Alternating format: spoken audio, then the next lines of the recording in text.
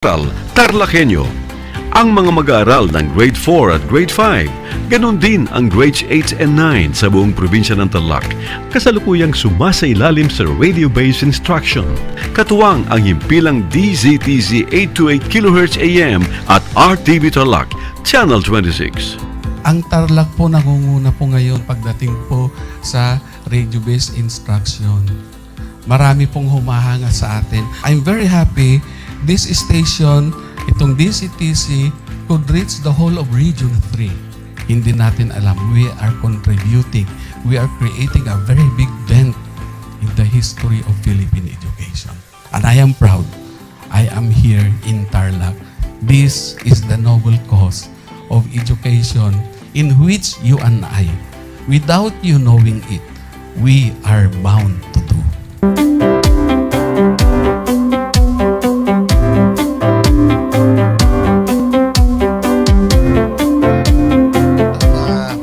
Project natin na Project Shine is a natural consequence dahil sa nangyari sa buong mundo. Let's continue to work together.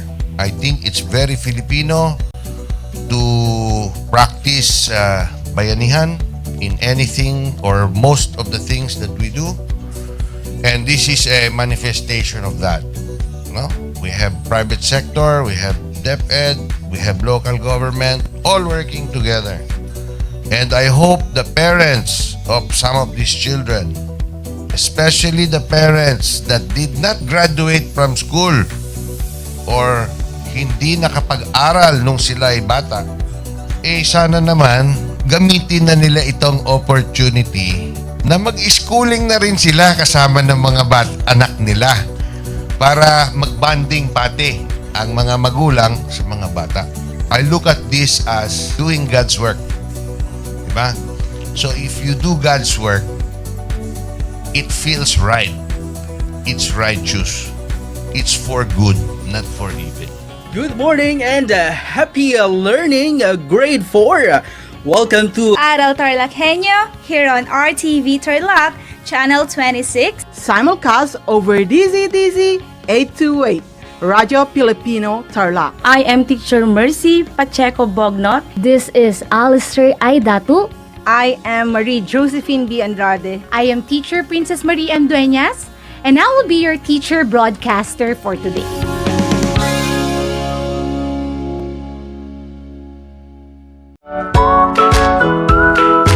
How are you today? Hello, everyone. Hello, learners of Tarlac. Good morning, Mas Talino Grade 4 learners. Welcome to Aral TarlakHenyo here on RTV Tarlac Channel 26. Simulcast over DCTC Radyo Pilipino Tarlac.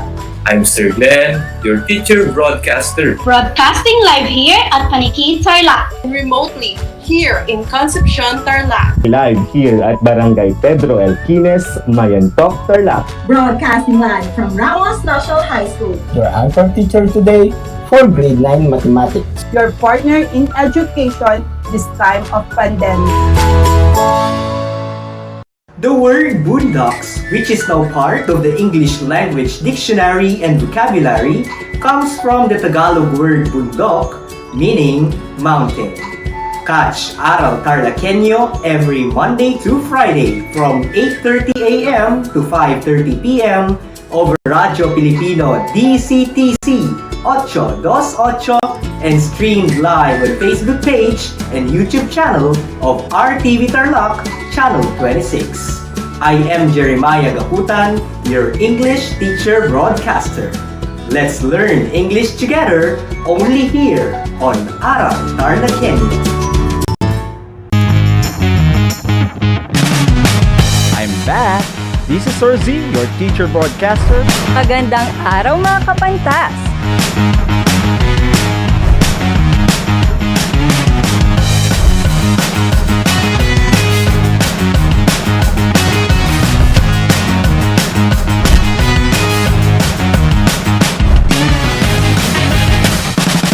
Welcome to Aral TarlakHenyo.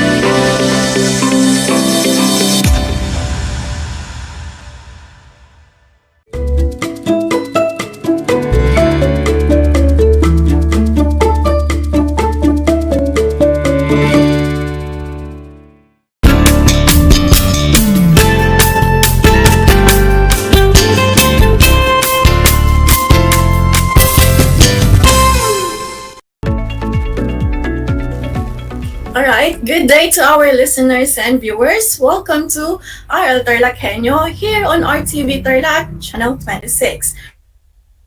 Tapos Tarlac, simulcast over DCTC 828 Radyo Pilipino Tarlac.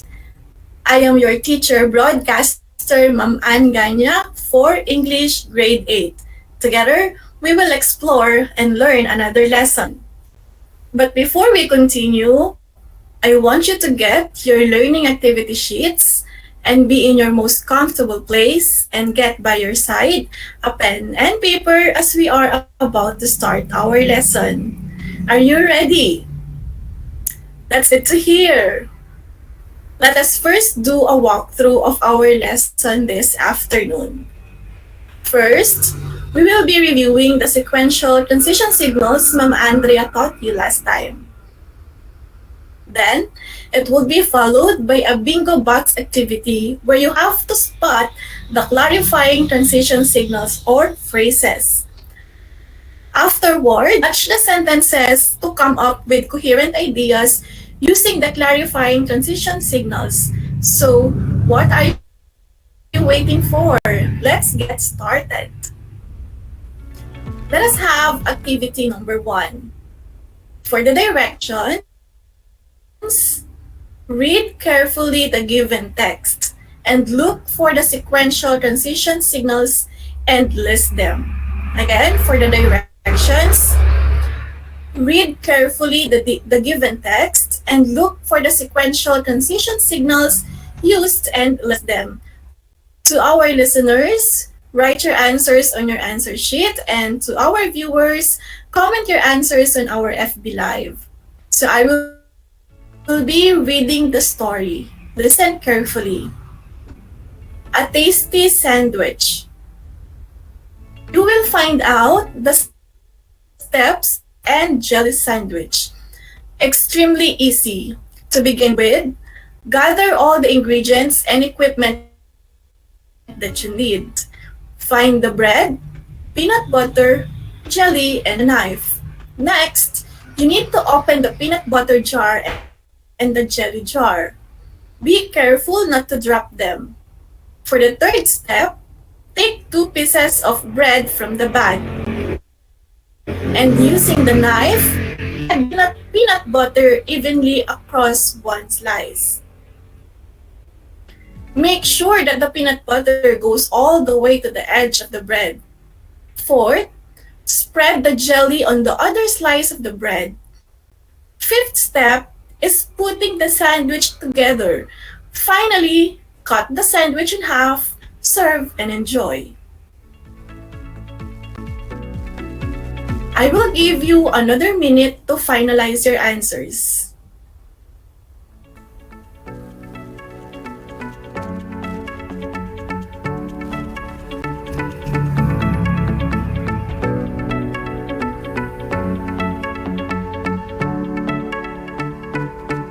I believe you are ready, so let us check your answers.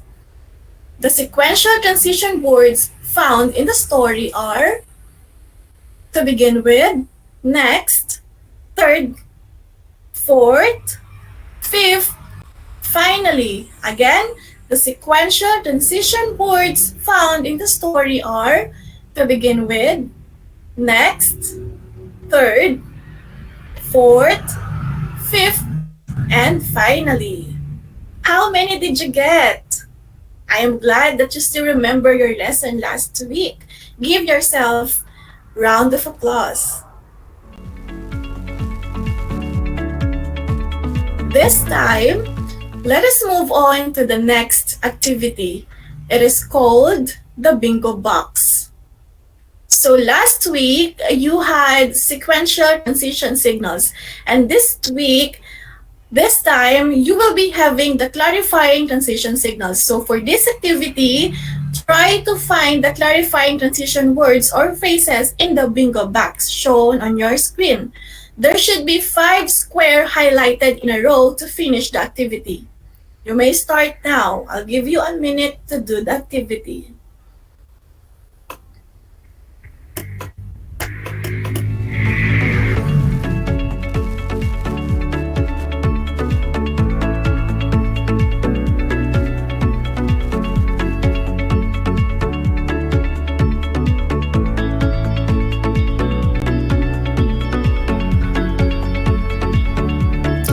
Are you ready to check your answers?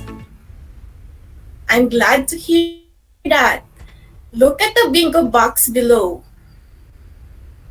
As you can see, we have highlighted 2 rows. So if you have found one of it, then you get a score of 10. For the first row, the clarifying transition words or phrases are as follows. We have furthermore, under certain circumstances, in particular, to put it in another way, to rephrase it. That's the first row.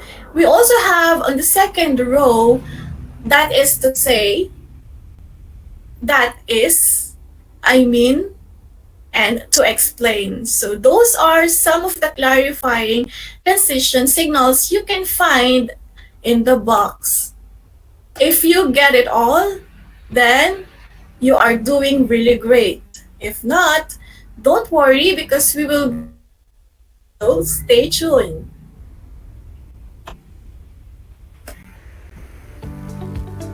Transition signals are words or phrases that help improve the flow of writing by linking ideas, sentences, or paragraphs.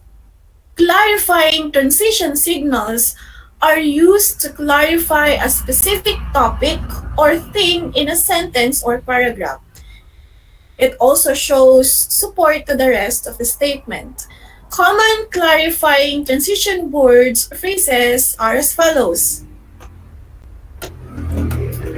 We have IE. This is from a Latin abbreviation word for that is to say, to explain, I mean, in this case, in particular, in another way, to rephrase it, specifically, in other words, namely, more precisely, in addition. So those are some of the common clarifying transition words or phrases you will encounter when you are reading or watching. So here are some examples of how to use these words in sentences. We have the first example, which I am going to read. Number 1, I love going to school. In other words, I want to learn more. To put it in another way, a school is one of the best places. So what are the clarifying transition words used in the first sentence? There are 2. The first one is in other words, and the second one is to put it in another way. That's right, that you are getting along with our discussion. Now let's have example number 2. He often eats strange foods. For instance, he once ate cow brains. So in sentence number 2, we have used one clarifying transition signal. What is it? The clarifying transition signals used in the second sentence is for instance. Alright, let us have the third example. I love fruit. In particular, I like bananas, pineapple, and berries. The transition signal used in the third sentence is in particular. So those are the examples of sentences using clarifying transition signals. So from the root word itself, clarifying transition signals, from the root word clarify, let me just reiterate, they are used to clarify certain things in a sentence or paragraph. Alright? So now that you have been enlightened of the different clarifying transition signals, or you are excited to practice what you just have learned. So let's start. So here we have another activity. Listen carefully. Here is the directions. Match the sentences in column A with the sentences in column B to come up with a coherent ideas. Write only the letter that corresponds to your answer. Again, match the sentences in column A with the sentences in column B. So that you can come up with the coherent ideas. Write only the letter that corresponds to your answer. Your answers on your answer sheets, and to our viewers, comment your answers on our FB Live.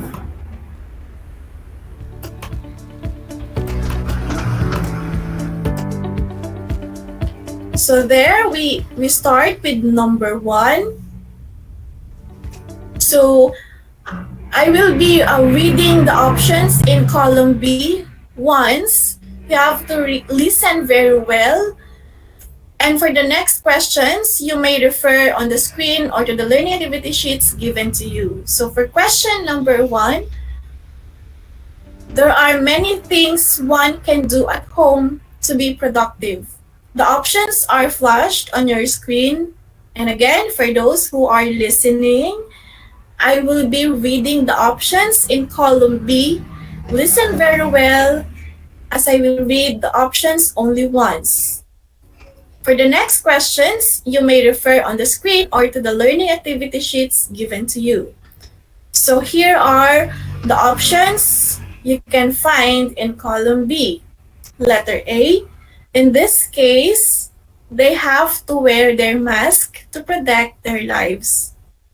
Letter A, in this case, they have to wear their mask to protect their lives. Letter B, in addition, he also received a cash reward of 5,000 as an incentive and a trip abroad. Letter B, in addition, he also received a cash reward of 5,000 as an incentive and a trip abroad. Letter C, in particular, one can listen to music while doing household chores, do gardening, read books, watch TV shows, and the like. Letter D, as a result, the number of cases increased. Letter D, as a result, the number of cases increased. Letter E, he specifically loved South Africa. Letter E, he specifically loved South Africa. Letter F, that is time and money. Letter F, that is time and money. Letter G, in other words, they only cater VIPs. Letter G, in other words, they only cater VIPs. Letter H, in particular, we can begin by organizing the files. In particular, we can begin by organizing the files. Letter J, that is to pay bills. Go to the post office on time. That is to pay bills. Go to the post office on time. And letter J, more precisely, offering bribes is a crime and smuggling drugs could put you behind bars. Letter J, more precisely, offering bribes is a crime and smuggling drugs could put you behind bars. So those are the options you will find in column B. And let me just repeat the question for number 1. There are many things one can do at home to be productive. You may start answering number 1.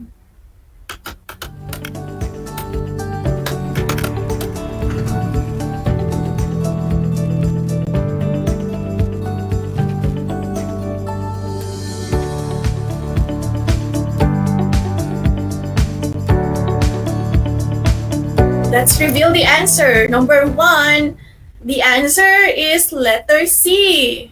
Very good. Let us proceed. Number 2. A lot of people ignore the reminder of the government to stay at home to avoid exposure to the disease. Again, number 2. A lot of people ignore the reminder of the government to stay at home to avoid exposure to the disease. So the options are flashed on your screen. And for those who are listening, please refer to your learning activity sheets.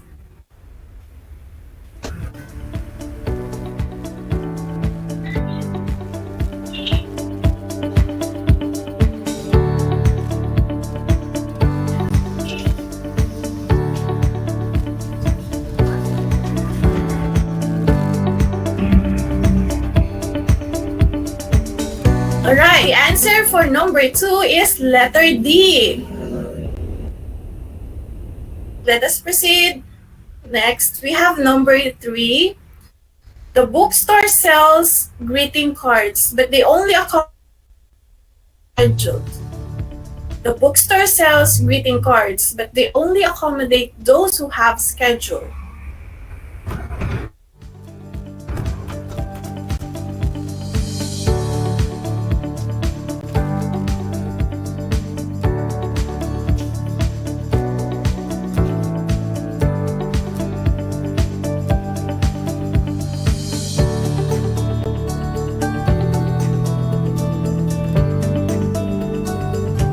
So the correct answer is a letter G. Alright, let's have number 4. The first person I have known who has been to Africa. Again, James is the first person I have known who has been to Africa. The options are flashed on your screen, and for those who are listening, please refer to your learning activity sheets.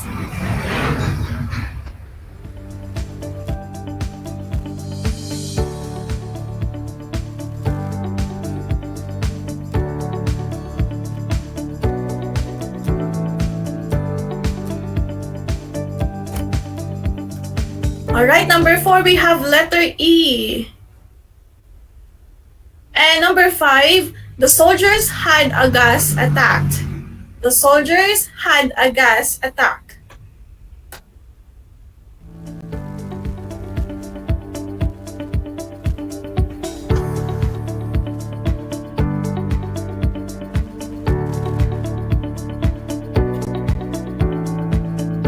The correct answer for number 5 is letter A. Alright, let us have number 6. The plan needed only 2 things to succeed. The plan needed only 2 things to succeed.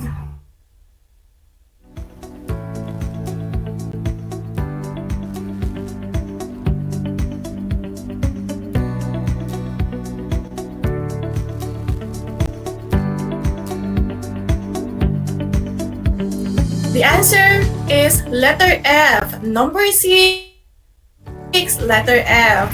Alright, you are doing good. Next, let's proceed to number 7. There are illegal conducts that you need in Malaysia. There are illegal conducts that you need to be aware when you visit Malaysia. The options are flashed on your screen.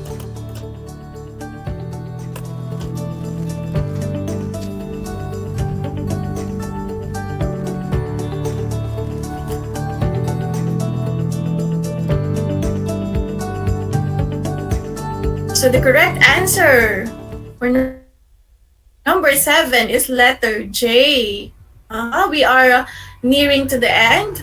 How many scores are you getting? So let's have number 8. Tolmi was finally promoted in work. Tolmi was finally promoted in work.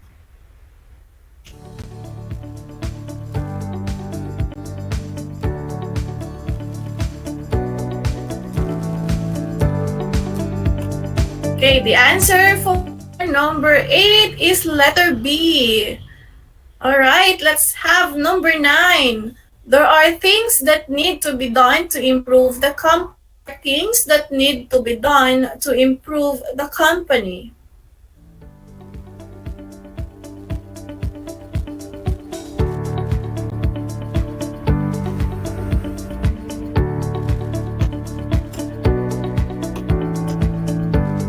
the correct answer for the letter H. Okay, we are down to the last item, number 10. There are things that need to be done to improve the company.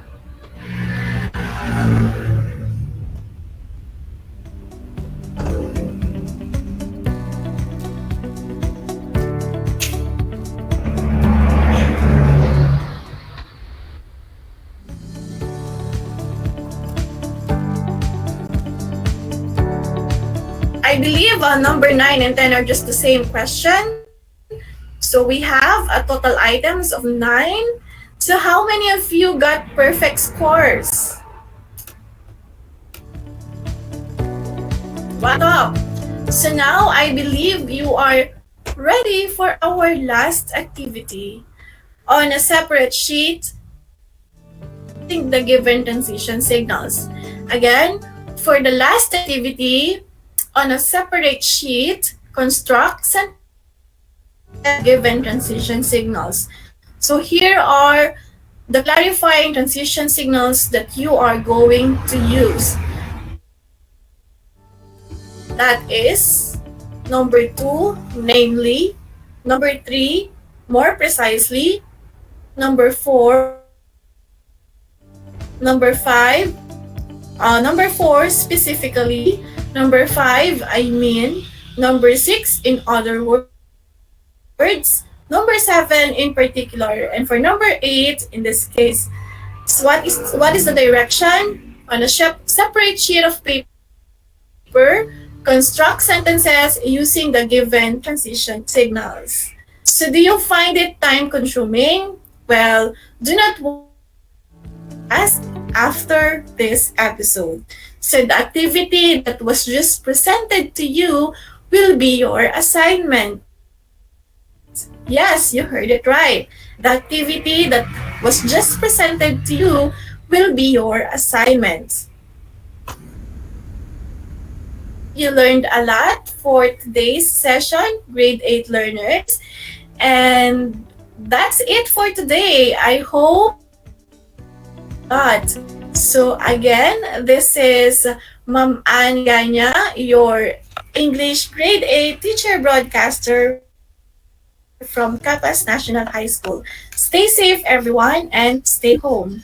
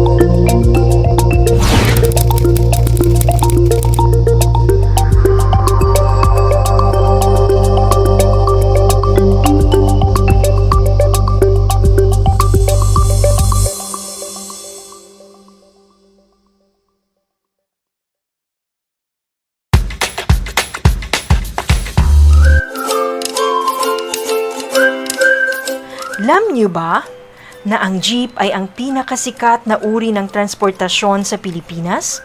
May nagsasabi na ang pangalang jeep ay hango sa salitang jeepy na ang ibig sabihin ay general purpose or government purpose na naglalarawan ng military jeep na ginamit noong World War II. Pagkatapos ng digmaan, iniwan na ng mga sundalong Amerikano ang libu-libong jeep sa kalsada ng Maynila. Ang matibay at makulay na jeepney nga raw ay truly mestizo dahil sa half local at half foreign na katangian nito. Alam nyo na, yan ang jeepney. Kumusta mga giliw kong tagapakinig? Nagbabalik ang inyong paaralang panghimpapawid. Aral TarlakHenyo sa RTV Tarlac, Channel 26 at sa bayang naririnig sa DZTC 828 Radyo Pilipino Tarlac. Tayo rin ay napapanood sa FB Live ng RTV Tarlac Channel 26. Sumasahimpapawid mula sa bayan ng Pura Tarlac, mula sa bayan ng San Clemente, mula rito sa Puro Elementary School, Pura Tarlac, sa bayan ng Kapas Tarlac. Ako, ang inyong guro, na maghahatid sa inyo ng makabuluhang pagtalakay sa ating aralin.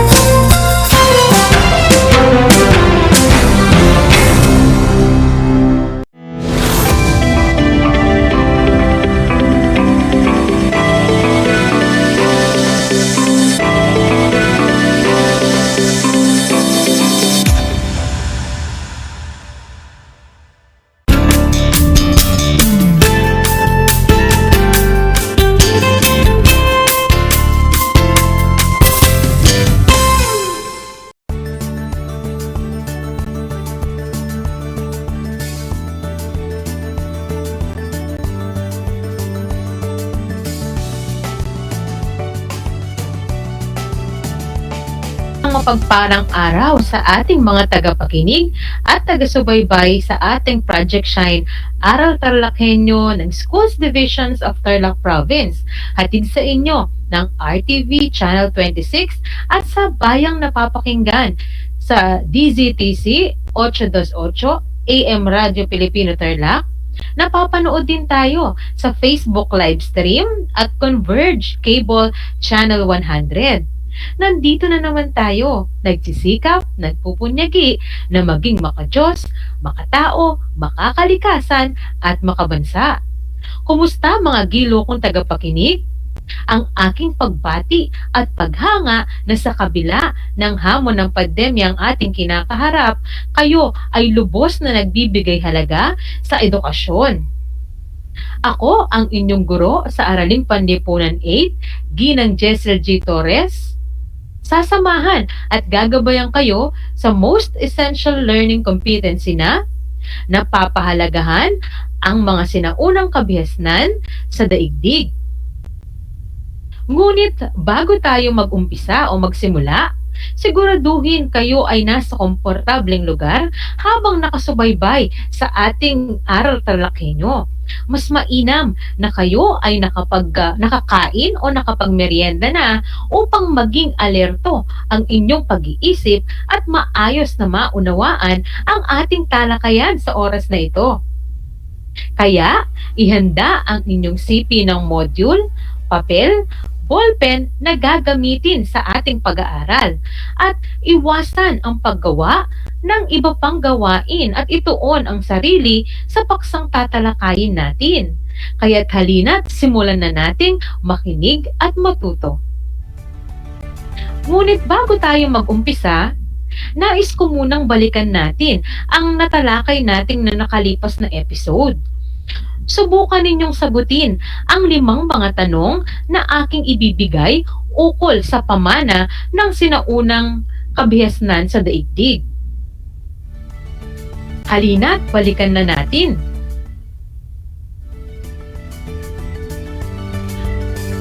Basahin mabuti ang bawat pangungusap at tukuyin ang titik ng tamang sagot.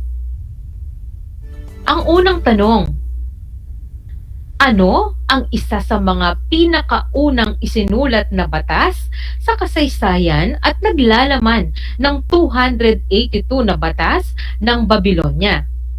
Number 1, ano ang isa sa mga pinakaunang isinulat na batas sa kasaysayan at naglalaman ng 282 na batas ng Babylonia?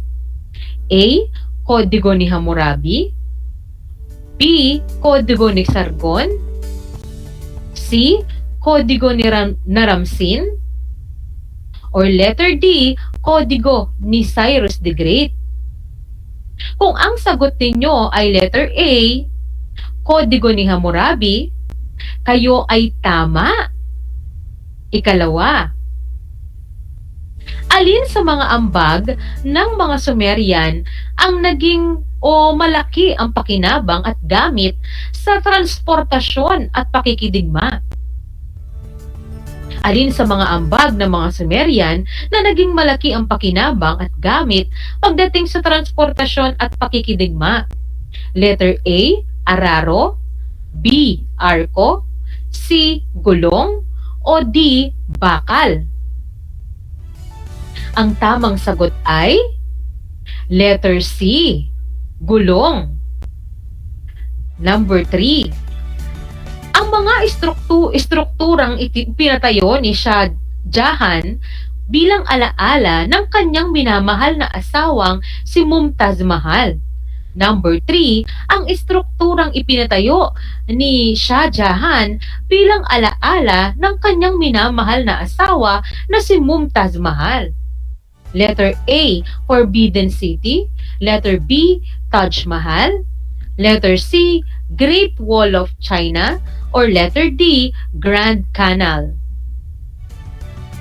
Kung ang inyong sagot ay letter B, Taj Mahal, mahusay. Ika-4, alin sa mga sumusunod ang itinuturing bilang kauna-unahang akdang pampanitikan sa buong daigdig? Alin sa mga sumusunod ang itinuturing bilang kauna-unahang akdang pampanitikan sa buong daigdig? Letter A, Code of Hammurabi. Letter B, Epic of Gilgamesh. Letter C, Code of Ur-Nammu. Or letter D, Ennomo Elish. Kung ang sagot ninyo ay letter B, Epic of Gilgamesh, kayo ay magaling. At ang panghuling tanong, ikalamang tanong, ano ang dalawang epikong pamana ng India sa larangan ng panitikan? Ano ang dalawang pamanang epiko ng India sa larangan ng panitikan? Letter A, Mahabharata at Ramayana.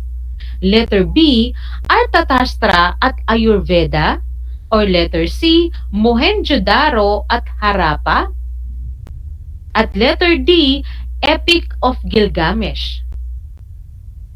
Kung ang sagot mo ay letter A, Mahabharata at Ramayana, mahusay. Tama ang inyong mga sagot. Ilang puntos ang inyong nakuha? Nasagutan mo ba ang mga katanungan? Kung hindi man, ay may pagkakataon ka pang makabawi sa susunod nating mga gawain. Nadarama ko na kayo ay handa na sa susunod nating aralin.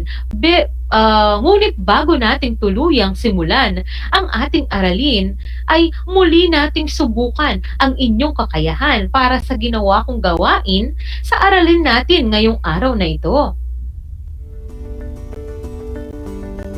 Panuto, ilahad ang kahalagahan sa kasalukuyan ng mga pamana ng mga sinaunang kabihasnan. Isulat ang sagot sa sagutang papel o maaari din kayong sumagot sa ating comment section sa mga nanonood sa atin via Facebook live stream at babasahin natin yan mamaya. Okay? Ang unang tanong, paggamit ng gulong. Ano ang kabuluhan sa kasalukuyan na natuklasan noon ang paggamit ng gulong?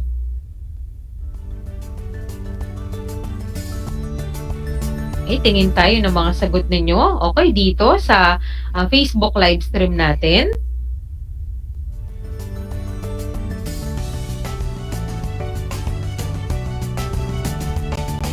Okay? Ang gulong ay kinakailangan sa mga bagay tulad ng bike, motor, sasakyan na madalas na ginagamit ng mga tao sa kasalukuyang panahon. Ang ikalawa ay ang pagbuo ng sistema ng panulat. Ano ba ang kabuluhan sa kasalukuyan? Okay, ng pagbuo ng sistema ng panulat? Maraming kapakinabangan. Okay, ang sistema ng panulat. Okay, may mga sumasagot tayo sa ating Facebook live stream. Okay, from Angela May Domingo. Okay, from Shakira Takmo. Okay, watching from Corazon Aquino High School. Okay, sinasabi nila na marami daw kapakinabangan ang pagsusulat. Okay, na nabuo. Dahil okay, mabilis o madaling nagkakaunawaan ang mga tao. Okay, kahit na magkakaiba, okay, yung kanilang lengguwahe, ginagamit din. Okay, ito, okay, sa pagsulat ng ating nakaraan. Very good. Okay, ang alam at pag-aaral natin sa pamumuhay ng mga tao noong unang panahon. Ayan. Okay, ikatlo, ang paggamit ng araro sa pagsasaka. Ano ba ang kabuluhan sa kasalukuyang panahon? Okay, ng paggamit ng araro. Ayan, may mga sumasagot tayo. Okay, sa ating Facebook Live. Nakikita ko ang inyong mga sagot. Okay, katulad ni Manel Andrea Makugay. Okay, si Marcelino. Okay, Dupitas. Tsaka si Ashley Sigwa. Okay, sa Facebook Live natin, nagbibigay sila ng mga kasagutan nila. Okay? At ang sabi nila, okay, tungkol sa paggamit, okay, ng araro, ay ginagamit sa pagkalaykay ng lupa upang taniman ng binhi tulad ng palay. Dito sa atin sa Pilipinas, ang paggamit ng araro ay sa pamamagitan ng kalabaw. Okay? Next tayo, ika-4. Okay, paglikha ng mga bangka, okay, at layag. Paglikha ng mga bangka at layag, ayan. Watching from Mababa na ba, NHS. Okay, si Hannah Lorraine Dancel. Ay, bibigay sila ng mga sagot nila sa ating Facebook Live. Ayon sa kanila, nagagamit daw, okay, itong bangka at layag, okay, sa pangingisda. Okay? Pangingisda at ginagamit din ito, okay, sa paglalakbay sa tubig. Okay, from Carla Joshua. Okay, ng 8 Agoncillo. Okay. And ginagamit. So, meron tayong mga humahabol, okay, na mga kasagutan. No? Katulad ni Chit, Evelyn Flory, Gakutan. Okay, like si Manel, Makugay. Okay, nagbigay siya ng kasagutan niya sa araro. Okay, si Noelyn, okay, wife Ronda, ang paggamit ng bangka at layag, okay, upang mapadali, okay, ang pangingisda. Okay, very good, napakahusay. Okay, ng aking mga mag-aaral na napakahusay ninyo sa pagsagot, okay, sa ating panimulang gawain. Nasagutan mo ba ang mga katanungan na yan? Kung hindi man, ay meron pa naman tayo, okay, na pagkakataon para makabawi sa susunod. Nagkaroon na ba kayo, okay, ng ideya tungkol sa paksang aralin natin ngayong araw na ito? Ang paksang tatalakayin natin ngayon ay ang pamana ng mga sinaunang kabihasnan sa daigdig. Ito ay karugtong lamang ng nakaraan nating episode na tinalakay natin. Noong nakaraan ay natapos nating talakayin ang mga pamana ng kabihasnan sa Mesopotamia at Indus. Ngayon naman ay tatalakayin natin ang mga pamana ng kabihasnang Chino at Ehipto. Ang mga sinaunang kabihasnang umusbong sa daigdig ay nag-iwan ng kani-kanilang mga pamana sa sangkatauhan. Ang mga ito ay nagpapakita ng mga kadakilaan, husay, talento at mga sinaunang tao, okay, sa iba't ibang larangan at aspekto. Matutuklasan mo na marami pala, okay, sa mga kaalaman na ginagamit natin sa kasalukuyan ang nagmula sa mga ambag ng mga sinaunang kabihasnan. tutuunan mo ng pag-aaral ang mga mahalagang kontribusyon ng mga sinaunang tao na nag-iwan ng mga pamanang nagpapakita ng kanilang pagkamalikhain at kahusayan sa iba't ibang mga bagay. Maglalakbay tayong muli sa nakaraan. Iisa-isahin natin ang mga pamana sa daigdig ng mga dakilang kabihasnan na sumibol sa China at Egypt. Pangunahin sa mga pamanang ito ay ang mga kagamitang naimbento na lubusang nagpagaan sa mga gawain natin noon at ngayon. Unahin natin ang pamana ng kabihasnang Tsino. Ang bawat dinastiya nangibabaw sa China ay nag-iwan ng mga dakilang pamana sa sangkatauhan. Narito ang mga mahalagang kontribusyon ng kabihasnang Tsino. Una ay ang Great Wall of China. Ipinatayo ito ni Qin. Okay, tinatayang nasa 1,000,000 katao ang sapilitang pinagtrabaho upang mabuo lamang ang Great Wall. Itinayo ang Great Wall upang magsilbing tanggulan laban sa mga tribong nomadiko na nagmula sa hilaga ng China. May haba itong 2,400 kilometro at 1,500 milya at ito ang nagsisilbing simbolo ng kabihasnang Tsino sa loob ng mahabang panahon. Ikalawa, ang Grand Canal. Ang Grand Canal ang nagdudugtong sa Ilog Guangho at Ilog Yangtze at may kabuang distansya na 205,500 kilometro. Ito ang pinakamahabang kanal sa buong daigdig na may habang 1,776 kilometro at may taas na 138 na talampakan. Ikatlo ay ang tinatawag nating calligraphy o kaligrapo. Ang uri ng pagsusulat ay nabuo noong dinastiyang Shang, itong calligraphy.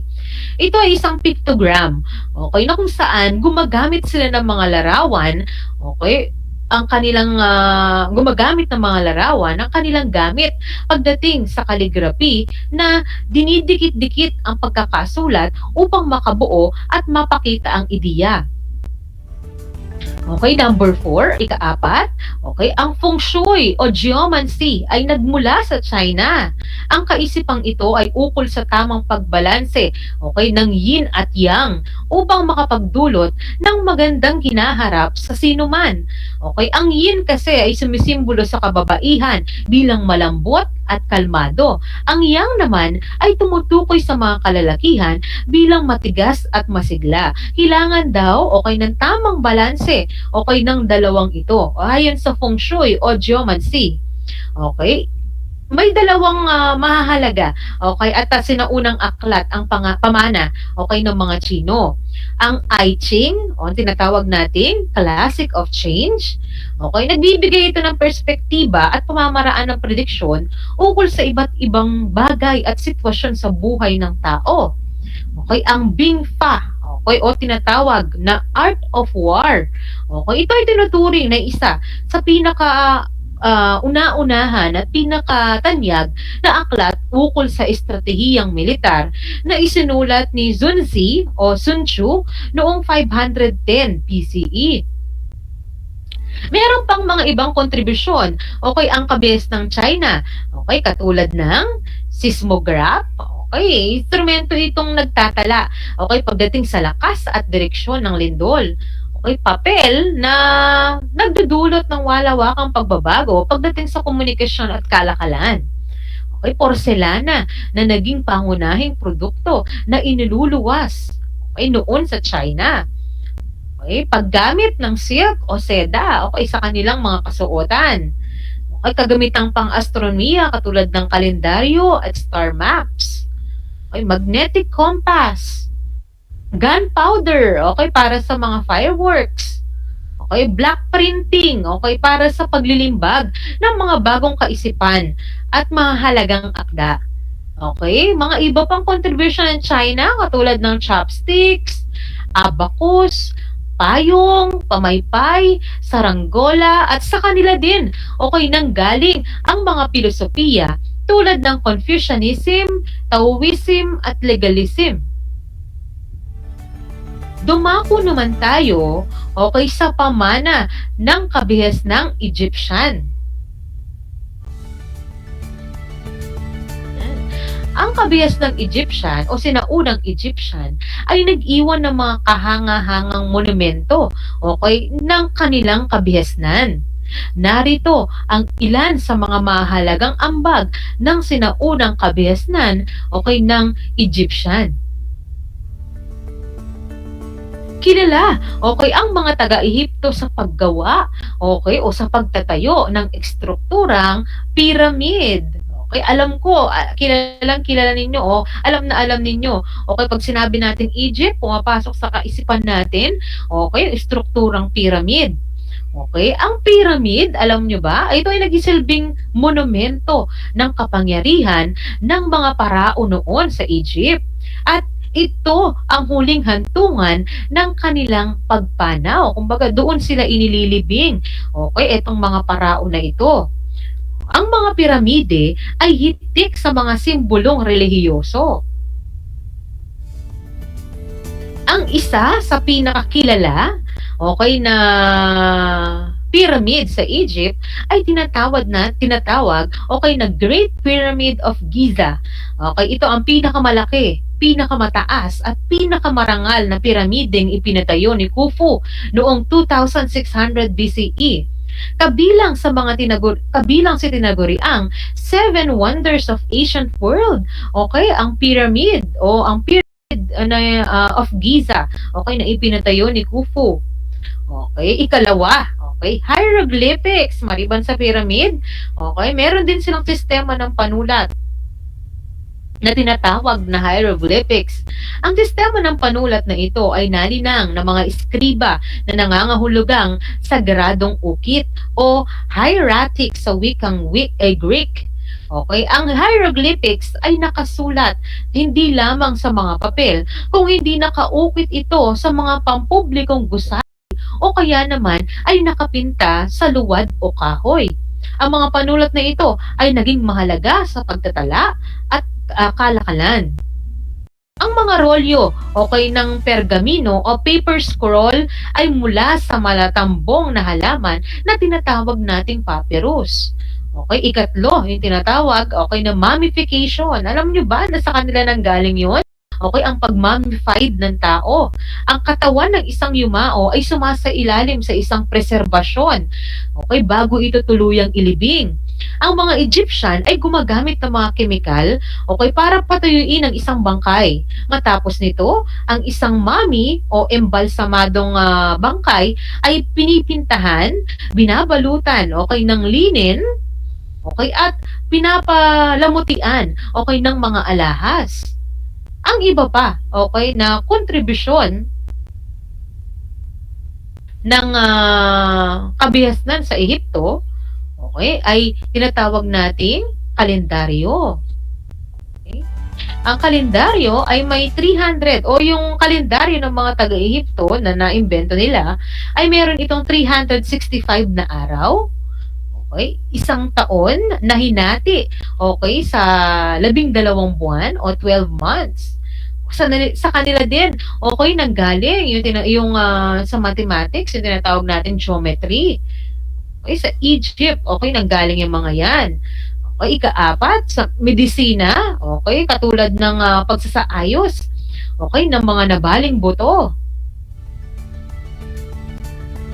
At yung paggamit ng chariot o karong pandigma, ay sa mga Ehipto, sa Egypt din, sa kabis ng Egypt din, nagmula. Ayan, at dyan, nagtatapos ang ating talakayan ngayong araw na ito. Ngayon ay tapos na natin ang ating leksyon. Para tasahin o sukatin ang inyong kaalaman ukol sa pamana ng mga sinuunang kabihasnan, ihanda ang inyong kwaderno at ballpen para sa inyong gawain. Isulat ang inyong pangalan, antas, pangkat at petsa ngayong araw na ito. Kailangan nyo lamang ay makinig at suriing mabuti ang bawat tanong. Handa na ba kayo? Mukhang handa na, okay, ang aking mga mag-aaral. Kung gayon, ay pakinggang mabuti, okay, ang panuto, okay, sa mga tanong na aking babasahin at isulat ninyo ang tamang sagot sa sagutang papel. Okay, para sa ating mga nanonood sa ating Facebook Live, pwede kayo sumagot, okay, sa ating comment section, okay, dito sa ating mga tanong. Okay, panuto, tukuyin ang kabihasnang pinagmulan ng mga sumusunod na ambag. Isulat kung ito ay ambag, okay, ng China o Egypt. Number 1, okay, pyramid. Number 1, pyramid. Number 2, Great Wall. Number 2, Great Wall. Number 3, mummification. Number 3, mummification. Number 4, calligraphy. Number 4, calligraphy. Number 5, hieroglyphics. Number 5, hieroglyphics. Ayan. May mga sumasagot na tayo sa Facebook Live natin. Katulad ni Eliza Nicole de la Pasión. Okay, ang kanyang sagot for number 1 ay Egypt. Okay, magaling. Okay, number 2. Okay, sa Great Wall, ano ang tamang sagot? Okay, sa Great Wall, ang tamang sagot ay China. Okay, mahusay. Ayan, may mga sumasagot tayo. Number 2, Kashit Evelyn. Okay, number 3. Okay, Egypt. Kayo ay magaling. Ayan, number 4. Okay, ang tamang sagot ay China. Okay, tama. Kay Timothy Ray Pelta and Maria Miguel Aquino. Okay, mga sumasagot natin sa Facebook Live. And number 5, ang tamang sagot ay Egypt. Okay, magaling. Okay. Nakuha niyo ba ang mga tamang sagot? Napakahusay ng aking mag-aaral. At para sa mga hindi nakakuha, ay meron pang pagkakataon para makabawi sa susunod nating talakayan. At para sa huling gawain, okay, tinatawag nating flower chart. Pumili ng isang kabihasnan at ibigay ang 5 mahalagang kontribusyon nito sa daigdig gamit ang flower chart. Kopyahin ninyo yung flower chart na sasagutang papel. Okay, at isulat ang inyong mga sagot sa bawat talutot ng bulaklak.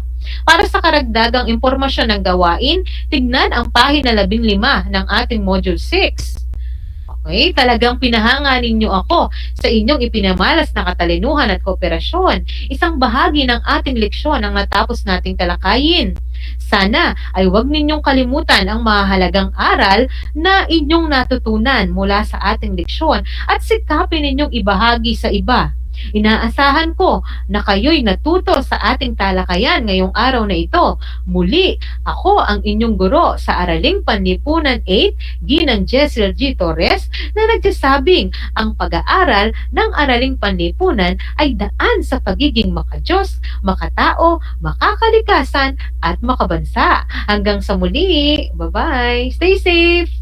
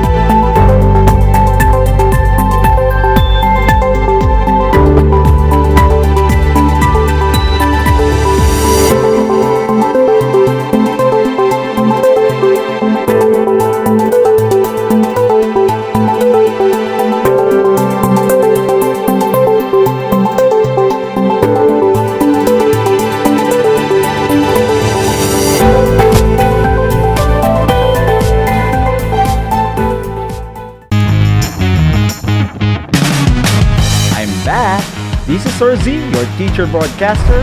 Magandang araw mga kapantas!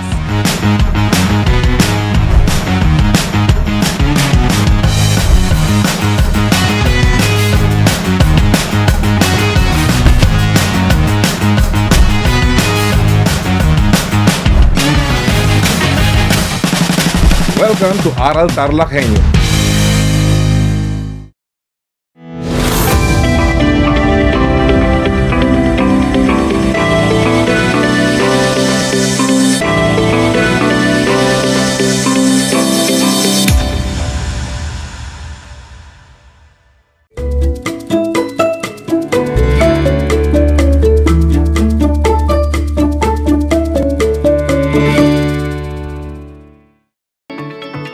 Welcome sa ating Project Shine, Aral TarlakHenyo ng SDO Tarlac Province na kasalukuyang napapanood sa RTV Tarlac Channel 26, maging sa Converge Cable TV Channel 100 at sa bayang napapakinggan sa 8:28 AM ng DZTC Radio Pilipino Tarlac. Magandang buhay, mabuting tao! Kamusta kayo mga giliw kong tagapakinig? Ang aking pagbati at paghanga sa inyong pagpapahalaga sa edukasyon at pagpupursiging matapos ito ng nagtatagumpay sa kabila ng hamon ng pandemya. Ako, ang inyong guro sa Homeroom Guidance Program Grade 9, Ginang Luisa Ferrer Obsena, sumasahim papawid mula dito sa lungsod ng Tarlac, nasasamahan at gagabayan ka sa ating Most Essential Learning Competency, matutukoy ang kaugnayan ng kasarian, pamilya, kapwa, media, at antas sa lipunan sa pagpili ng propesyon. Natitiyak kong kayo ay handang-handa ng mga anak sa pagtatalakay natin ng ating bagong aralin sa araw na ito. Maging alerto at listo sa anumang impormasyong magbibigay sa atin ng inspirasyon, pag-asa at aral sa buhay na makatutulong sa pagiging isang mabuting tao. Bago tayo dumako sa ating talakayan sa ating panibagong aralin, ay magbalik tanaw muna tayo sa nakalipas na aralin na ating natalakay kasama si Ginang Hyacinth Sico noong nakaraang linggo. Natatandaan pa ba ninyo ang mga ito? Ano nga ba ang natalakay natin noong nakaraan?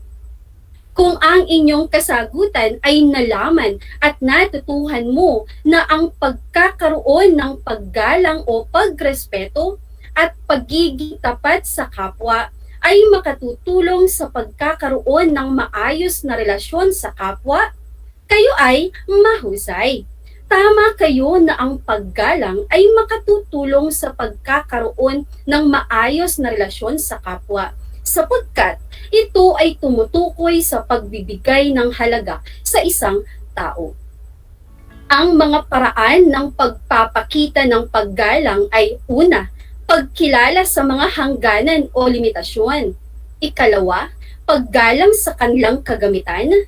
Ang ikatlo ay pagtupad sa itinakdang oras ng magulang. Ang ikaapat ay pagiging maalalahanin sa magulang. At ang ikalima ay pagiging mapagmalasakit at mapagmahal. Tama rin kayo na ang pagiging tapat ay makatutulong din sa pagkakaroon ng maayos na relasyon sa kapwa, sapagkat ito ay tumutukoy sa pagiging makatwiran sa pakikitungo sa iba. Ang mga paraan ng pagiging tapat ay una, pagiging tapat sa sarili. Ikalawa, pagiging tapat sa iba. Ang ikatlo ay pagiging tapat sa Diyos at ang ikaapat ay pagiging tapat sa salita maging sa gawa. Nagagalak ako at masayang-masaya dahil natatandaan pa ninyo ang nakaraang aralin. Sa puntong ito ay nais kong ibahagi sa inyo ang isa na naman sa mga magagandang paksa sa Homeroom Guidance Program na kung saan kapupulutan ng aral sa pang-araw-araw na pamumuhay. Nakahanda na ba kayo? Halina't simulan na natin. Ang paksa na ating tatalakayin sa araw na ito ay ang mga salik na nakakaapekto sa pagpili ng tamang propesyon. Mahalagang magplano upang ang bawat hakbang ay sigurado. Linyang hindi dapat pinagsasawalang bahala sa pagpili ng propesyon sa hinaharap. Maaring may napupusuan ka ng kurso sa mga yugtong ito, ngunit kailangang malaman kung ano ang mga bagay na dapat isaalang-alang sa pagpapasya sa pagpili ng akmang kurso para sa iyo. Mahalagang masuri ang iyong mga kalakasan at kahinaan. Lahat ng mga bagay na isasaalang-alang mo ay magkakaroon ng malaking epekto sa iyong pagpili ng tamang kurso. Ang mga ito ay ang iyong pamilya, kasarian, kapwa, media, at antas sa lipunan, na kung saan masasabing napakapalad ng mga taong may pagkakataong makapag-aral hanggang sa kolehiyo. Kaya naman mga anak, habang ang pagkakataong ito ay inyong tinatamasa, maging matalino kayo sa pagpili ng propesyon.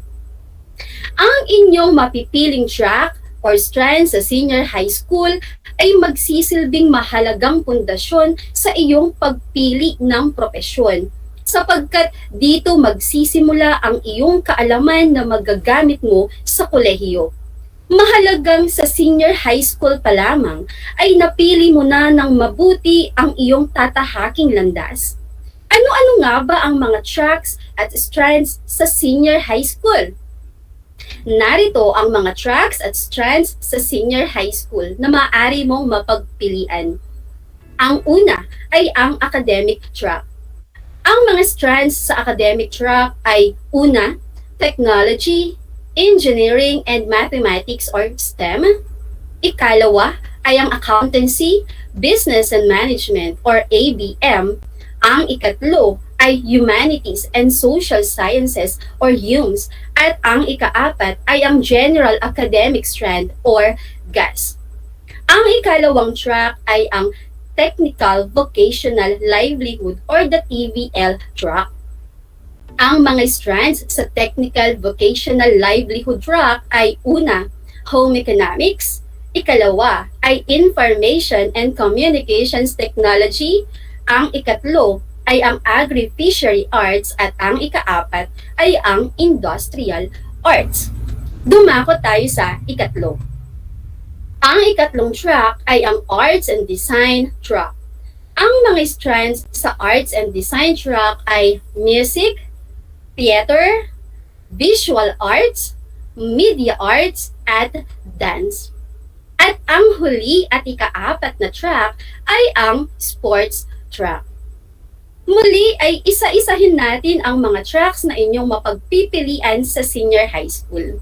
Ang mga ito ay ang academic track, technical vocational livelihood or TVL track, arts and design, and the sports track. Tandaan na alinman sa mga tracks na ito ang iyong mapupusuan ay mahalagang masuri ang mga bagay na dapat mong isaalang-alang. Halimbawa, ang iyong pamilya, kasarian, kapwa, media, at ang antas sa lipunan.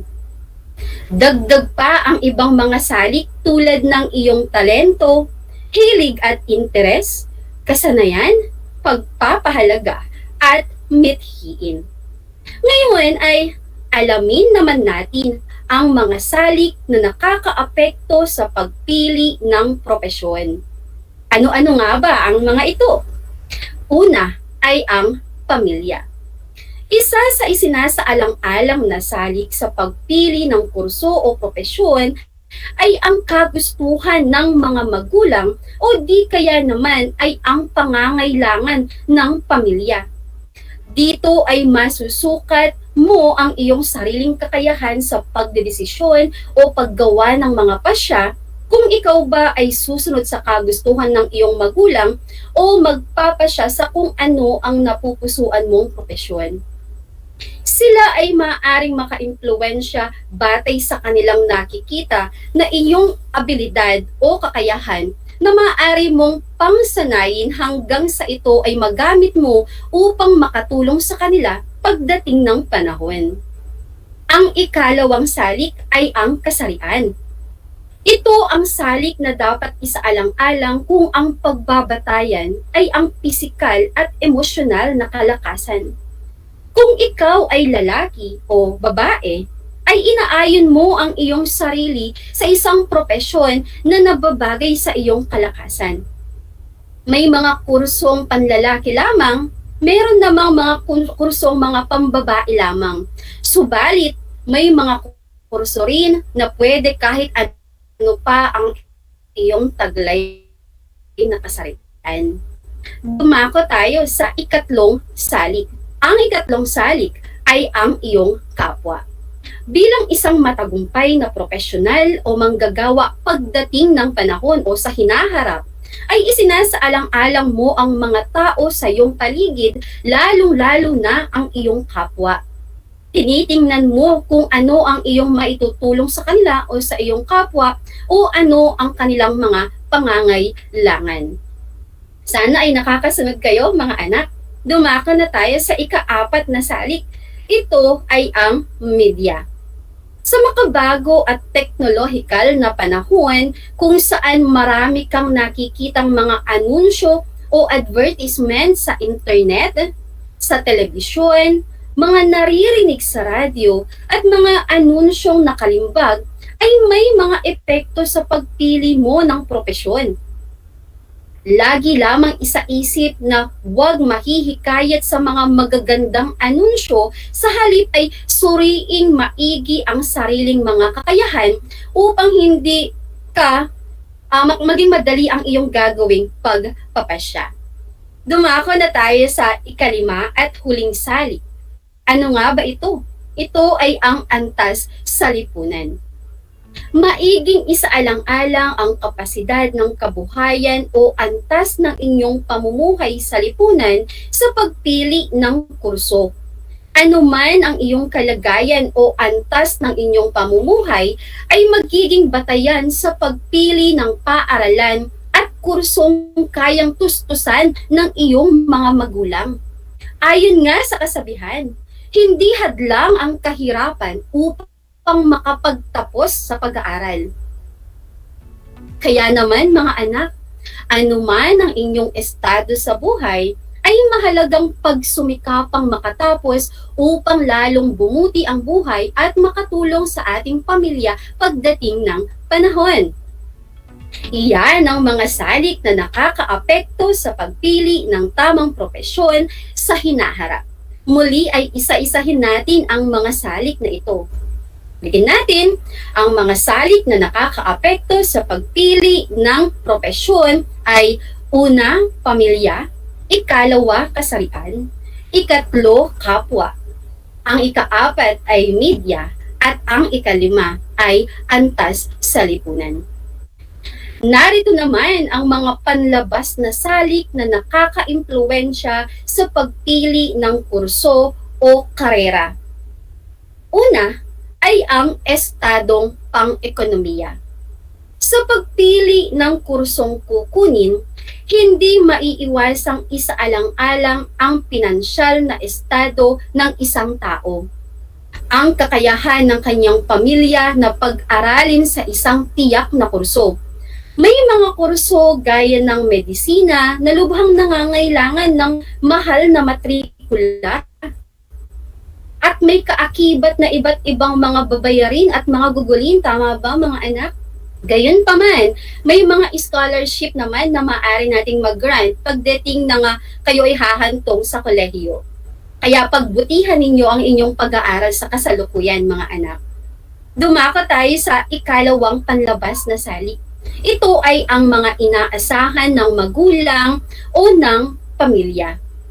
Isinasaalang-alang ang mga inaasahan ng mga magulang o ng pamilya sa paggawa ng mga desisyon o pasya gaya sa pagpili ng kurso o trabaho.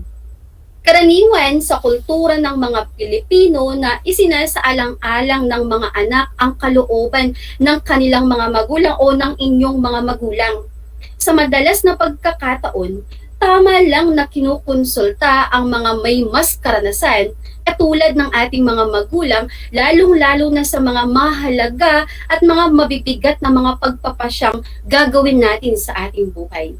Ang pagpili ng kurso o karera sa hinaharap ay isang mahalagang pagpapasya na kailangan nating sumangguni sa mga mas nakakatanda sa atin na makapagbibigay sa atin ng payo. Ang ikatlong salik ay ang kultura. Hinuhubog ng kultura ang mga values or pagpapahalaga, paniniwala, at inaasahan ng mga tao. Hindi katakataka kung ganun na ang kultura ay salik din na nakaiimpluwensya sa pagpili ng kurso o layunin sa buhay. Ang mga pamantayan at inaasahan ng kultura sa isang lugar ay maaaring makaapekto sa mga tao sa dakong iyon kung paano sila pumipili ng mga karera o mga kurso o nais nilang maging trabaho sa hinaharap. Dumako tayo sa ika-4 na panlabas na salik. Ito ay ang mga oportunidad sa trabaho or employment opportunities.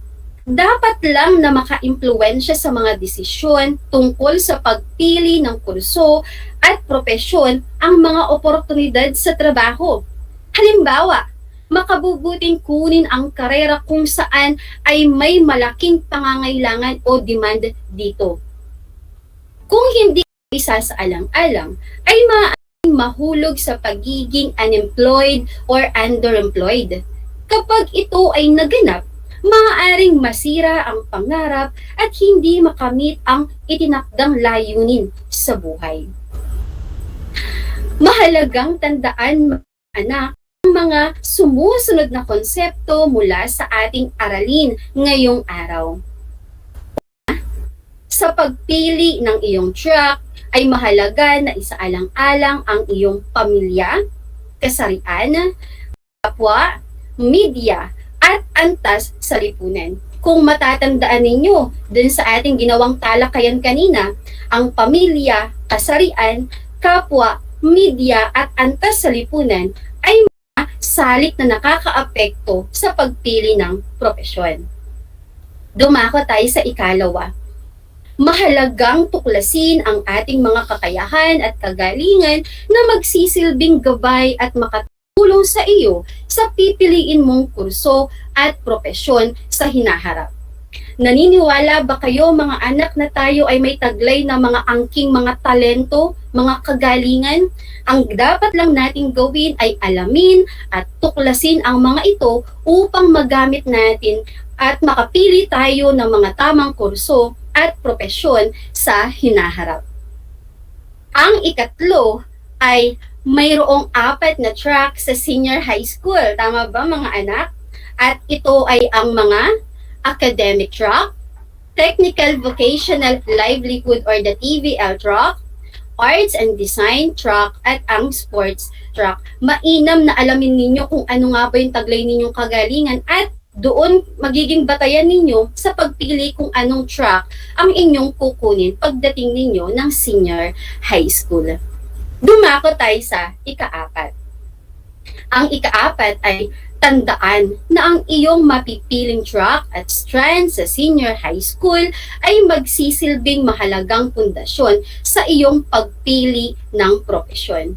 Kumbaga, ang gagawin ninyong pag-aaral sa senior high school, ang pagpili ninyo ng track at strand ay magiging gabay, magiging pundasyon sa inyo sa kung ano ang magiging propesyon ninyo sa hinaharap. Kaya pumili tayo ng maayos, magpasya tayo ng maayos, gamitin natin ang mga, or magtanong tayo sa mga nakakatanda sa atin, sa ating mga magulang, humingi tayo ng payo sa kanila at alamin natin kung ano yung mga kagalingan natin para hindi tayo magkamali doon sa gagawin nating mga pagpapasya. Lalo na ang pagpili ng track at strand ay isa sa mga mahalagang pagpapasya na gagawin ninyo bago kayo humantong ng senior high school. Para sa ika-4 at huling dapat ninyong matandaan mga anak, laging tatandaan na maging maingat tayo sa gagawing mga pagpapasya. Gamitin natin ang ating isip at kilos loob ng maayos. So, pagpapasya, isa ito sa mga gawain natin sa araw-araw. Tama ba? May mga pagpapasya considered na simple, mga madali lang. May mga pagpapasya naman na considered as mabigat, mahalaga, na kailangan gamitin natin ng maayos ang ating isip at kilos loob para makagawa tayo ng mga tama at mga mabuting mga pagpapasya sa buhay. Huwag tayong pabara-bara sa mga ginagawa natin mga pagpapasya, mga anak. Mas mainam na pag-isipan natin ito ng maraming beses. Kesa naman yung gumawa ka ng pagpapasya na hindi mo pinag-isipan, malaki ang posibilidad na hindi maganda ang magiging kahihinatnan ng gagawin mong pasya. Isang talakayan na naman ang malapit ng matapos. Ako ay masayang-masaya sa ipinapakita ninyong aktibong pakikibahagi sa ating aralin ngayong araw. Higit sa lahat, ang inyong pagmamahal sa edukasyon. Ipagpatuloy ang kagandahang asal na ito, mga anak, hakbang tungo sa katuparan ng inyong mga pangarap sa hinaharap. Sa puntong ito ay panahon na upang alamin kung kayo ay may natutuhan mula sa ating ginawang talakayan o sa ating aralin sa araw na ito sa pamamagitan ng isang munting pagsusulit. Sa lahat ng mga nanonood sa ating Facebook Live ay gamitin ang Facebook chat box or the comment section para sa inyong mga kasagutan. Ihanda naman ang panulat at sagutang papel sa lahat ng mga nanonood sa telebisyon at nakikinig sa radyo. Nakahanda na ba kayo, mga anak? Para sa ating panuto, suriin kung ang mga sumusunod na pangungusap ay nagsasaad ng tamang diwa. Isulat ang salitang tama sa iyong sagutang papel kung ito ay nagsasabi ng wastong pahayag. Sa mga nanonood naman sa ating Facebook Live ay gamitin ang ating comment section. Kung ang pangungusap naman ay nagsasaad ng di wastong pahayag ay isulat ang salitang mali. Para madaling maintindihan ng ating panuto, ang ating munting gawain ay tama o mali. Nakahanda na ba kayo? Para sa ating unang bilang, mahalagang malaman ang mga salik na makakaapekto sa iyong pagpili ng propesyon. Inuulit ko, mahalagang malaman ang mga salik na makakaapekto sa iyong pagpili ng propesyon. Ano sa tingin ninyo ang tamang sagot? Kung ang inyong kasagutan ay tama, binabati ko kayo, mga anak, kayo ay wasto. Dumako na tayo sa ikalawang pahayag. Ang mga hakbang na gagawin ay maiging pagplanuhan upang maging mabuti ang kahihinatnan. Inuulit ko, ang mga hakbang na gagawin ay maiging pagplanuhan upang maging mabuti ang kahihinatnan. Ano sa tingin ninyo ang tamang sagot? Kung ang inyong kasagutan ay tama, kayo ay mahusay, magaling, mga anak. Dumako na tayo sa ikatlong bilang. Para sa ating ikatlong pahayag, hindi na kailangang sumangguni sa magulang sa kukuning kurso sa hinaharap dahil alam mo na ang dapat mong gawin. Inuulit ko, hindi na kailangan sumangguni sa magulang sa kukuning kurso sa hinaharap dahil alam mo dapat mong gawin. Ano sa tingin ninyo ang tamang sagot? Ang tamang sagot ay mali. Paano naging mali ang ating pangungusap? Dahil kailangan pa rin nating sumangguni sa ating magulang dahil mahalaga ang kanilang mga salita sa gagawin nating mga pagpapasya sa ating buhay.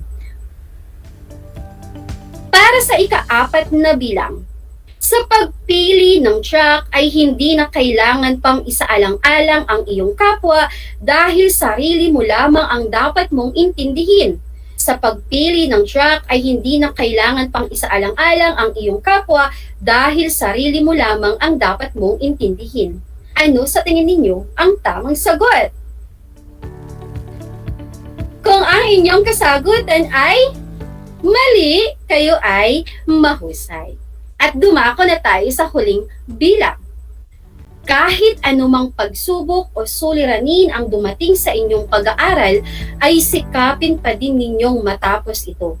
Inuulit ko, kahit anumang pagsubok o suliranin ang dumating sa inyong pag-aaral, ay sikapin ninyong matapos ito. Ano sa tingin ninyo ang tamang sagot? Ang tamang sagot ay tama. Kung ang inyong kasagutan ay tama, kayo ay mahusay mga anak. Binabati ko kayong lahat mga anak sapagkat natitiyak kong nakuha ninyong lahat ang tamang sagot sa ating ginawang pagsusulit. Mula sa akin ay tanggapin ninyo ang mga salitang magaling at mahusay, mabuting tao. Mga anak, ako ay naghanda ng mga gawain at refleksyon sa inyong learning activity sheets. Inaasahan ko na ito ay inyong sasagutan ng buong sigasig at sa abot ng inyong makakaya. Sakali man na kailanganin ninyo ang patnubay ng inyong mga kapamilya at guro, huwag kayong mag-atubiling kami or sila ay tawagan upang kayo ay magabayan ng tama.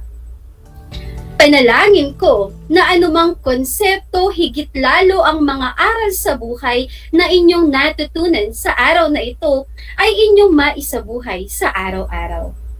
Muli, ako ang inyong guro sa Homeroom Guidance Program Grade 9, Ginang Luisa Ferrer Obsena, na nagpapaalalang piliing maging mabuting tao sa lahat ng panahon at pagkakataon. Hanggang sa muli!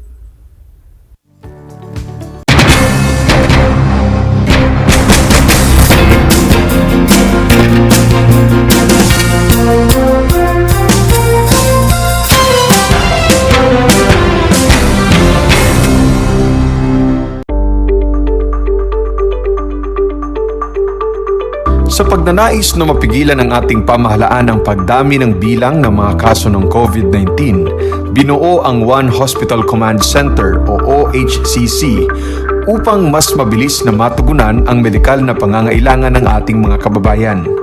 Bukas ang OHCC 24 oras araw-araw. Tumawag lamang sa mga hotline nito sa 0919-977-3333 o 0915-777-7777 o 02-886-50500. Maaari ring i-download ang Pure Force Citizens app sa Android o iOS upang mabilis na matugunan ang sinumang nangangailangan. Layon din ng OHCC na maiwasang mapuno ang kapasidad ng bawat ospital. Kaya't kung ikaw ay kinakailangang tumawag sa OHCC, mabibigyan ka ng libreng preliminary consultation. Para sa mga nangangailangan ng emergency quick response, makikipag-ugnayan ang OHCC sa DOH bed tracker at sa mga ospital upang makahanap agad ng pinakamalapit na bakanteng ospital. Ang transportasyon o ambulansya naman ng ospital na inirefer ng OHCC sa pasyente ang siyang susundo sa bahay nito. Kaya't kapag ikaw ay nakakaranas ng anumang sintomas ng COVID-19 o nangangailangan ng agarang tulong medikal, tumawag lamang sa OHCC at handa silang tumulong sa lahat ng oras.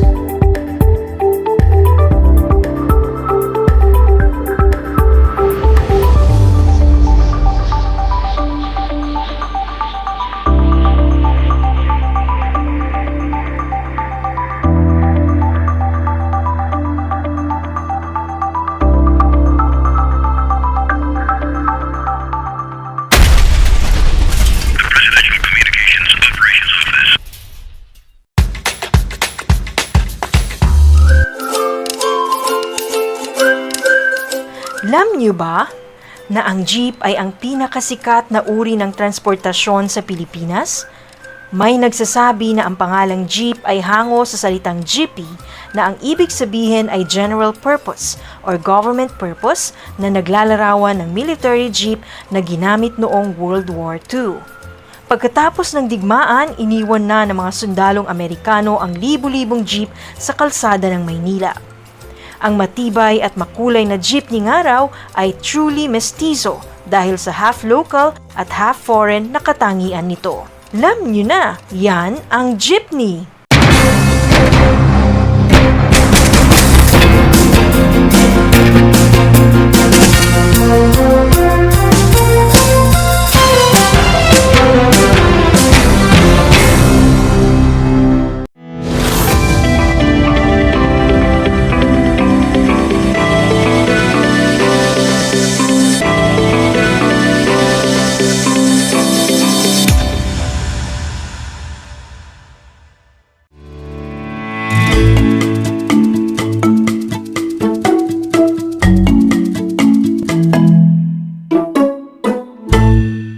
Good afternoon, learners.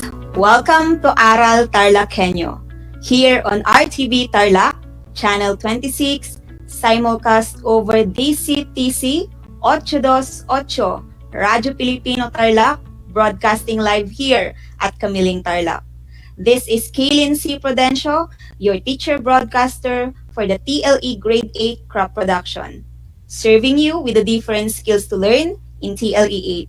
I am so grateful that despite the effects of this COVID-19 pandemic in our lives, you are still there and willing to learn new things. I would like to invite you to join us in an exciting way of learning, even at the comfort of your home. Make sure that you are seated comfortably, geared with your paper, pen and modules, and of course, with a ready and active mind. At this point, kindly prepare your module in crop production. Do you have it now? Great. Again, make sure that you are in a comfortable place, far from noise, so that you can hear me loud and clear while listening to this program. First, let us have a review on our previous lesson. Do you still remember our topic last meeting? Very good.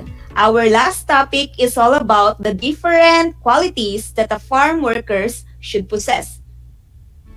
Again, what are those qualities? Correct. These are dexterity, listening skills, physical strength, physical stamina, and mechanical skills. Now, are you ready for our next lesson? Let's go. Open your modules in Crop Production Module 4 on page 2. At the end of the lesson, you should be able to, first, identify work tasks in line with farm operations. Follow the correct steps in different work tasks, and explain the importance of the different tasks in farm operations. Before moving on, we will have a simple game, and it is called Jumbled Letters. I'm sure you are very familiar with this game, but aside from the jumbled letters, I will also show you the different pictures that will help you to identify and determine the correct word. For those who are watching on FB Live, you can participate by typing your answer on the chat box. And for those who are listening and watching on television, you can write your answer on a paper. Are you ready? Okay, let's start, my dear student. Number 1.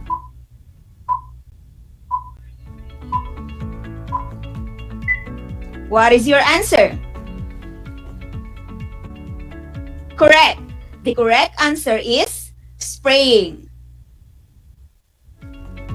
Next, we have number 2.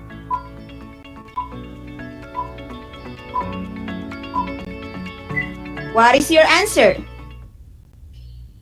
Great. The answer is fertilizers.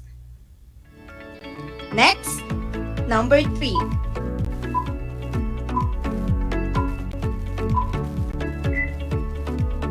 And what is your answer? Correct. The answer is harvesting. Number 4.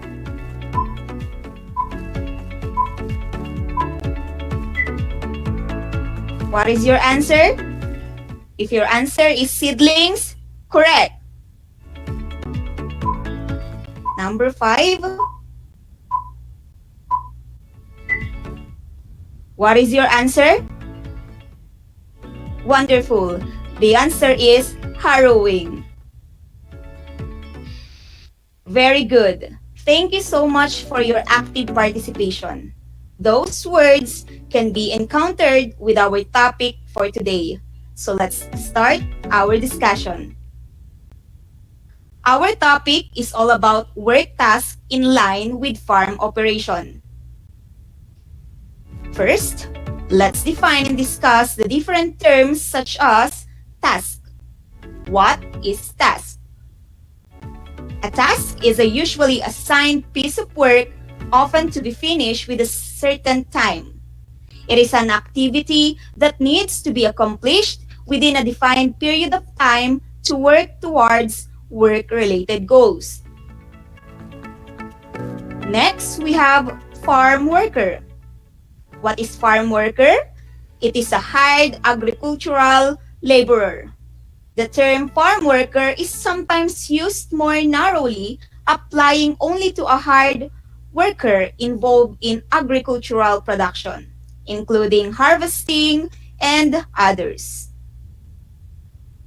Now, let's move on to the different work tasks in line with farm operation. First, we have plowing. It is the process of cultivating the soil in preparation for sowing seed for planting and to loosen or turn the soil. In plowing, there are two types: the mechanical plowing and plowing using animal. A farmer can use four-wheeled tractor in mechanical, while in using animal, a farmer can use carabao. There are some steps that we need to follow in plowing. First, we need to clear the fields.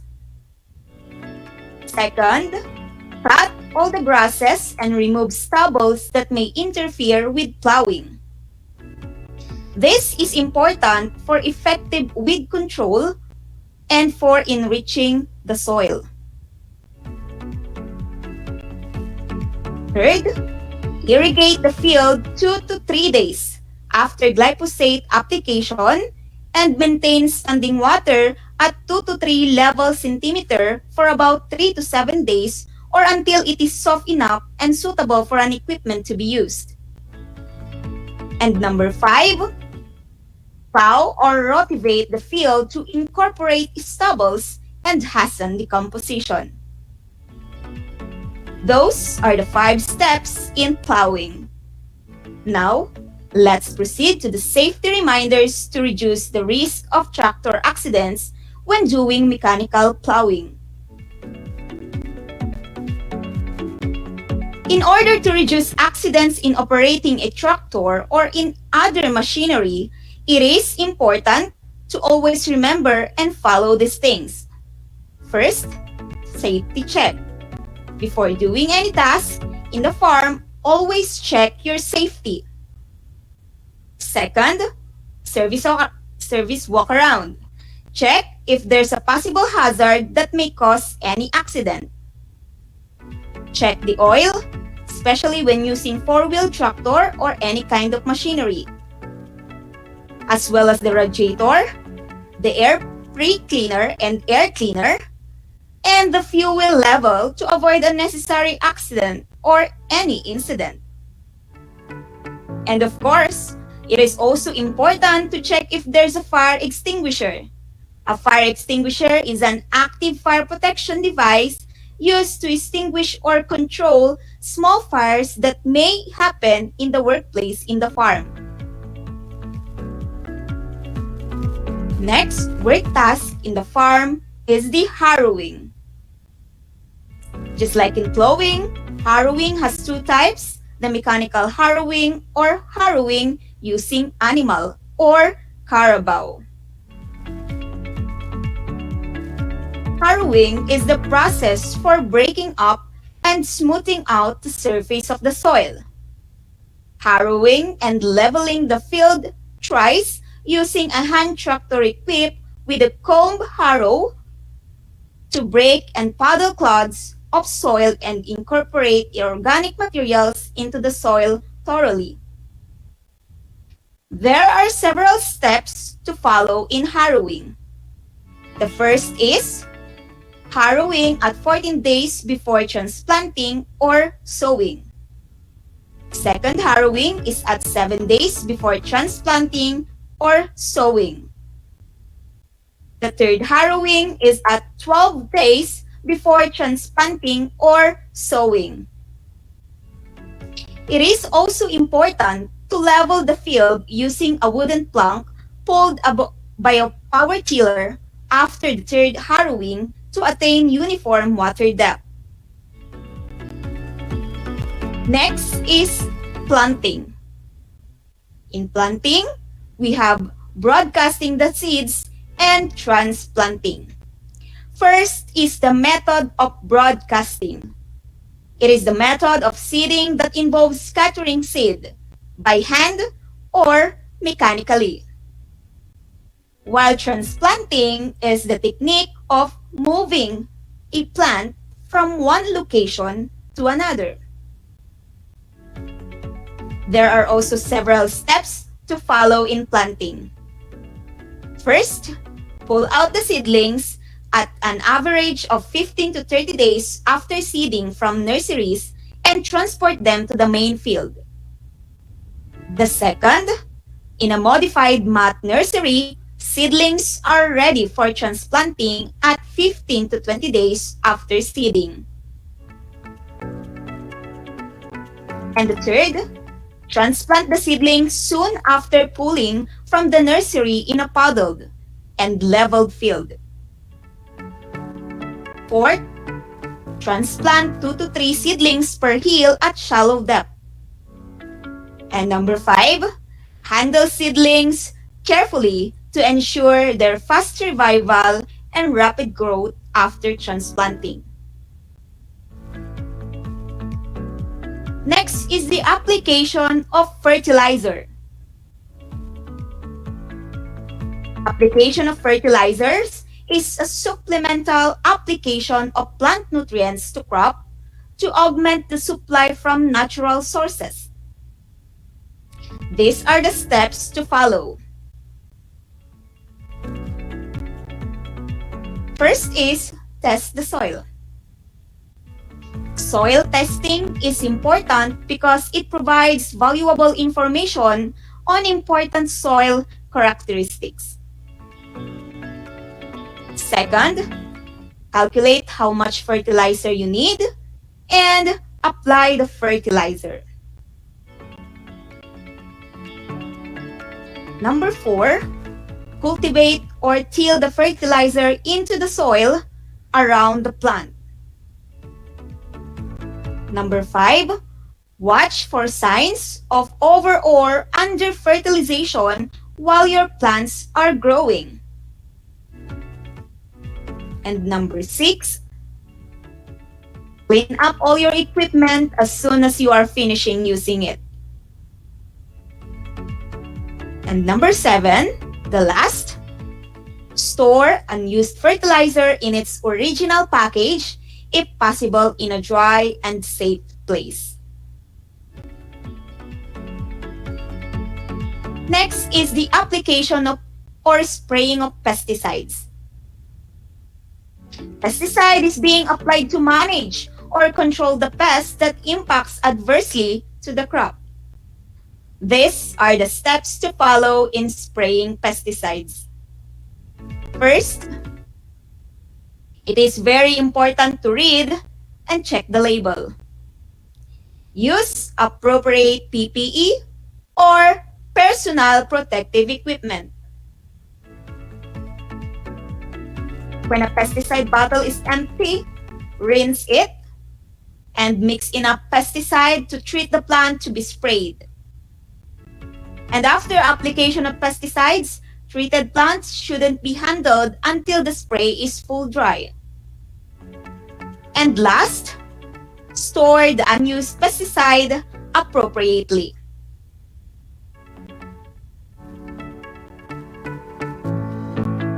The next and the last farm task is the harvesting. This is the process of gathering a ripe crop from the fields through the use of harvester or a threshing machine. These are the steps to follow in harvesting.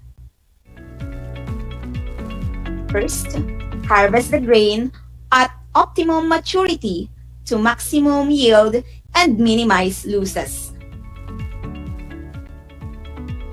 Second, machine threshing should begin immediately after cutting, and oftentimes crops can be threshed in the field already.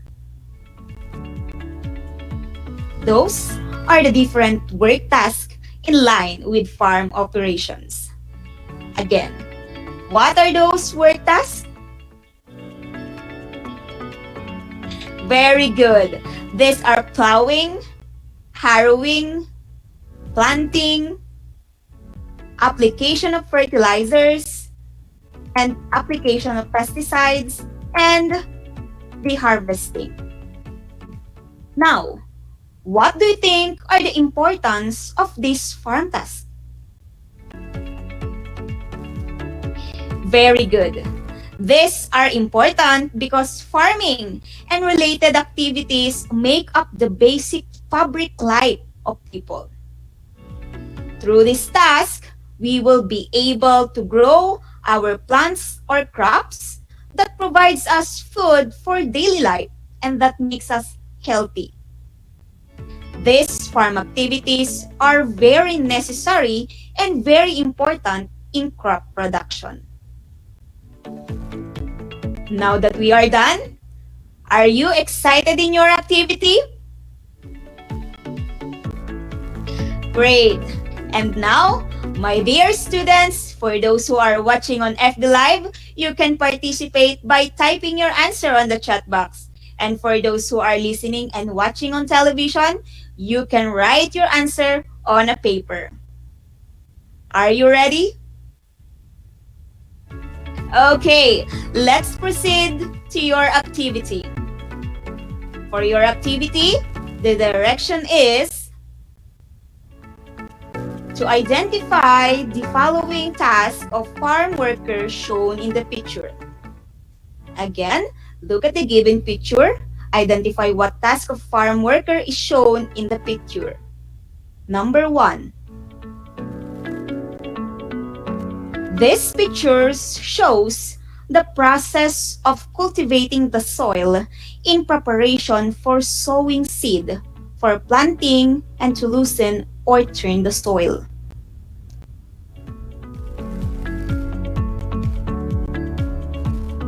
What is this farm task? Number 2. This picture shows the most important task in farm operations. In this method, a farmer will prepare nursery mat for the growth of seedlings, then pull out after several days and transported into the field. What is this task?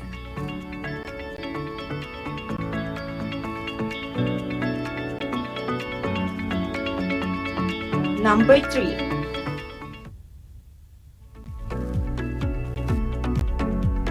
This picture shows that a farm worker should use PPE or personal protective equipment in performing this task to protect them from harm or from any chemical substance.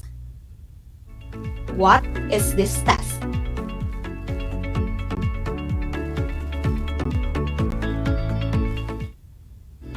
Number 4. This picture shows the final stage of the task in the farm. It is the process of gathering a ripe crop from the field. What is this task?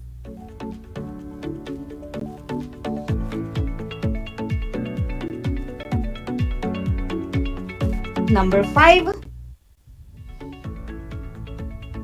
This picture shows the farmer is holding a bucket of granulated chemical that is needed for the plant. What is this task?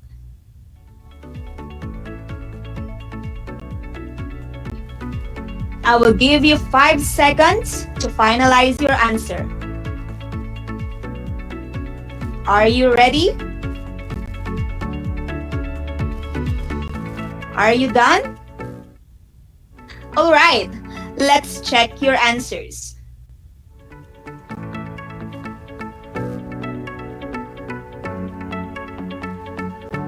For your activity, here's the correct answer. For number 1, the correct answer is plowing. How about in number 2? What is your answer? The answer is transplanting. How about in number 3? What is your answer? All right, the correct answer is spraying. And for number 4, what is your answer?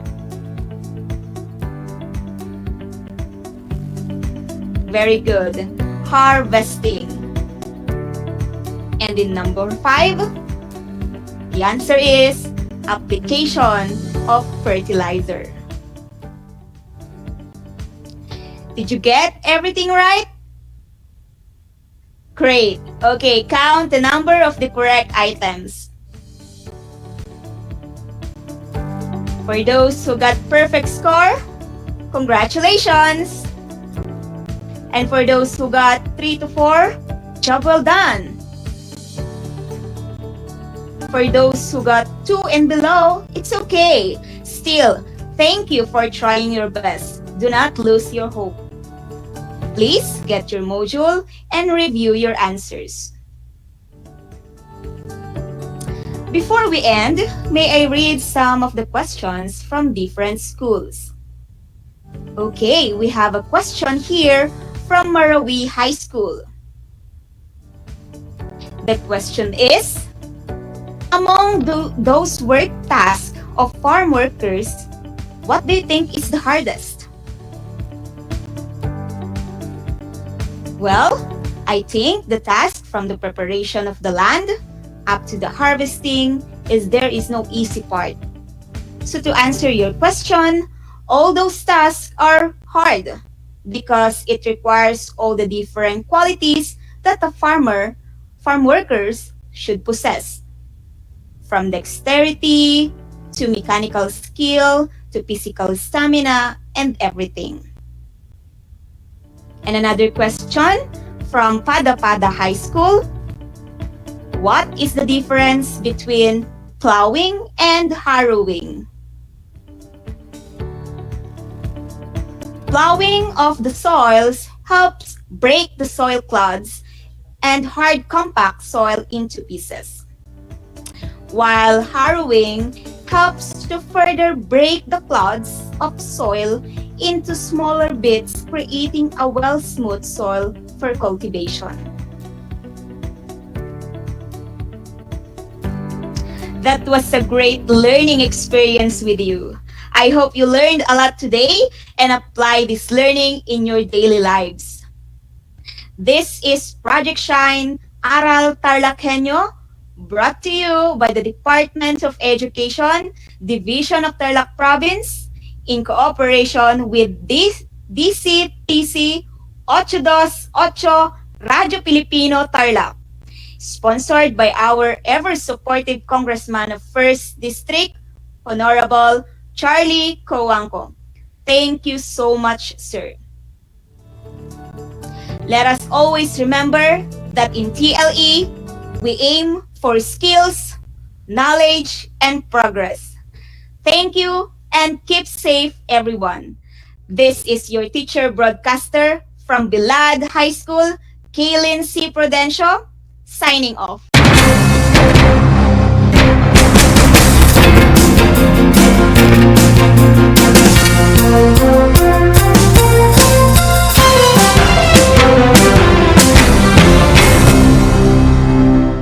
Bahagi mo Radyo Pilipino saan mang bahagi ng Pilipinas, saan mang bahagi ng mundo, anumang uri ng pamumuhay, kabahagi mo Radyo Pilipino, Radyo Pilipino, sumasahimpapawid sa DWPR 1296 Dagupan, DZTC 828 Tarlac, DZLT 1188 Lucena, DZYM 1539 Mindoro, DWRL 1080 Legazpi, DWRN 657 Naga, DYRB 540 Cebu, DYRL 1035 Bacolod, DYRN 1134 Dumaguete, DXCO 1044 Cagayan de Oro, DXGS 765 General Santo, DXOC 1494 Ozami, DXOW 981 Davao at Radio Filipino Podcast Center Manila.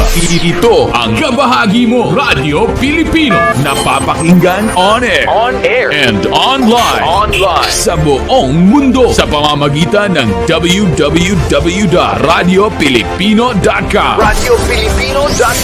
Impormasyong may kalidad at serbisyong may halaga, kasama katuwang kapinoy. Kabahagi mo Radyo Pilipino, Radyo Pilipino.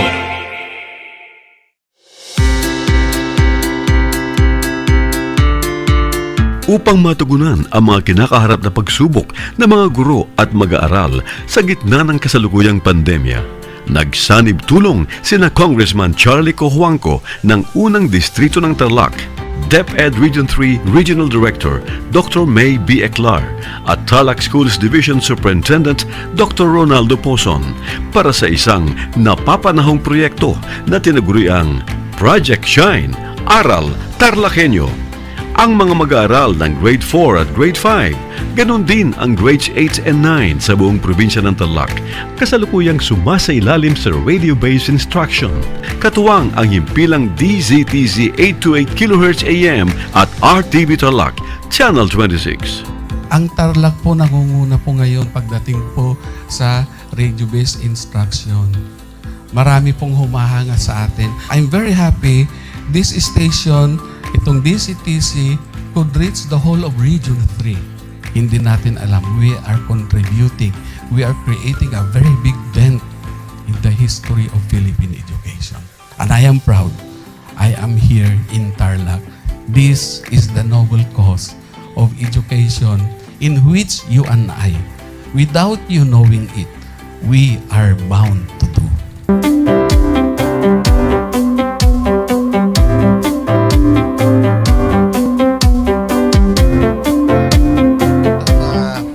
Project natin na Project Shine is a natural consequence dahil sa nangyari sa buong mundo. Let's continue to work together.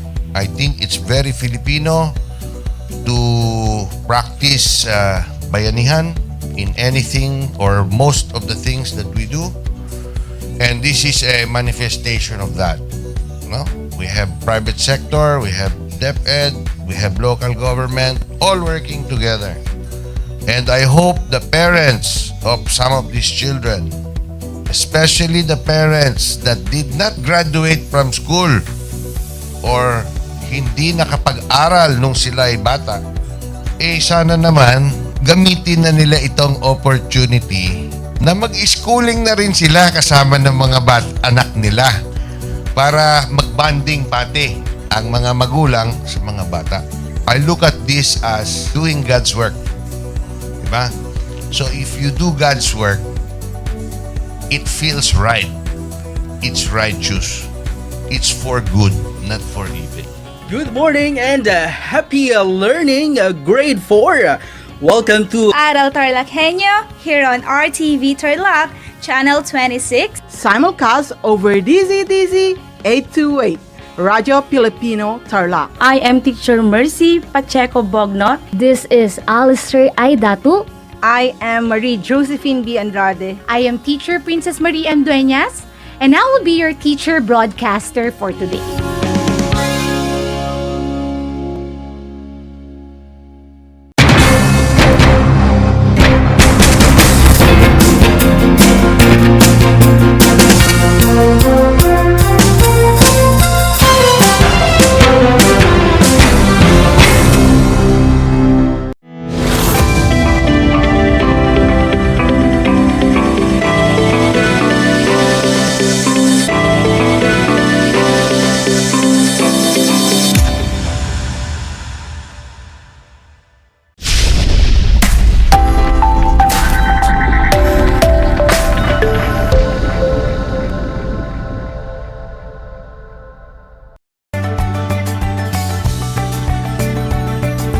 Isang makabuluhang araw sa mga giliw naming taga-subaybay.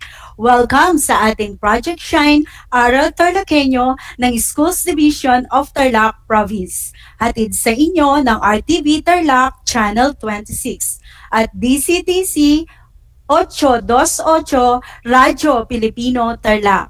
It's Eco Day every day. Magandang araw! Narito na naman tayo, nagsisikap at nagpupunyagi na maging makadiyos, makatao, makakalikasan at makabansa. Kumusta na kayo mga giliw kong mag-aaral? Naway nasa ligtas at maayos kayong kalagayan sa gitna ng mga hamon sa ating paligid. Ako ang inyong teacher broadcaster sa Araling Panlipunan, Baitang Siyam, Ginang Jennifer S. Escoto, ang inyong kaagapay sa buhay. Broadcasting live mula dito sa DEPED, Bamban, Tarlac. Sasamahan at gagabayan ko kayong tapusin at unawain ang ating aralin sa araw na ito. Pero bago yon, panoorin muna natin ang videong ito.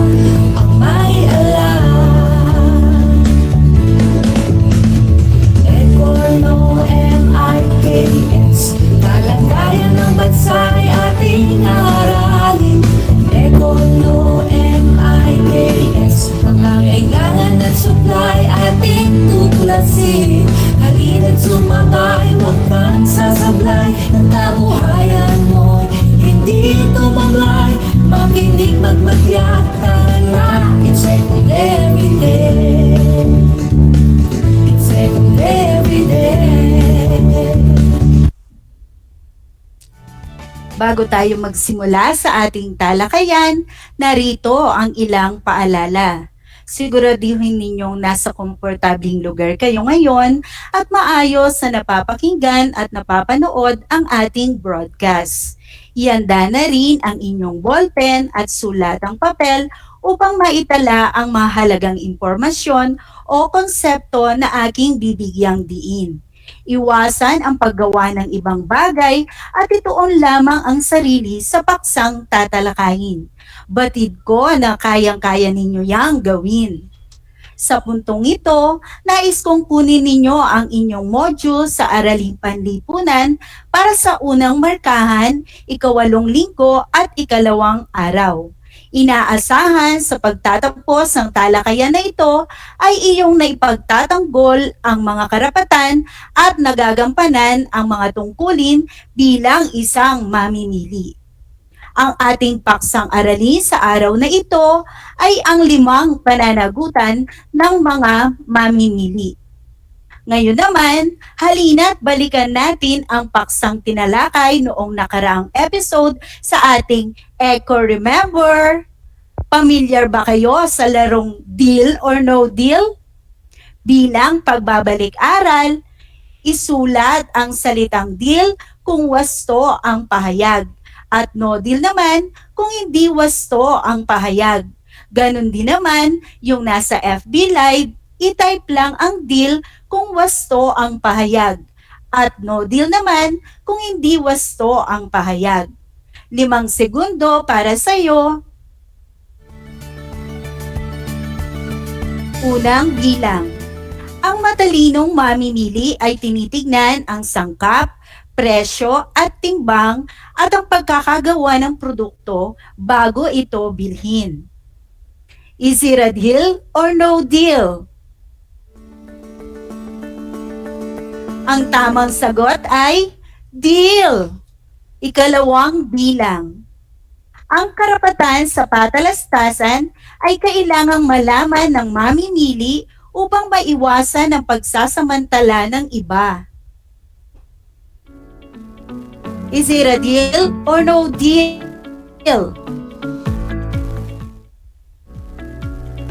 Ito dapat ang pinipili mo? Deal na deal yan. Ikatlong bilang. Ang mamimili ay may karapatang bigyan ng katiyakang ligtas at mapapangalagaan ka laban sa pangangalakal ng mga panindang makasasama o mapanganib sa iyong kalusugan. Is it a deal or no deal? Ang tamang sagot ay, deal pa rin yan. Ikaapat na bilang. May karapatan sa consumer privacy, nagtataglay ng karapatan sa katalinuhan at kaalaman na kinakailangan upang makagawa ng hakbanging makatutulong sa mga desisyong pangmamimili. Is it a deal or no deal? Ang sagot mo dapat ay no deal. Tama. Dahil sa consumer education, nagtatanong at nagtatanggol sa iyong karapatan. Ikalimang bilang. Ang karapatang dinggin ay karapatang pumili ng iba't ibang produkto at paglilingkod sa halagang kaya mo. Is it a deal or no deal? Ang tamang sagot ay no deal. Dahil ang karapatang dinggin ay karapatang ipahayag ang mga interes ng consumer sa paggawa at pagpapatupad ng mga patakaran ng gobyerno. Magaling grade 9. Kailangang gamitin nating mga mamimili ang ating mga karapatan na siyang magiging gabay natin sa ating transaksyon sa pamilihan. Ngunit maliban sa ating mga karapatan, meron din tayong responsibilidad bilang consumer. Ayon nga sa pelikulang Spider-Man, with great power comes great responsibility. Nangangahulugan lamang na bilang isang mamimili na pinagkalooban ng maraming karapatan, dapat mong gampanan ang iyong tungkulin upang maging maayos ang pagkonsumo. Sa bahaging ito ng aralin, iisa-isahin natin ang mga tungkulin ng isang mamimili. Ayon sa Department of Trade and Industry o DTI, ito ang inaasahan sa atin bilang consumer. Ang 5 pananagutan ng mga mamimili. Una, mapanuring kamalayan. Ito ang tungkuling maging listo at mausisa tungkol sa kung ano ang gamit o halaga at kalidad ng mga paninda at paglilingkod na ating ginagamit. Tungkulin ng mamimili na suriin at siyasatin ang bibilhing produkto para sa kung anong sira o runs at factory defect. Babala. Ang overprice o labis na pagpipresyo at hoarding o pag-iimbak ng mga serbisyong medikal ay maaaring humantong sa kasong kriminal. Bilang consumer tip, maging mapanuri sa pagbili ng produkto, siguraduhing tama at kumpleto ang bibilhin at packaging ng produktong pagkain. Hanapin ang brand name, business name, manufacturer address, active ingredients, net weight, at bansa kung saan ginawa. Siguraduhing may PS o ICC ang mga appliances na ginagamit sa bahay. Ito ang nagpapatunay na ligtas sa pagsusuri ng Bureau of Philippine Standards o BPS ang mga produkto. Ikalawang pananagutan. Isa ring tungkulin ng consumer ang pagkilos. Ito ang tungkulin na maipahayag ang ating sarili at kumilos upang makatiyak sa makatarungang pakikitungo. Sabihin agad sa may-ari kung may nakitang depektibo sa mga produkto. Parte rin ng pagkilos ang pagiging mapagmatsyag sa mga napapataas ng presyo ng mga bilihin, mga nagpapanic buying at hoarding. Tungkulin nating mamimili na iulat ang ating mga hinaing sa kinauukulan. Binibigyan ng Consumer Act ang mamimili ng matibay na saligan sa oras ng pangangailangan. Kinakailangan lamang na maipakita ng mamimili ang lahat ng mga dokumento o kasulatan upang masusugan ang kanyang hinaing. Halimbawa ng mga ito, resibo, warranty, at kontrata. Ikatlong pananagutan. Responsibilidad din ng isang mamimili ang pagmamalasakit na panlipunan. Ito ang tungkulin na alamin kung ano ang ibubunga ng ating pagkonsumo ng mga kalakal at serbisyo sa ibang mga mamamayan, lalo na ang pangkat ng mga maliliit o walang kapangyarihang maging ito'y sa lokal, pambansa o pandaigdig na komunidad man. Tungkulin nating mamimili ang maging responsable sa ating pamimili at pagdidesisyon. Responsibilidad din natin na isaalang-alang ang epekto ng ating pagkonsumo sa ibang tao, lalo na sa mga kapuspalad. Anumang uri ng pamayanan ang kanyang kinabibilangan.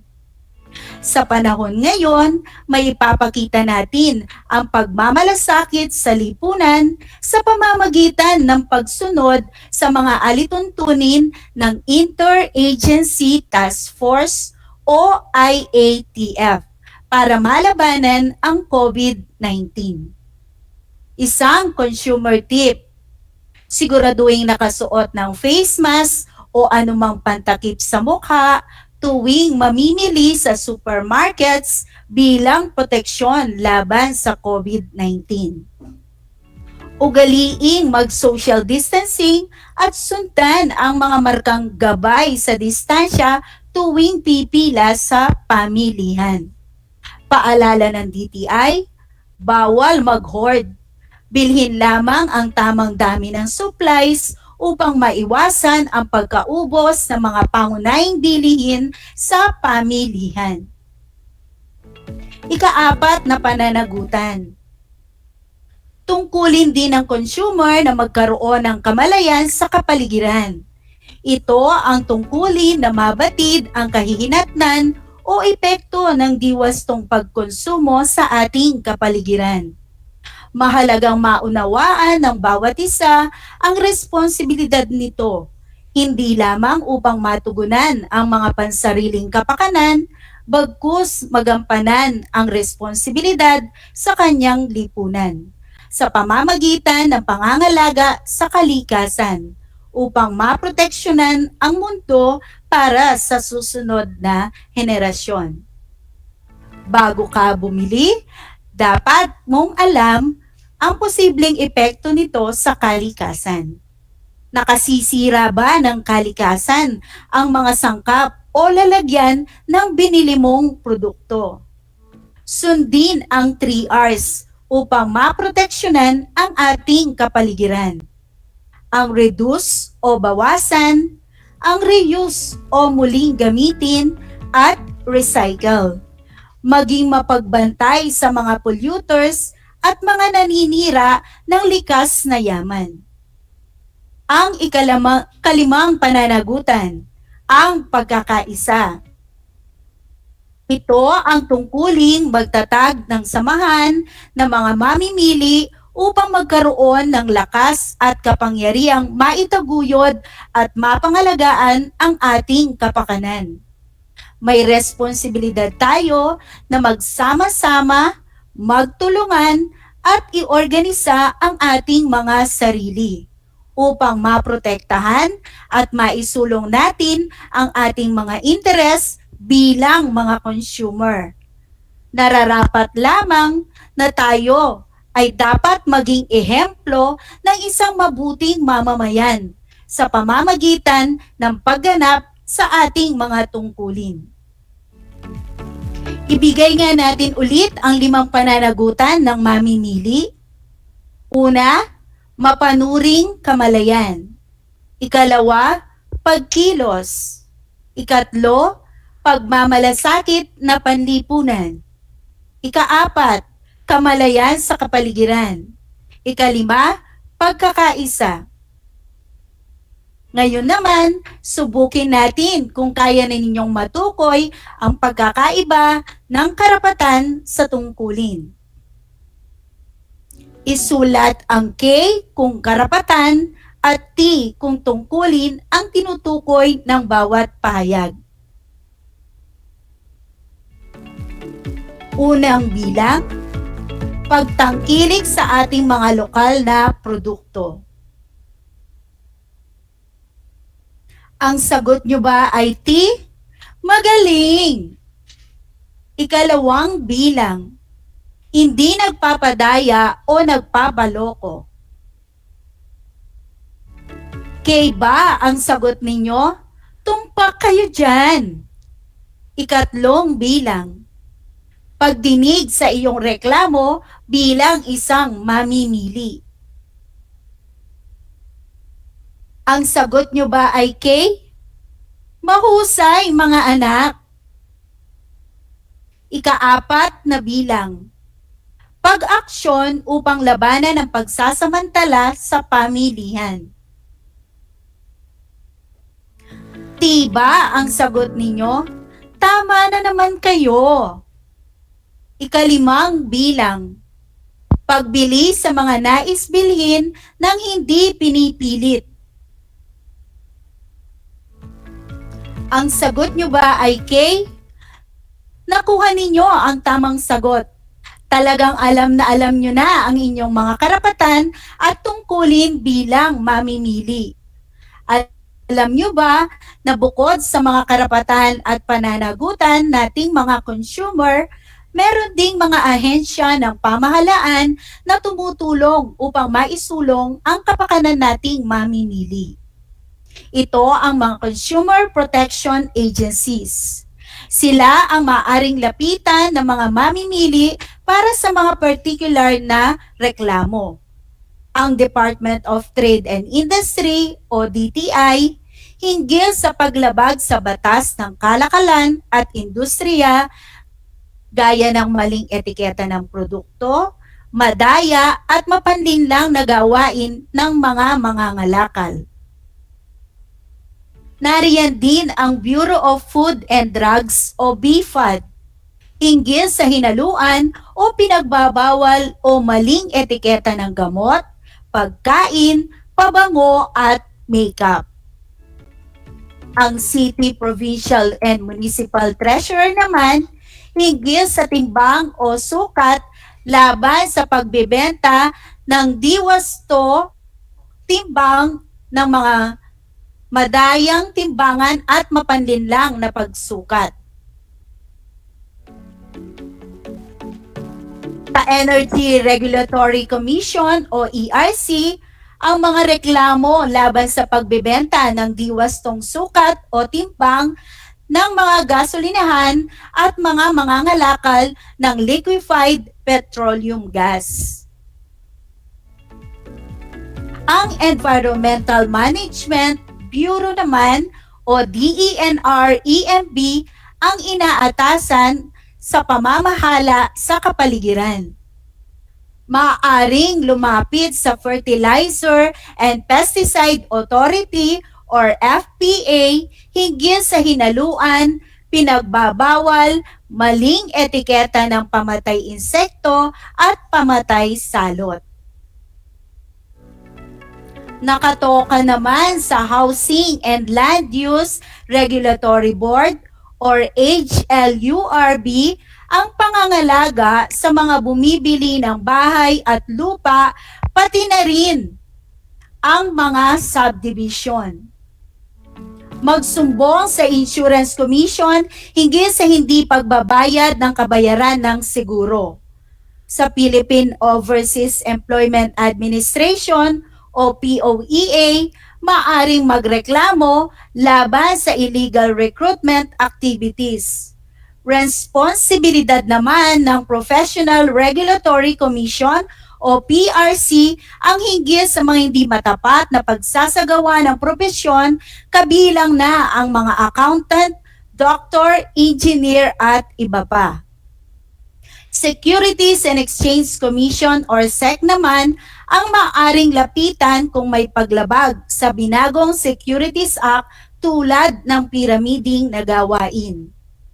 Ngayong araw, naging sentro ng ating aralin ang 5 pananagutan ng mamamili at mga ahensya na tumutulong at gagabay para isulong ang karapatan ng mamimili. Dahil sa ipinakita ninyong partisipasyon at pakikinig sa ating aralin, isang leksyon na naman ang ating natutunan ngayong hapon. Sabi nga ng DTI, sa panahon ng sakuna, ligtas sa pananamantala ang may alam. Sa puntong ito, panahon na upang alamin kung sapat na ba ang inyong nalalaman tungkol sa ating mga pinag-aralan sa pamamagitan ng munting pagsusulit. Tukuyin at puna ng acronym ang ahensyang inilalarawan sa bawat pahayag. Sa lahat po ng nanonood sa FB Live, gamitin ang FB chat box para sa inyong mga kasagutan. Ihanda naman ang panulat at sagutang papel sa lahat ng mga nakikinig sa radyo. Handa na ba kayo mga anak?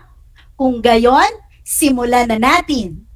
Unang bilang, maaaring lumipat sa blank, hinggil sa hinaluan, pinagbabawal, maling etiketa ng pamatay insekto at pamatay salot.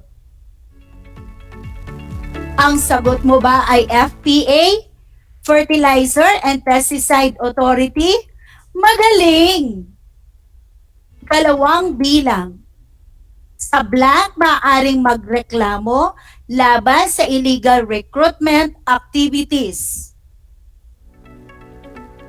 Ito ba ang sagot mo? POEA, Philippine Overseas Employment Administration? Mahusay! Ikatlong bilang. Sa blank, ang mga reklamo laban sa pagbebenta ng diwastong sukat o timbang ng mga gasolinahan at mga mangangalakal ng liquefied petroleum gas. Ang sagot mo ba ay ERC, Energy Regulatory Commission? Magaling! Ika-4 na bilang. Responsibilidad ng blank ang hinggil sa mga hindi matapat na pagsasagawa ng propesyon, kabilang na ang mga accountant, doctor, engineer at iba pa. Ang sagot mo ba ay PRC, Professional Regulatory Commission? Mahusay! Ika-5 bilang. Nariyan ang blank, hinggil sa hinaluan o pinagbabawal o maling etiketa ng gamot, pagkain, pabango at makeup. Ang sinulat mo ba ay BFAD, Bureau of Food and Drugs? Tumpak mga bata, ang galing ninyo talaga. Lahat siguro ay nasagot nyo ng tama. Binabati ko kayo at napagtagumpayan ninyo ang ating maikling pagsusulit. Napakahusay, grade 9. Tandaan, ang focus ng economics ay ang pagkakaroon ng matalinong pagpapasya kung paano masusolusyonan ang kakapusan. Kasama sa pagpaplano para sa matalinong pagdidesisyon ang pag-alam sa mga pangangailangan ng tao o demand na nagiging basihan ng produksyon ng produkto o supply. Ang mga yan ang susuriin natin sa ikalawang markahan. Isang paalala, maaaring ipasa ang nasagutang learning activity sheet sa inyong mga guro ayon sa napagkayariang sistema sa itatakdang pagsauli at pagkuha ng module at learning activity sheet. Ang inyong magulang o guardian lamang ang maaaring magtungo sa itinakdang lugar sa pagpasa ng inyong mga sinagutang gawain. At sila din ay inaasahang sumunod sa ating mga health protocols, gaya ng pagsusuot ng face mask, face shield, paghuhugas o pag-aalkohol ng kamay at physical distancing. From every ending comes a new beginning. Ika nga ni Larlene McDaniel. Maging mausisa at mapanuri. Yan ang tatak ng ekonomistang mag-aaral ng grade 9. Huwag kayong pahuhuli sa mga susunod pang pagtalakay dito lamang sa Aral TarlakHenyo. Muli, ako ang inyong teacher broadcaster, Ginang Jennifer S. Escoto, ang inyong kaagapay sa buhay, na nagsasabing ang pag-aaral ng araling panlipunan ay daan sa pagiging makadiyos, makatao, makakalikasan, at makabansa. Maraming salamat sa inyong pakikinig. Naway maging ligtas ang bawat isa. Hanggang sa muli. God bless!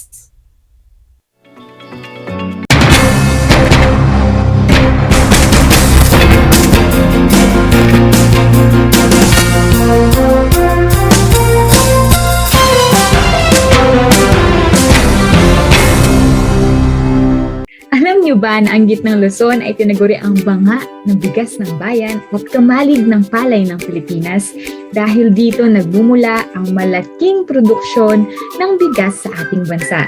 Ito ay binubuo ng mga lalawigan ng Aurora, Bataan, Pampanga, Nueva Ecija, Zambales at Tarlac. Ugaliin nating manood ng Aral TarlakHenyo Lunes hanggang Biyernes alas 8:30 ng umaga hanggang alas 5:30 ng hapon.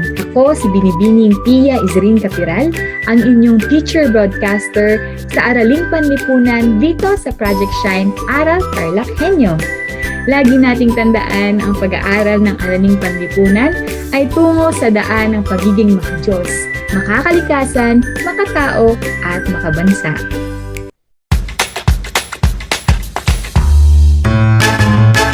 Alam niyo ba na ang salitang yoyo at ang makabagong bersyon nito ay naimbento ng isang Pilipinong nagngangalang Pedro Flores? Taong 1920s nang dinala ni Flores ang laruang ito sa Estados Unidos. Sinimulan niya ang paggawa nito sa kanyang maliit na pabrika sa California at ipinakita sa mga tao ang iba't ibang tricks ng paggamit nito. Alam mo na, yan ang yoyo!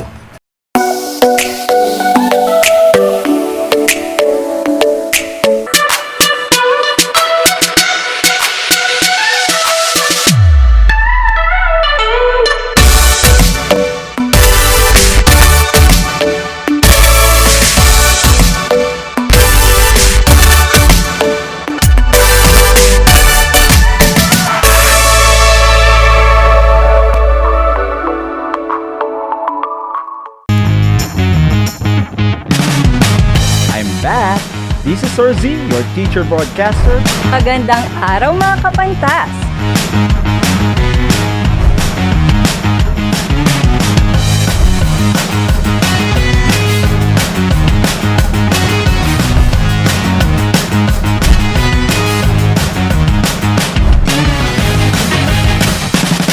Welcome to Aral TarlakHenyo.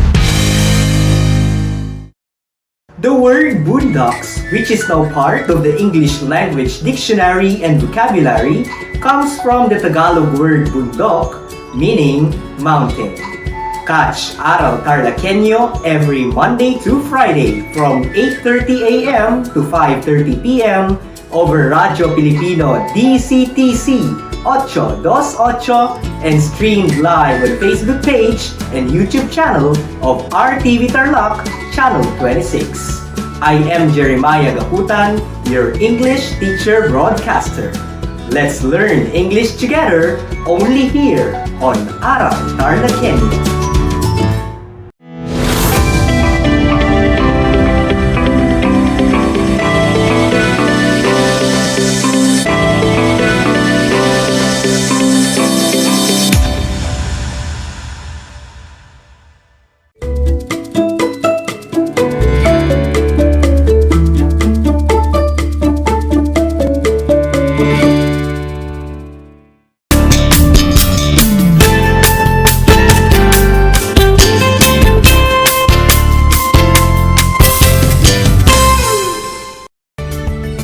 What a very wonderful afternoon to our dearest grade 9 students and to our karubas, gayems, and kabalens. You are currently tuned in to our radio station, which is dedicated to serving our beloved students in the comfort of their homes in the entire province of Tarlac. Welcome to DZTC 828 AM, Aral TarlakHenyo. Simulcast on Facebook RTV, Channel 26. Hi everyone, my name is Teacher Luigi and I am so honored to be your teacher broadcaster today. Our episode for today is for grade 9 English. So I am asking our dearest grade 9 students to search for a spot where you can answer your activity sheets safely and comfortably while listening to our discussion. Get ready, grade 9 learners.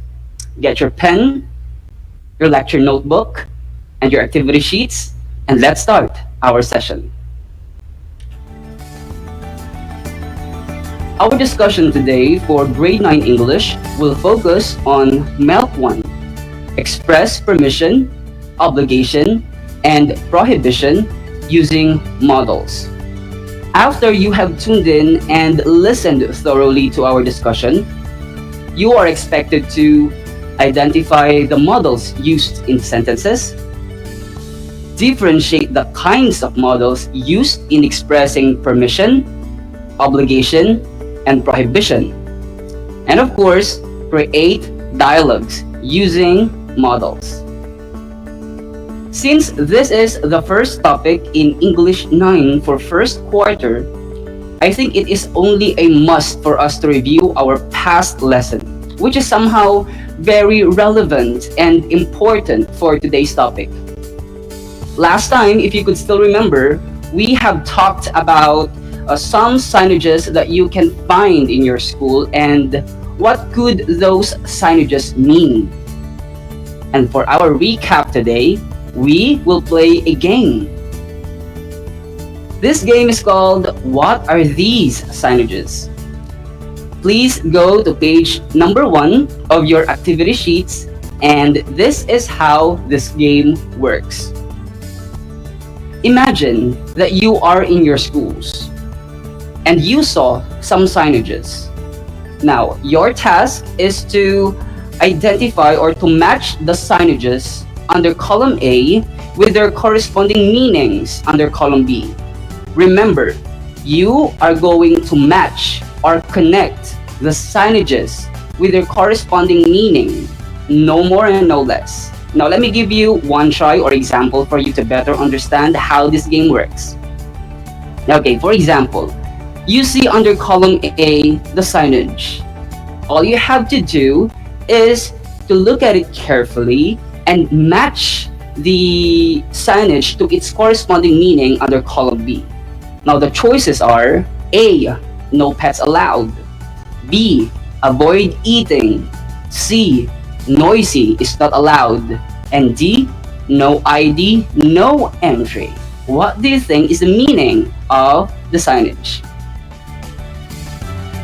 What's the answer? Very good. It's D, no ID, no entry. So now you have to match the signage to its corresponding meaning by drawing a line like this one. Okay?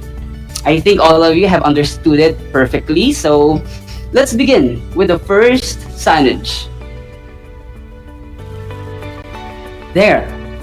What is the meaning of the signage that you are seeing on your screens? Is it A, no loitering? Is it B, no littering?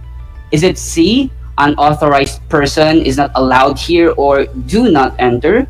Or is it D for no smoking? Or E, eating is not allowed here? What is the correct answer? The correct answer is very good. It's C, for unauthorized person is not allowed here or do not enter. Great job. Now how about this one? Let me show you number 2.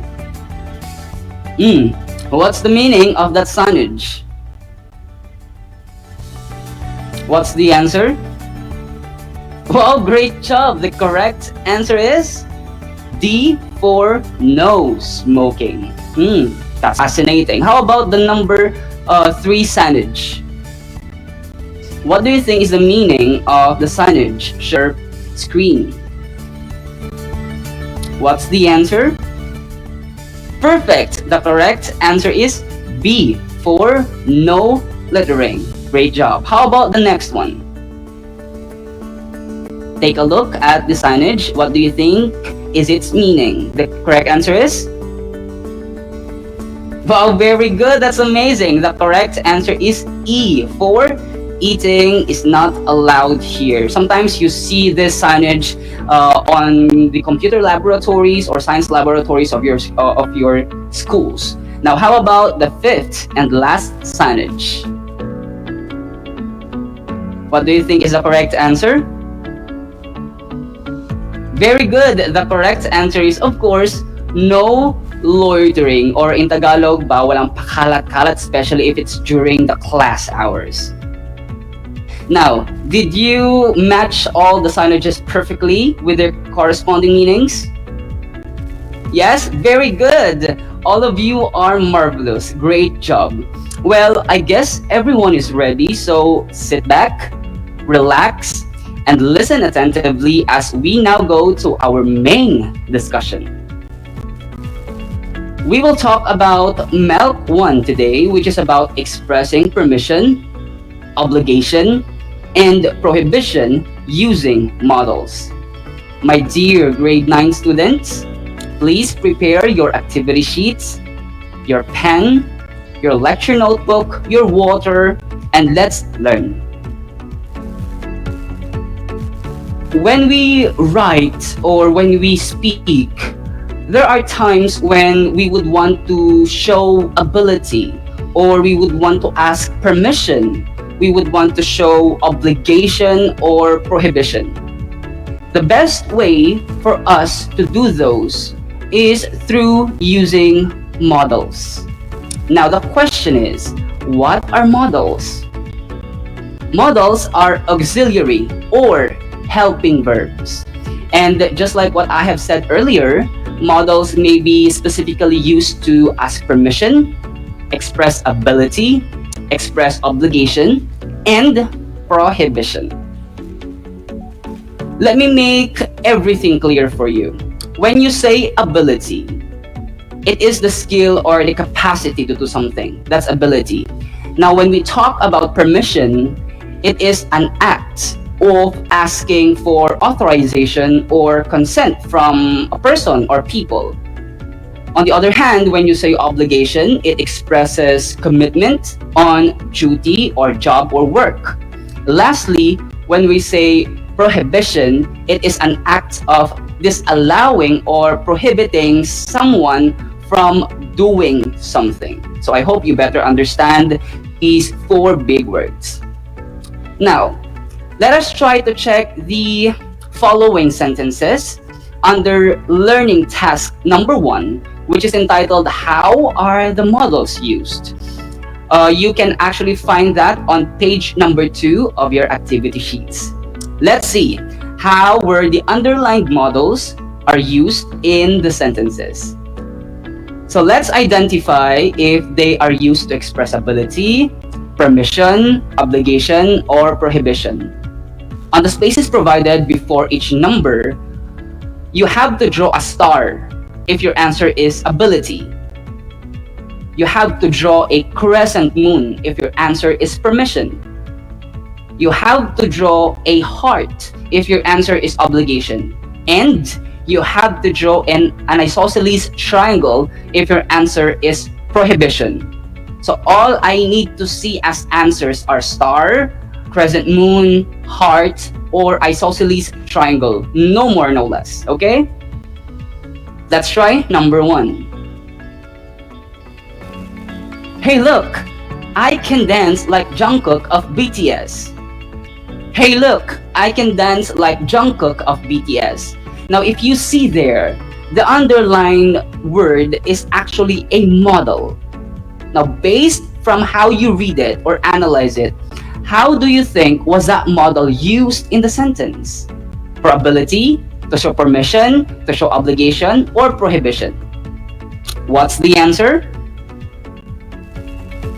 Very good. The answer is star for ability. That model is used to show ability.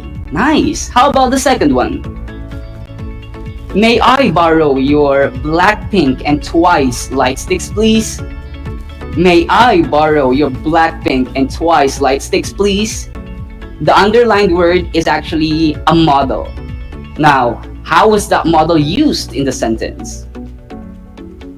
The answer is perfect. The correct answer is a crescent moon, which means permission. That's nice. That model is used to show permission or to ask permission.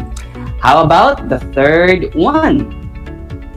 You must spend more time reading your notes rather than playing Mobile Legends. You must spend more time reading your notes rather than playing Mobile Legends. What is the correct answer? How was that model used in the sentence? The correct answer is very good. It's a heart for obligation. It shows an obligation. Okay, you are getting hang of it. How about the fourth one? My mother said I must not go out of the house to play basketball because it is not safe. My mother said I must not go outside of the house to play basketball because it is not safe. The underlined words there is a model.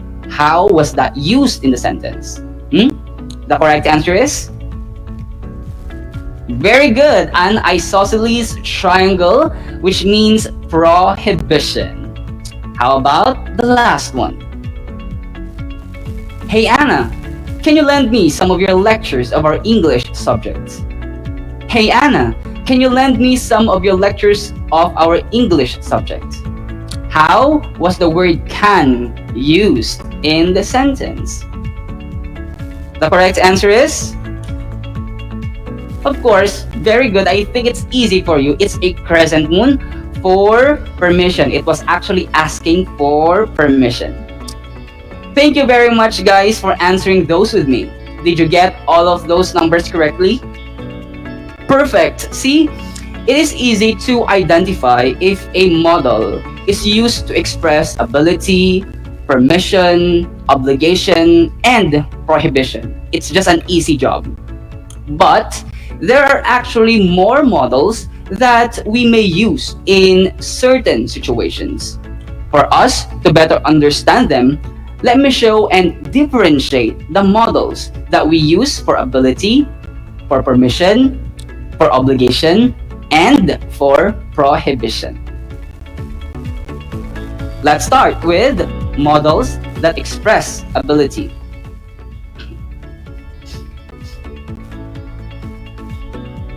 We have can or could. We use can or could to say that someone is capable of doing something.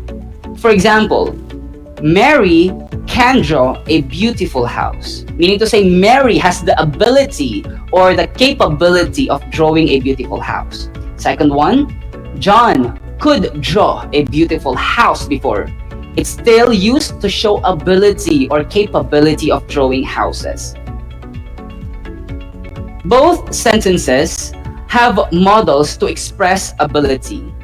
Both Mary and John have the ability or capability of drawing beautiful houses. However, listen to me carefully.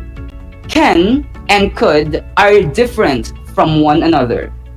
Remember, can is used to express an ability in the present or at the moment, while could is used to express an ability that a person used to have in the past, but not anymore today or in the present or at the moment. So those are the differences between the two models expressing ability. Let me give you examples. Number one, Sherwin can dance. It used the model can because it shows that Sherwin has the ability to dance at the present or at the moment. Okay? The second one is Michael could dance before his accident. It shows that Michael used to have the ability to dance before, but not now. Why? Because of his accident. Okay? So I think you now have the clearer perspective of the difference between the two. But both models are still used to express ability, but they are still different from one another. Next, we also have models that are used to ask permission. We have can, could, and may. Now remember, we use can, could, and may to ask a consent or authorization from a person, to ask permission from a person. Some examples are, can I get a glass of water, please? Could I get a glass of water, please? May I get or may I have a glass of water, please? See, they are almost the same, but I have used different models, but they are all used to ask permission. But what do you think are the differences? Let me make things clear for everyone. Remember, you use can if you are only talking to a friend, if you are asking permission from a friend to whom you are casually talking to. Okay? Can I get your number, please? See, it's just casual, but you're asking permission, so you use can. You use could, on the other hand, if you want to sound more polite. Just like when you are asking for permission from someone you know, but is older than you or higher than you in position. As a student, you use could if you are asking permission from your teacher. Teacher, could I ask a question, please? See, it's more polite, right? Compared to can. But the politest among them all is may. May is the politest model that you can use if you ask permission from a stranger, from someone you do not know, and someone very, very, very respected.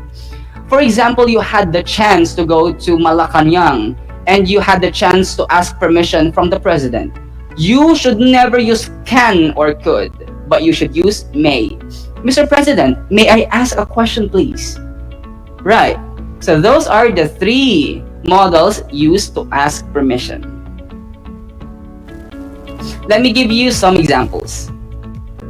Number one, can you lend me your lecture in English, please? See, you use can to ask permission from just a friend, a casual friend. Second, hello teacher, could I ask for any copies of our discussion last week? You are still asking permission, but from someone who is more superior than you or older than you. Okay, you are asking more politely. Now, of course, the most polite among them all. Good morning, principal. May I ask for an assistance for my upcoming competition, please? So you used may because you would want to sound most politely. Okay, so those are the three models used to ask permission. Remember, all of these three are used to ask permission, but they are different in terms of depending on the person to whom you are asking permission from. So you have to be careful. Okay, next, we also have models used to express obligation. We have has to for singular and have to for plural and must. We use these two models to express commitment on a duty. For example, according to the school rules, I have to attend my online class at 8 in the morning. Number two, I must take a bath now. Okay, it expressed, both of these express obligation. But what do you think is their difference? These two models are used, let me show you again. These two models are used to express obligation. However, they are different in situations depending on who set the obligation. Remember, they are different depending on who said or who set the obligation. If the obligation was said by or was set by an authority or a law or a rule, you have to use has to or have to. But if the obligation is set by the speaker himself or herself without any relation to any laws, you have to use must. Let me give you some examples. Okay, number one, I have to submit my tasks so that I can be graded by my teacher. See, the obligation is set by the school rules. So the speaker has to use have to because the obligation was set by an authority, a rule, or a law. Okay? Let me show you the second one. I must use Naruto notebook because I love it. There is an obligation there, right? But it is set by the speaker himself, and there is no such rule in the Philippines that says that we all should use must or Naruto notebook. But it was only set by the speaker. So you have to use must only. So if the obligation was set by a law, you have to use have to. But if it was set by just a speaker without any relation to any law, you have to use must. Let me give you an example. Okay, these two are very good examples actually. Okay, let me give you another example. For example, in your school, your teacher said, you have to listen to me carefully so that you would learn a lot. It's not a law, it's not a rule, but it's something that should be set inside the classroom. It's a great obligation. But when you say you must wear leather shoes when you come inside of the school for you to look nicely, but some people would just wear something else in alternation to leather shoes if they don't have any. Okay, it was just set by yourself or by a person, but it's not even related to any law. Okay, so those are good examples. And of course, lastly, we have models used to express prohibition. Okay, prohibition or disallowing something to happen. We have can't or cannot and mustn't or must not. We use this to disallow or prohibit someone from doing something. Let me give you examples. You can't go out during the community quarantine without wearing face mask or face shield. The second, Mom said you mustn't eat the fruits in the refrigerator. Now, these two sentences use can't and mustn't to express prohibition. However, these two sentences are different situations. They show different situations depending on who set the prohibition or who is the person prohibiting you from doing something. Remember, if the prohibition was set by an authority, you use can't.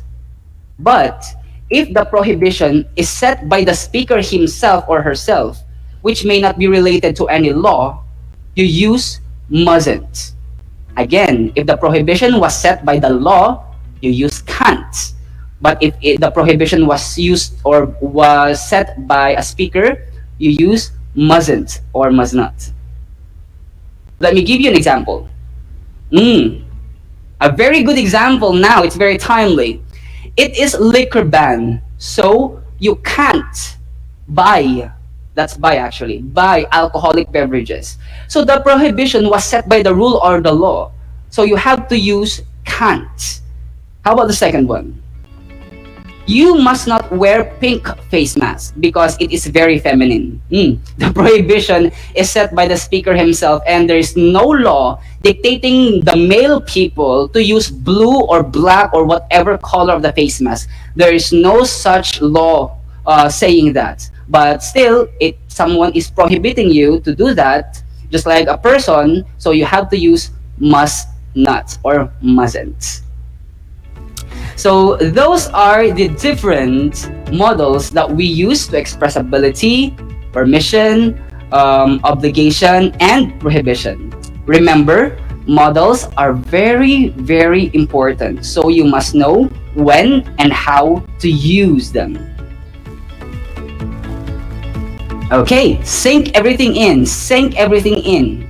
Now, let me check how well you have understood the differences among the models we have discussed by answering learning task 2.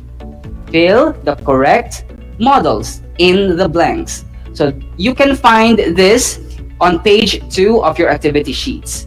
Let's try to answer some items. Here is the direction. On the given sentences, fill in the blanks with the correct model which are listed and categorized under ability. There you can see their permission. You can also see their obligation and prohibition. Now you have to choose the correct models that are suited to the situation. Let's answer number 1. Right there. Number 1. Blank, you give me your notes. Blank, you give me your notes. Talking to your best friend. What do you think is the best model that you have to fill in the blank to complete the sentence and to be a nice sentence? A good and perfect sentence. What do you think is the correct answer? The correct answer is? Very good. It's can. Why can? First and foremost, you are asking permission. And you ask can because you are only talking to your best friend, someone who you can talk to casually. Nice. How about number 6? It is always said that we blank kill other people. It is always said that we blank kill other people. That's according to the law. What do you think is the best model that we can fill in the blank? The correct answer is? Very good. It's can't. It's prohibiting you to kill other people. Okay, it's for prohibition. But the reason why we use can't is because it's according to the law, right? But if it's not according to the law, you used? Very good. Mustn't or must not. I think you are getting hang of it. It's easy for you. So please answer the remaining items and we'll check them during our online kamustahan next week. Now, let's upskill our minds by answering learning task number 3. Encircle and identify the models. Now, you can find this learning task on page 3 of your activity sheets, and this is the direction. You will see there lines from famous songs which contain models. Now, all you have to do is to encircle the model in each line and then write A if the encircled model expresses ability. Write P if it expresses permission. Write O if it expresses obligation. And write R if it expresses prohibition. Now you only need to write the letter A, P, O, or R on the spaces provided before each number. Let's answer the first one. It's just actually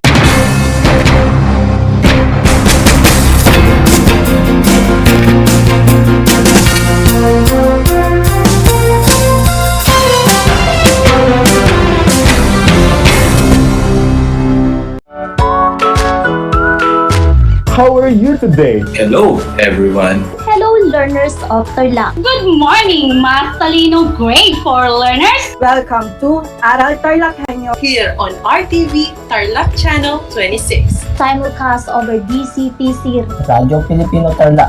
I'm Sir Glenn, your teacher broadcaster. Broadcasting live here at Paniki Tarlac. Remotely here in Concepcion, Tarlac. Live here at Barangay Pedro Elquines, Mayantok, Tarlac. Broadcasting live from Ramos National High School. Your anchor teacher today for grade 9 mathematics. Your partner in education this time of pandemic.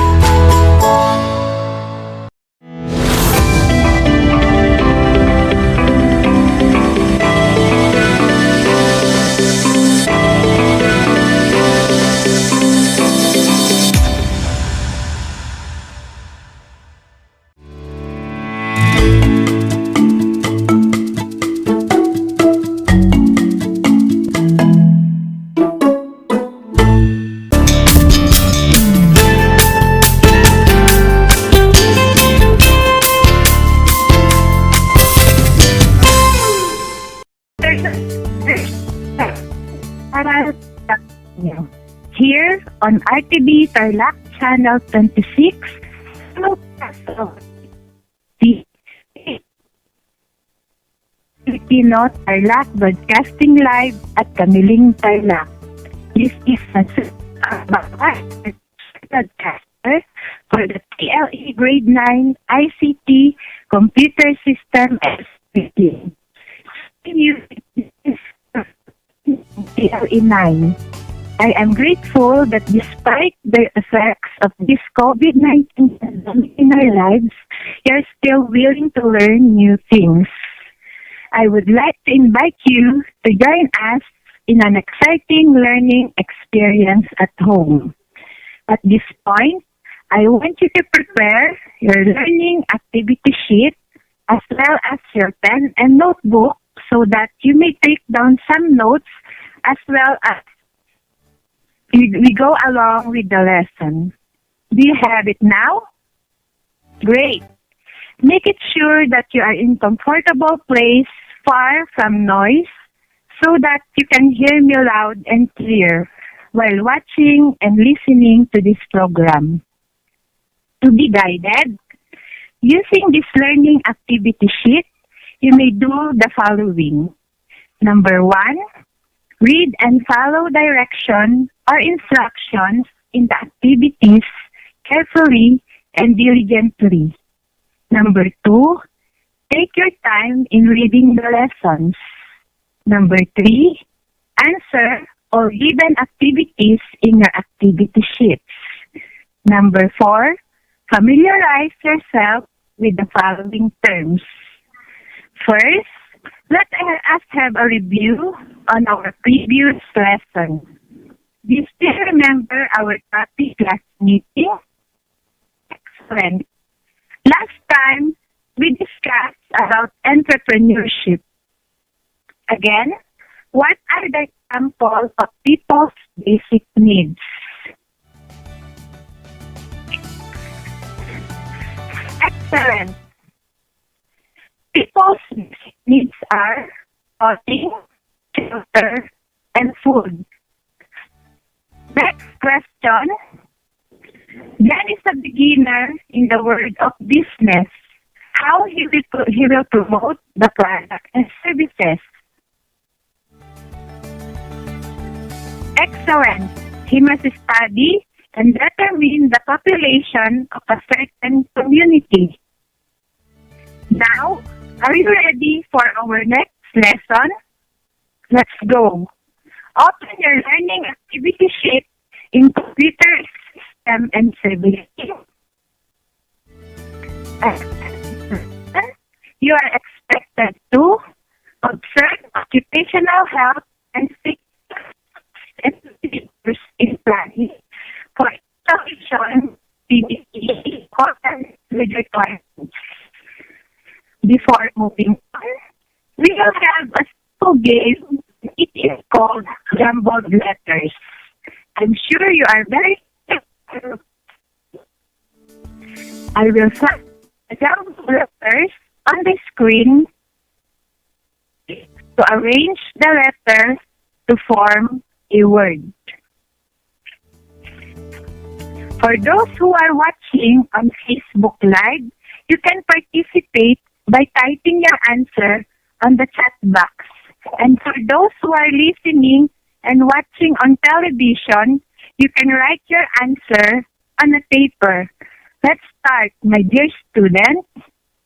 Number 1. H-A-E-L-H-T.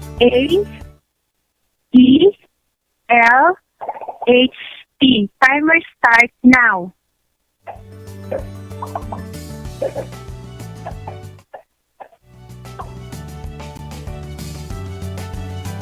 What word did you form? The answer is health. Again, the word is health. Number 2. D-R-A-C-H-A.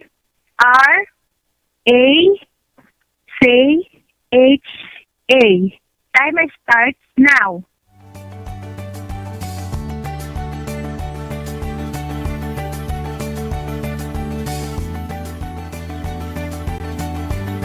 What is your answer? The word is hazard. Once again, the word is hazard. Jumbled letters number 3. O, R, T, P, R, E. Timer starts now.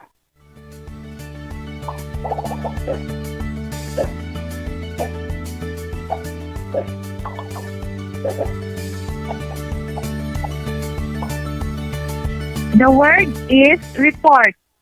I will repeat. The word is report. Very good. Thank you for your active participation. Those words can be encountered with our topic for today. Please open your learning activity sheet on page 3. So, let's start our discussion. Take a look at the picture being presented. What can you see? Exactly, a laptop. But what can you say about the laptop?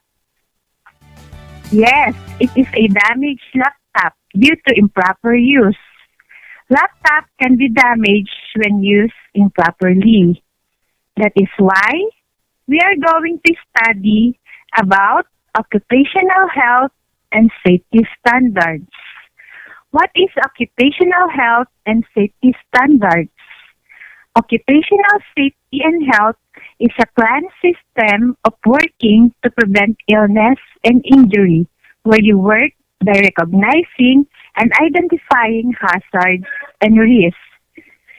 So, why do we need to apply health and safety standards? Do you have any idea? An information and communication technology student should know how to behave when working in the computer laboratory, as well as implement a safe way of accomplishing every task. Safety practices should be learned early and always adhered in working with any electrical and electronic device, including personal computers and its peripherals. This is for your protection as well as to the people working with you and for the devices that you are using. Again, why do we need to learn occupational health and safety standards? Very good. This is for your protection as well as to the people working with you and for the devices that you are using. Okay, what are the procedures in identifying potential workplace hazard? Procedures. 1. Identify the hazard. 2. Clear the area close to the hazard. 3. Partition the hazard off or clearly identify the area to protect other people from harm. 4. If the hazard is easily and safely cleared, then do so. If not, 5. Report the hazard to the appropriate person, such as teacher in charge, principal, to obtain assistance. 6. Following clearing of the hazard, fill out of the correct documentation to assist in identifying or improve practices to reduce further incidents of hazards. All hazards must be reported using accidental report form. This enables us to track any kinds of hazard we have in our workplace and take action where necessary to make it safer for all students and clients. Accident report are used to give specific details with regards to the accidents happen in the laboratory during experiments. Accident reports contain the following details: name of the person injured, date and time of the accident, type of injury, first aid given, action taken to prevent further accidents. Class, here's a sample of accident report form. So again, what form do we need in reporting accident? Very good. Accident report form. Let's now proceed to the fire safety procedures. Take a look at the picture being presented. What is that? Exactly, an extension cord. But what can you say on the extension cord?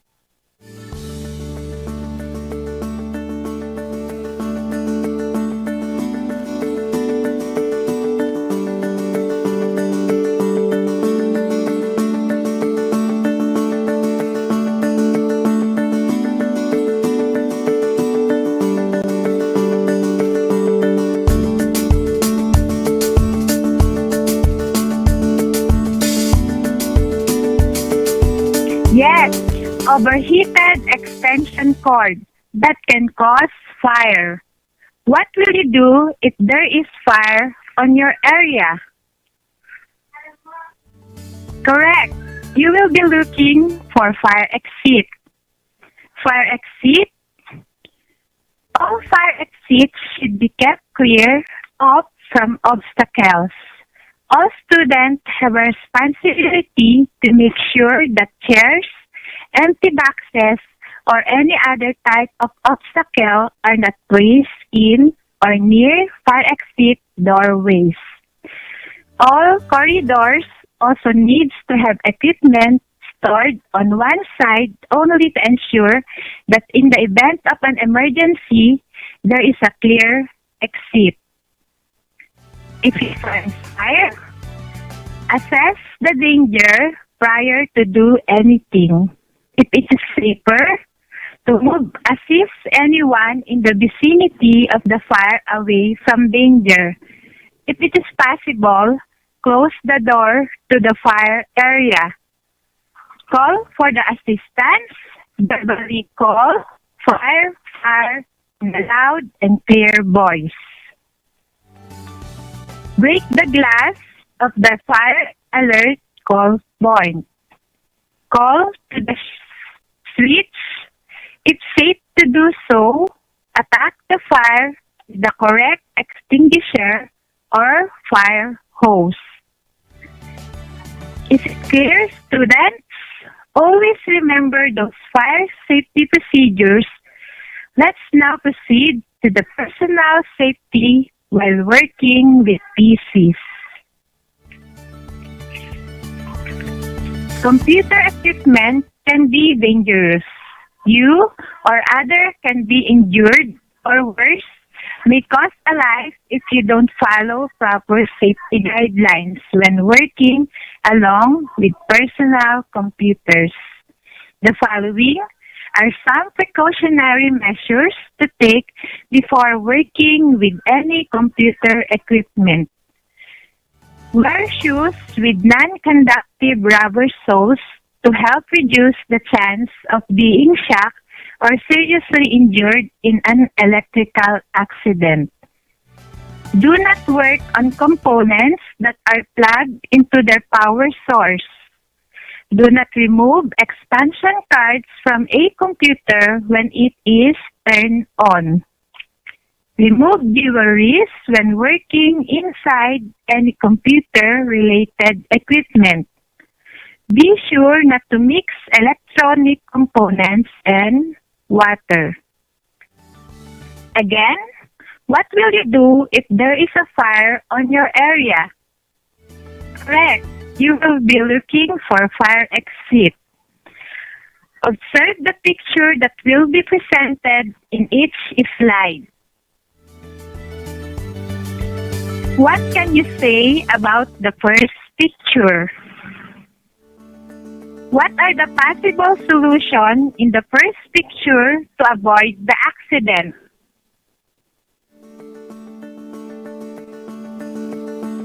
Correct. Do not eat or drink near computers. What about the second pictures?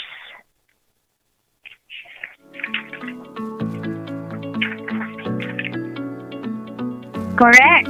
Avoid overload extension cord. And for the last picture,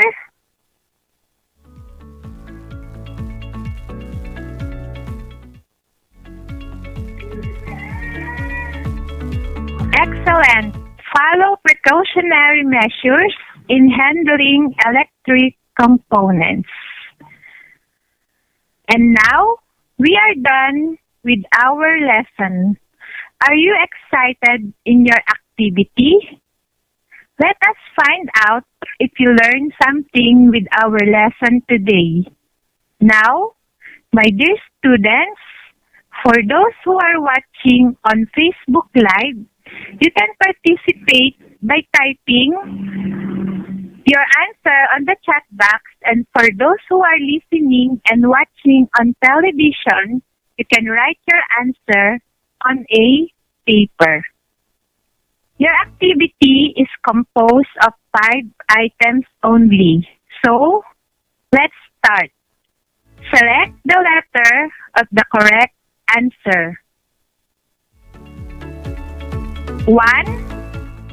What is the meaning of the acronym OSH? A. Occupational Safety and Health. B. Overall Safety and Health. C. Occupational Safety and House. D. Occupational Security and Health. Timer starts now.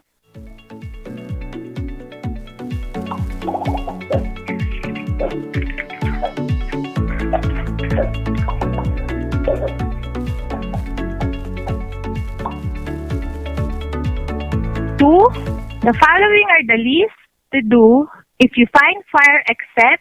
A, if it is possible, close the door to the fire area. B, call for assistance.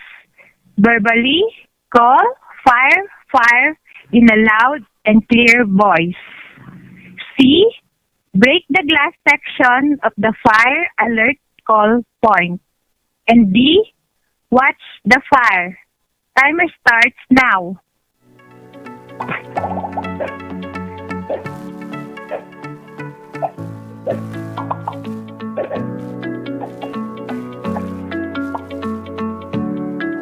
Three, used to give the specific details with regards to the accidents happen in the laboratory during experiments. A, fire exit. B, occupational health and safety.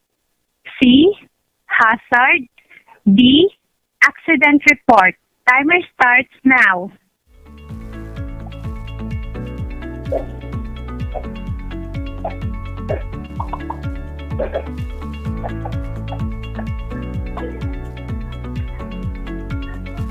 Four, if found fire, call for assistance. Verbally, call blank in a loud and clear voice.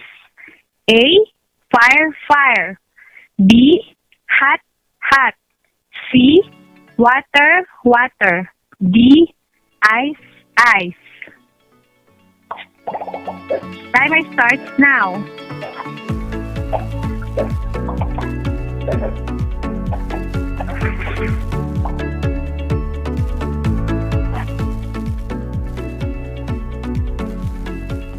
Five, what to wear to help reduce the chance of being shocked or seriously injured in an electric accident.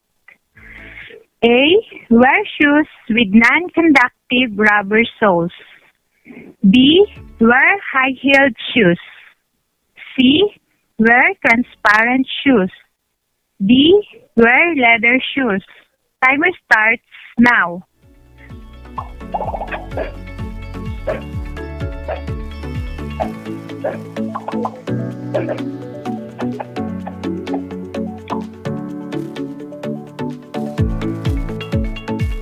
I will give you another 5 seconds to finalize your answer.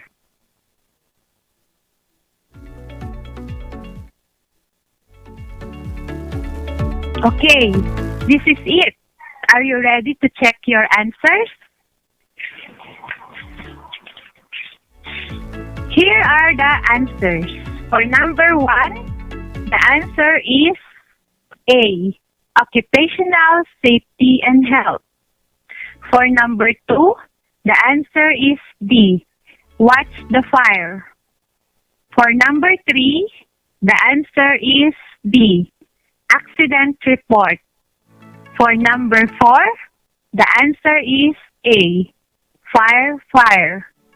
For number 5, the answer is A, wear shoes with non-conductive rubber soles. Did you get it right? Great. Okay, count the number of the correct items. For those who got perfect score, congratulations. You did a great job. For those who got 3 to 4, job well done. And for those who got 2 and below, is still okay for trying. Don't lose hope. Please get your module and review your answers. Before we end, may I read some of the questions from the different schools? Okay? We have a question here from Malacampa National High School. The question is OSH is for computer system servicing only? Answer, you can also apply OSH in everyday living. We also have a question from Capas High School. Whom to contact in case of fire emergencies? Answer, Capas Fire Station. That was a great learning experience with you. I hope you learned a lot today and apply this learning in your daily lives. This is Project Shine Aral TarlakHenyo, brought to you by the Department of Education, Division of Tarlac Province, in cooperation with DCPC 828 AM station. Sponsored by our ever-supportive Congressman Charlie Cojuangco, 1st District Representative. Thank you so much, sir. I would like to end by saying, believe in yourself and anything.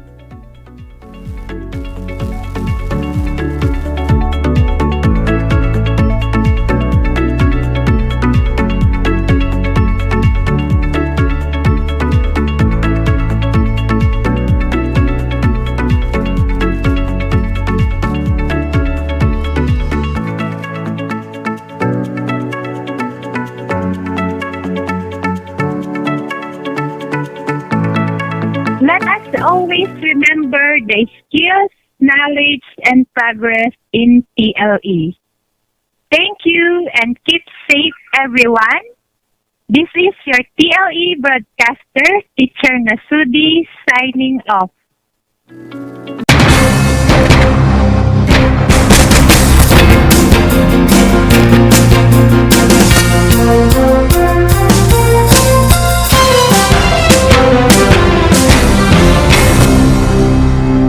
Nais mo bang magpabakuna? Alam mo bang may mga tinatawag na priority eligible groups? Sa bawat priority group, may mga sektor na nakahanay. Kung ikaw ay kabilang dito, wag nang magdalawang isip pa. Halina't magpabakuna na. Simula Hunyo, sisimula na ang pag-roll out ng mga bakuna sa A5 group o ang mga nabibilang sa indigent population. Ito ay ang mga kabilang sa mahihirap na populasyon base sa listahan ng National Household Targeting System for Poverty Reduction o NHTSPR o iba pang verification mechanisms ng local government units. Kaya kung ikaw ay nabibilang sa grupo na ito, tumawag o makipag-ugnayan sa inyong LGU upang malaman ang mga detalye tungkol sa inyong vaccination program katulad ng petsa, oras at lugar kung saan ka magpapabakuna. Humingi ng medical clearance sa inyong doktor kung ikaw ay may autoimmune disease, HIV, cancer, malignancy, dumaan sa organ transplant, kasalukuyang dumadaan sa steroid treatment o nakaratay sa higaan. Huwag kalimutan ang iyong proof of eligibility o mga dokumentong nagpapatunay na ikaw ay kasama sa priority group na ito. Huwag din kalimutang dalhin ang iyong government ID, pati na ang face mask, face shield, sanitizer at ballpen bago ang iyong vaccination. At paalala, pagkatapos ng pagbabakuna, huwag mag-atubiling magtanong na makaragdagang impormasyon tungkol sa bakuna na ginamit sa iyo.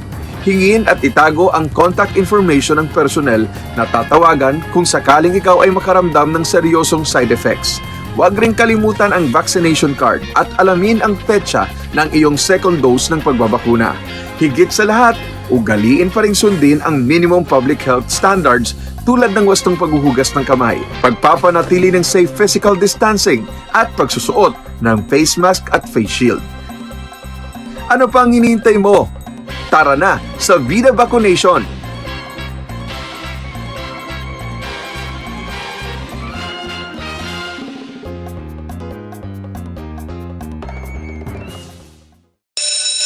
Gutom ka ba sa impormasyon?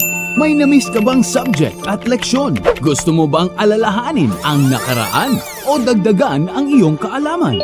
Lahat yan alamin natin because the professor is in. Professor on air and online. Kasama si Professor Willie Perez. Isang oras na kaalaman, isang oras na makabuluhan. Professor on air. Mamangha at tumawa sa mga tips at trivia. Sa gabay at tanong, sagot ka rin niya. Professor on air and online. Kasama si Professor Willie Perez. Tuwing Sabado, alas 10 hanggang alas 11 ng umaga. Mapapakinggan sa Radyo Pilipino at mapapanood sa RTV Tarlac Channel 26. Professor on air.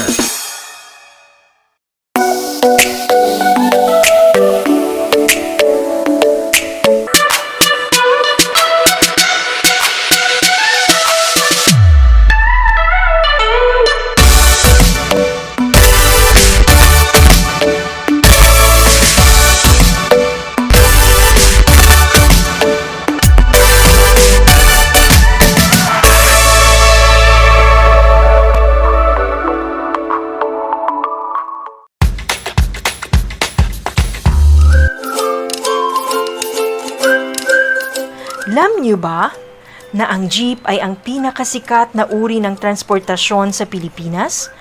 May nagsasabi na ang pangalang jeep ay hango sa salitang jeepy na ang ibig sabihin ay general purpose or government purpose na naglalarawan ng military jeep na ginamit noong World War II.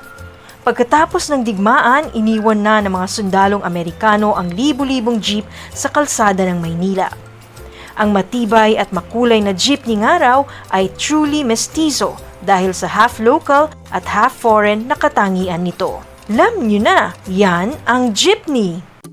Kumusta mga giliw kong tagapakinig? Nagbabalik ang inyong paaralang panghimpapawid Aral TarlakHenyo Sa RTV Tarlac, Channel 26 at sa bayang naririnig sa DZTC 828 Radyo Pilipino Tarlac. Tayo rin ay napapanood sa FB Live ng RTV Tarlac Channel 26. Sumasahimpapawid mula sa bayan ng Pura Tarlac, mula sa bayan ng San Clemente, mula rito sa Puro Elementary School, Pura Tarlac, sa bayan ng Kapas Tarlac. Ako, ang inyong guro,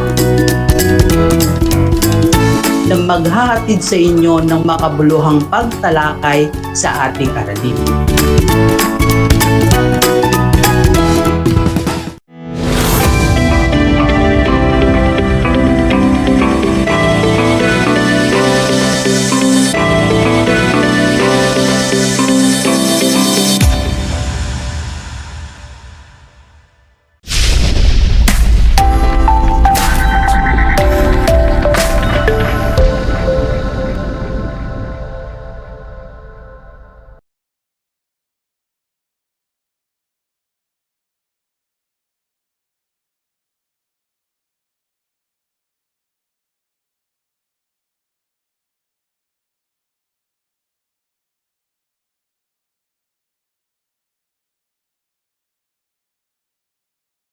Aral TarlakHenyo here on RTV Tarlac, Channel 26, simulcast over DCTC Radio Filipino Tarlac via remote live broadcast from Moncada, Tarlac.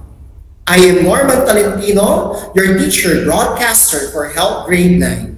Join me as we learn together in this 25 minutes of meaningful discussion. Before we start, I just want to make some important reminders before listening to our broadcast. Make sure that you are in a quiet, relaxed, and comfortable place when listening. Make sure that you have a copy of your module, compendium of notes, last or learning activity sheet to better understand our lesson for today. An important reminder to all our listeners, especially to our dear students and parents. Please feel free and comfortable to ask questions during and after this broadcast.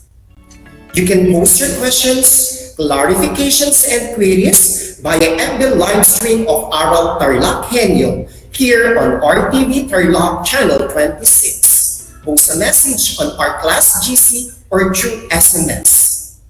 You can message me directly, your teacher broadcaster, on my number 0968-4644-113. I'll try my best to answer all your questions, queries, and clarification before our broadcast ends. Before we formally start our lesson for today, let's have a short recap about the previous topic. Are you ready? Let's begin. Last time, we have discussed about the concepts of community and environmental health. Can you give the different characteristics of a healthy community according to World Health Organization or WHO? Number 1, a clean and safe physical environment. An environment that meets everyone's basic needs. An environment that promotes social harmony and actively involves everyone. Number 4, an understanding of local and health and environmental issues. A community that participates in identifying local solutions to local problems. Another, a community whose members have access to varied experiences, means of interaction and communication. Another, accessible and appropriate health services and facilities. Number 8, the promotion and celebration of historical and cultural heritage. Another, a diverse and innovative economy. And lastly, a sustainable use of available resources for all. Again, those are the 10 characteristics of a healthy community according to World Health Organization.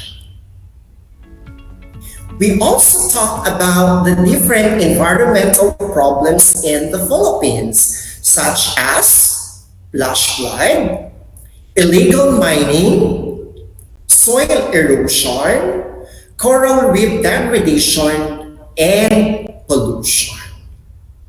Bravo! I'm glad that you still remember our previous topic. Now, are you there ready to learn? Okay, let's begin. To start with, here is our learning competency as our guide in our lesson. As a student, after listening and watching this lesson, you should be able to suggest ways to prevent and manage environmental health issues. Environmental issues are the harmful effects of human activities on the environment. This include pollution, overpopulation, waste disposal, climate change, global warming, greenhouse effect, and etc. Various environment protection programs are being practiced at the individual, organizational, and government levels with the aim of establishing a balance between man and environment. Some of the current environmental issues that require urgent attentions are the following. Number one, climate change. Climate change refers to long-term shifts in temperatures and weather patterns. The shifts may be natural, but since the 1800s, human activities have been the main driver of climate change, primarily due to the burning of fossil fuels like coal, oil, and gas, which produces heat-trapping gases. The primary cause of climate change is the burning of fossil fuels, such as oil and coal, which emits greenhouse gases into atmosphere, primarily carbon dioxide. Other human activities such as agriculture and deforestation also contribute to the proliferation of greenhouse gases that cause climate change. Now let's talk, what are the effects of climate change? Number one, hotter temperatures. Nearly all land areas are seeing more hot days and heat waves. 2020 was one of the hottest years on record. Higher temperatures increase heat-related illnesses and can make it more difficult to work and move around. Wildfires start more easily and spread more rapidly when conditions are hotter. Number two, more severe storms. Changes in temperature cause changes in rainfall. This results in more severe and frequent storms. They cause flooding and landslide, destroying homes and communities and costing billions. Another, increased drought. Water is becoming scarcer in more regions. Droughts can stir destructive sand and dust storms that can move billions of tons of sand across continents. Deserts are expanding, reducing land for growing food. Many people now face the threat of having enough water on a regular basis. There are always things that we can do to fight against climate change. Saving the environment starts with us, and it's our responsibility to act against these terrible changes to preserve the planet for future generations. Number one, we need to save energy at home. Much of our electricity and heat is powered by coal, oil, and gas. Use less energy by lowering your heating and cooling, switching to LED light bulbs and energy-efficient electric appliances, washing your laundry with cold water or hanging things to dry instead using a dryer. Second, walk, cycle, or take public transport. The world's roads are clogged with vehicles, most of them burning diesel or petrol. Walking or riding a bike instead of driving will reduce greenhouse gas emissions and help your health and fitness. For longer distances, consider taking a bus and carpool whenever possible. Number three, eat more vegetables. Eating more vegetables, fruits, whole grains, legumes, nuts, and seeds, and less meat and dairy can significantly lower your environmental impact. Producing plant-based foods generally results in fewer greenhouse gas emissions and requires less energy, land, and water. And another, we need to reduce, reuse, repair, and recycle. Electronics clothes, and other items we buy cause carbon emissions at each point in production. From the extraction of raw materials to manufacturing and transporting goods to market. To protect our climate, buy fewer things, shop secondhand, repair what you can recycle. Again, those are the 4 things that we can do in order to prevent climate change. Next is water pollution. Water pollution is the contamination of water bodies like oceans, seas, lakes, river, aquifers, and groundwater, usually caused due to human activities. Water pollution is any change in the physical, chemical, or biological properties of water that will have a detrimental consequence of any living organisms. Some of the most commonly occurring water pollutants are domestic waste, industrial effluents, insecticides and pesticides, and we have also detergents and fertilizers. Some of the water pollution that is caused is by direct sources such as factories, waste management facilities, refineries, and etc. that directly release waste and harmful byproducts into the nearest water source without treating them. Indirect sources include pollutants that enter the bodies of water via groundwater or soil or via atmosphere as acid rain. Now, let's talk about the effects of pollution of water. Number 1, diseases. In humans, drinking or consuming polluted water in any way has many disastrous effects on our health.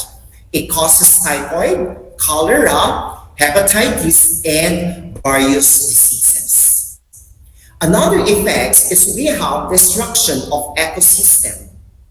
Ecosystems are extremely dynamic and respond to even small changes in the environment.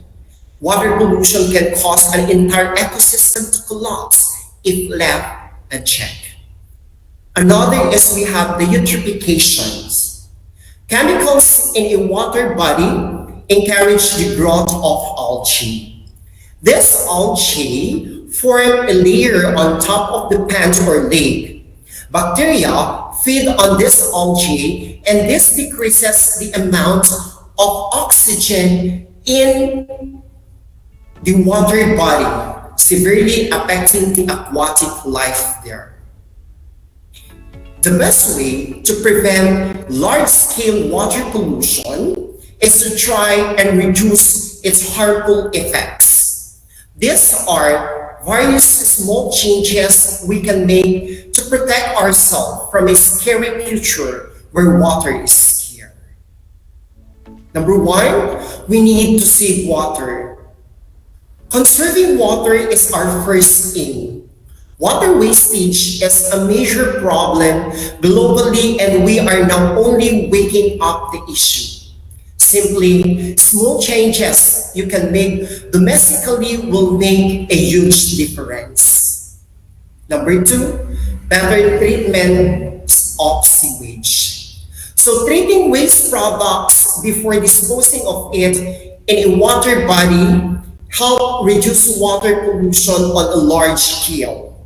Agriculture or other industry can reuse this wastewater by reducing its toxic contents. Another, use environmental friendly products. By using soluble products that do not go on to become pollutants, we can reduce the amount of water pollution caused by a household. Another environmental issue that will be discussed is deforestation. Let's figure out what are the causes and effects of deforestation. as well as what solutions can be adopted to stop it. Deforestation refers to the decrease in forest areas across the world that are lost for other uses such as agricultural croplands, urbanization, or mining activities. Deforestation has been negatively affecting natural ecosystems, biodiversity, and the climate. The United Nations Food and Agriculture Organization estimates the annual rate of deforestation to be around 1.3 million kilometers square per decade. The question is, what are the sources of deforestation? These are the following causes of deforestation. Number one, clearing land to build housing. Countries resort to deforestation to cope with the increasing demand for housing brought about by the growing population. Number two, felling trees for wood. Logging or simply cutting down trees for timber is one of the main causes of deforestation. Number three, agriculture. To provide land for food crops such as palm oil and for breeding cattle, and disturb rainforest areas end up being removed.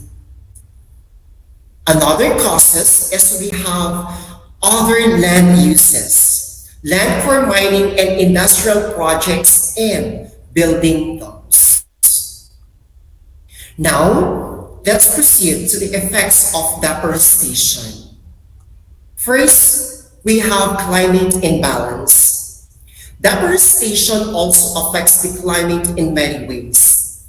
Forests are the lungs of our planet. Trees take in carbon dioxide and release oxygen and water vapor in the air, and that is why tropical rainforests are extremely humid. Number two, increase in global warming. Trees play a major role in controlling global warming. The trees utilize greenhouse gases in the atmosphere has increased, adding to our global warming woes. Another, we have floods. When it rains, trees absorb and store a large amount of water with the help of their roots. When they are cut down, the flow of the water is disrupted and the soil loses its ability to retain water. It leads to floods in some areas and drought in others.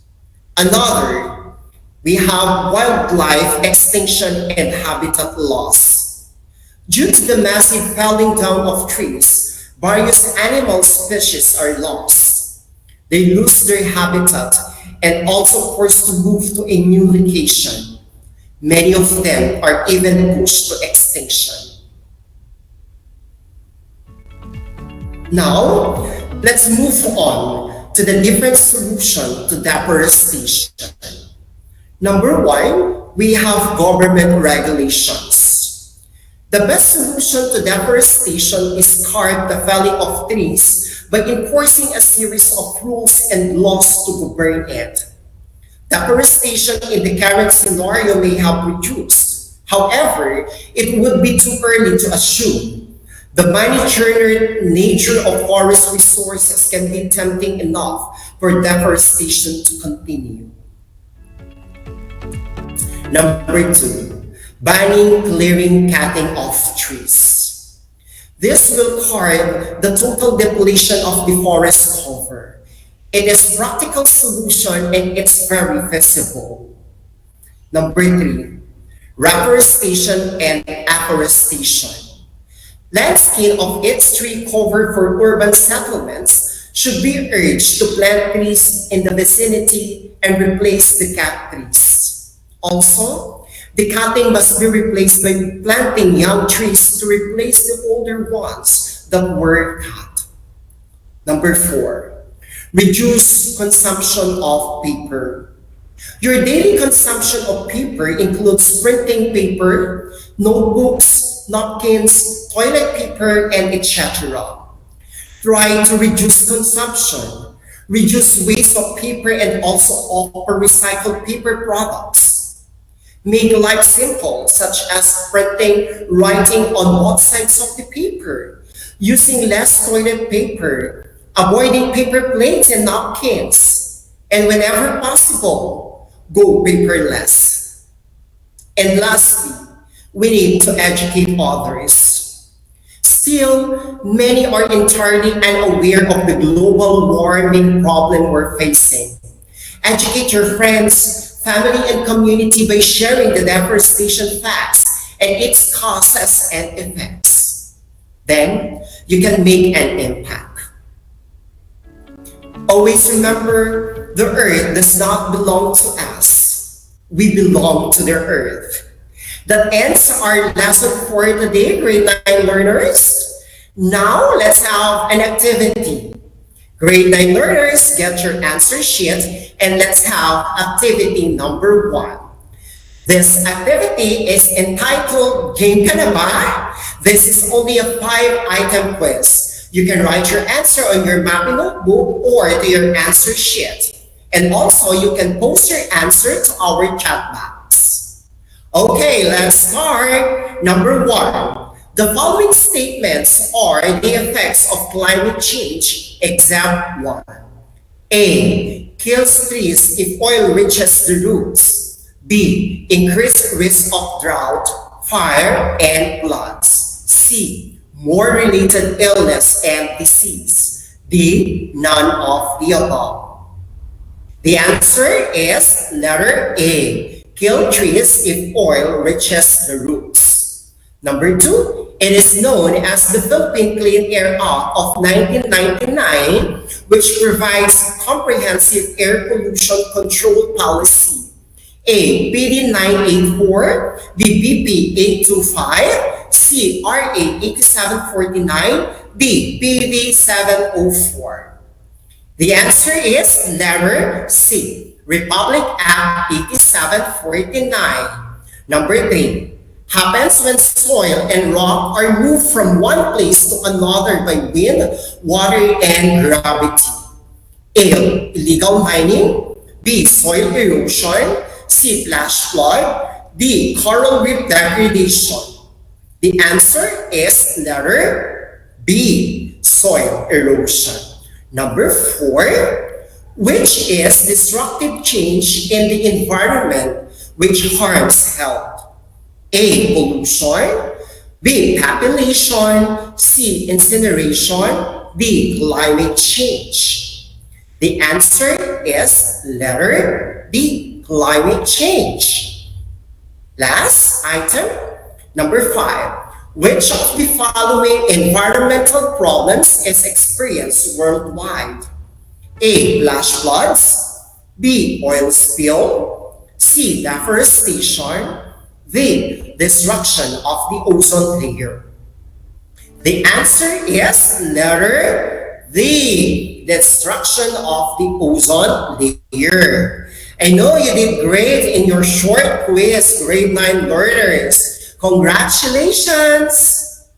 For your second activity, entitled Paint Me a Picture, you need to make a poster about on how to protect and preserve our environment. And these are the different criteria for your output. We have creativity, neatness of work, message, and interpretation.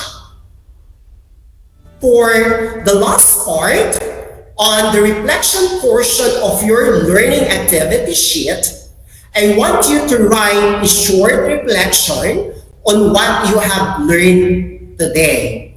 I repeat, for the last part, on the reflection portion of your learning activity sheet, I want you to write a short reflection on what you have learned today. Dear grade 9 students, if you have questions and clarifications in our lesson, you can send your questions on my messenger or you may ask your MAPE teacher. Once again, don't forget to watch us live on Facebook from 8 a.m. to 5:30 in the afternoon, from Monday to Friday for more radio-based lessons based on the most essential learning competencies. Please also take time to like and share our Facebook page, RTV Tarlac Channel 26. I hope you learned a lot today. I hope you had a great time and enjoyed our lesson. Once again, this is Norman R. Tolentino, your Health Grade 9 Anchor teacher. Stay safe and God bless us all.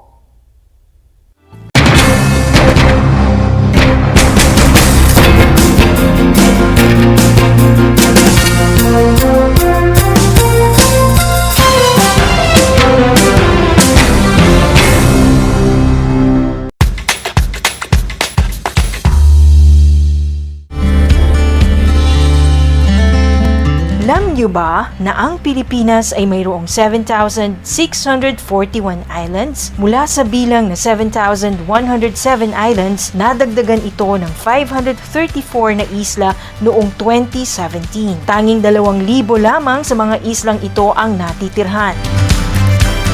Alam niyo na! Yan ang mga isla sa Pilipinas. Upang matugunan ang mga kinakaharap na pagsubok ng mga guro at mag-aaral sa gitna ng kasalukuyang pandemya, nagsanib tulong sina Congressman Charlie Cojuangco ng unang distrito ng Tarlac, DEPED Region 3 Regional Director Dr. May B. Eclar at Tarlac Schools Division Superintendent Dr. Ronaldo Pozon para sa isang napapanahong proyekto na tinaguriang Project Shine, Aral TarlakHenyo. Ang mga mag-aaral ng Grade 4 at Grade 5, ganon din ang Grades 8 and 9 sa buong probinsya ng Tarlac, kasalukuyang sumasailalim sa radio-based instruction. Katuwang ang himpilang DZTZ 828 kHz AM at RTV Tarlac, Channel 26. Ang Tarlac po nangunguna po ngayon pagdating po sa radio-based instruction. Marami pong humahanga sa atin. I'm very happy this station, itong DCTC, could reach the whole of Region 3. Hindi natin alam, we are contributing. We are creating a very big dent in the history of Philippine education. And I am proud. I am here in Tarlac.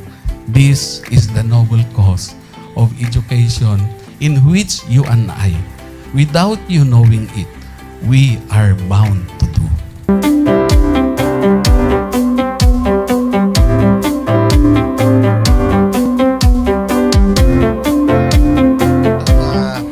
Project natin na Project Shine is a natural consequence dahil sa nangyari sa buong mundo. Let's continue to work together.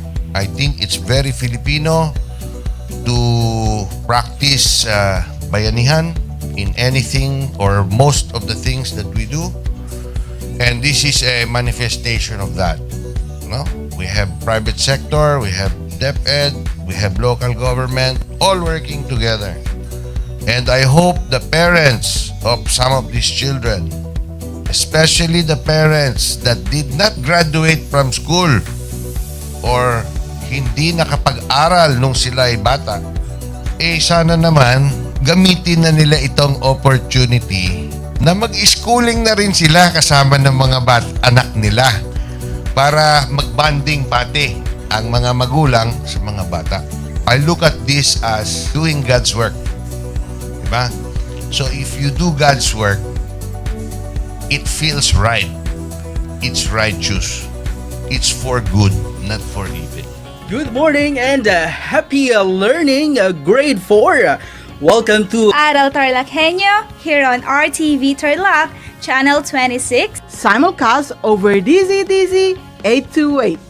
Radyo Pilipino Tarlac. I am Teacher Mercy Pacheco Bognot. This is Alistair Aidatu. I am Marie Josephine B. Andrade. I am Teacher Princess Marie M. Dueñas, and I will be your teacher broadcaster for today.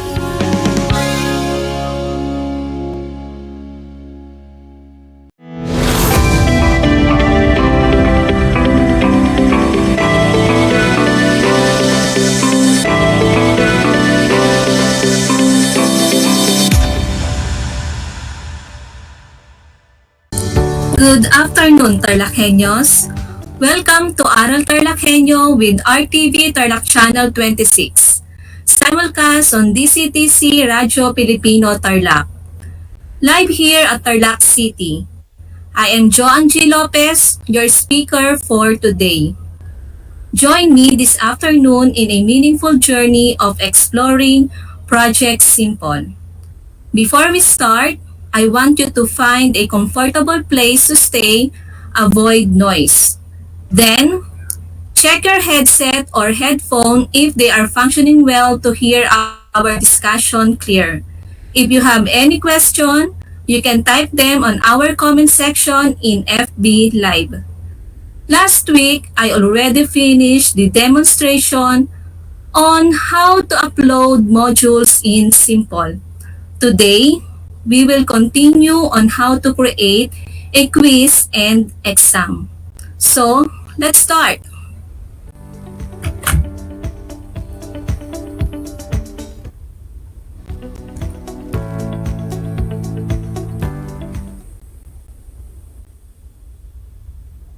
Okay, so let's log on simple.ph.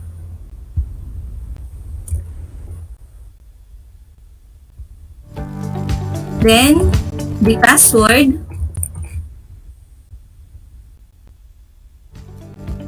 Click login or press enter. Again, to create a quiz, we need to go to My Study Mate.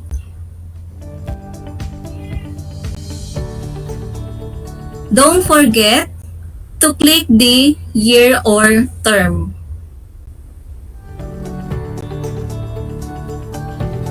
Then, go to Activities.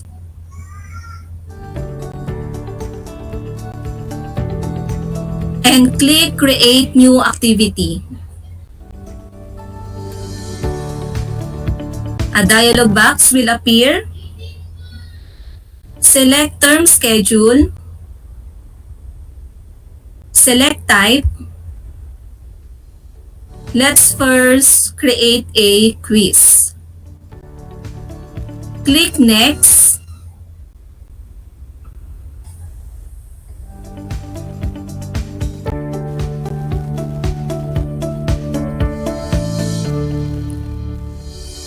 Okay, so this is task number 7. Grade type, raw score, can view. So we are going to set if it is yes or no. Kapag yes, ibig sabihin mag-view pa ni estudyante yung quiz after the deadline or due date. Teacher only view, it is set to no since na ang gusto natin gawin ay ipakita ang quiz sa lahat ng estudyante. Then case sensitive, it is set into no. Show answer after checking, set into no.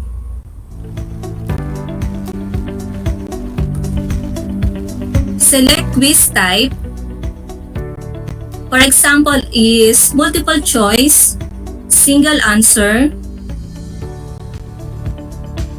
score type, count all correct answer or right minus wrong. So I will choose the first one.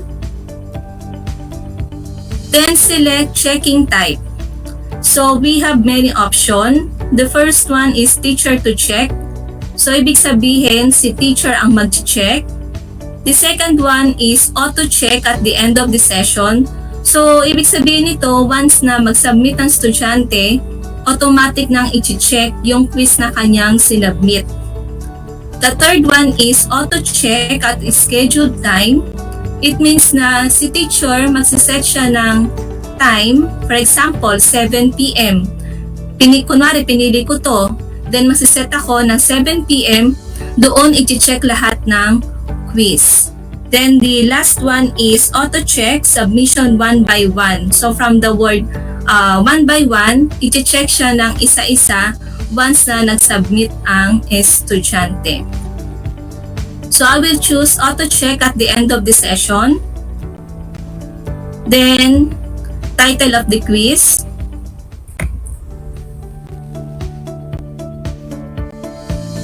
The instruction. So what is your instruction for this quiz?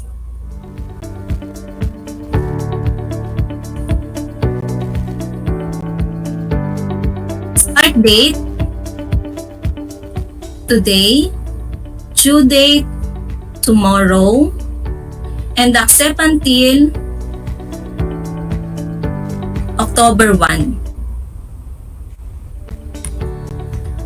For randomization,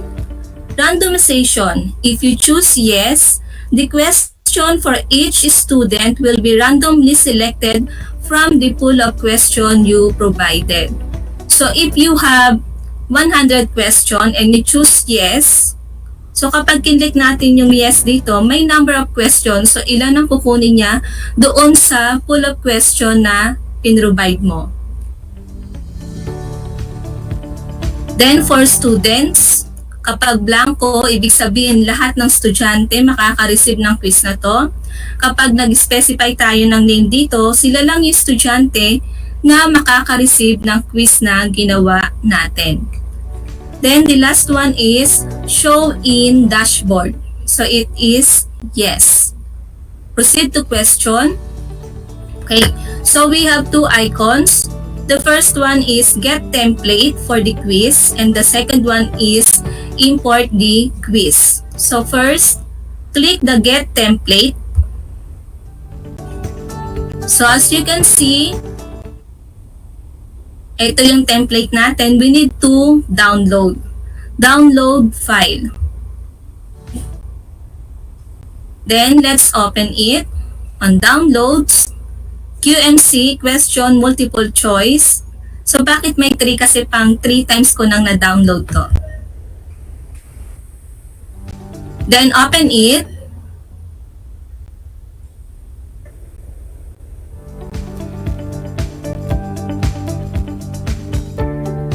Don't forget to click the enable editing.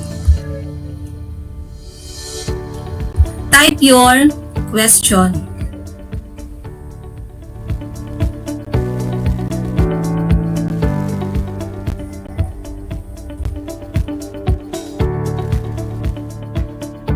And your choices.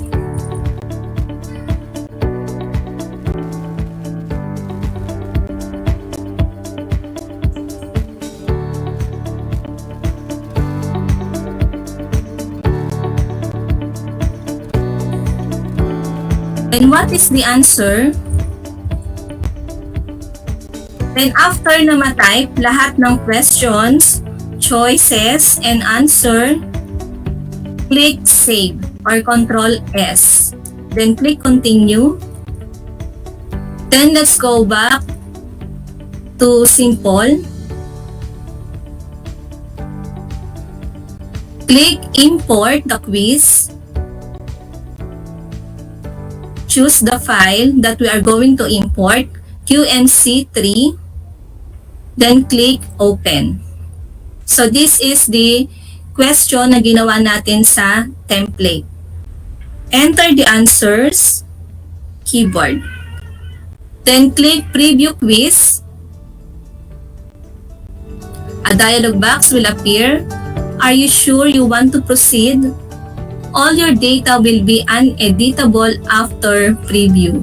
Click OK. Then save quiz.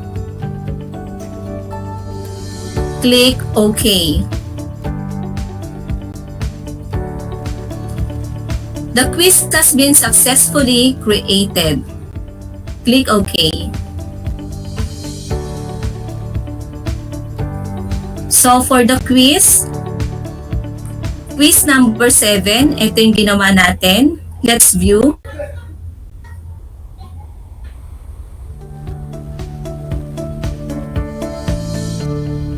Ganito ang itsura niya. Maximum score, 1 since na 1 item lang. Then auto-check at the end of the session. Automatic na i-check. The start date, due date, accept until, then allow late submission since na naglagay tayo ng accept until. Then this is the question and the choices. Next, Let's create an exam. So to create an exam, click this, create new activity, choose term schedule, type, we have the exam, then click next.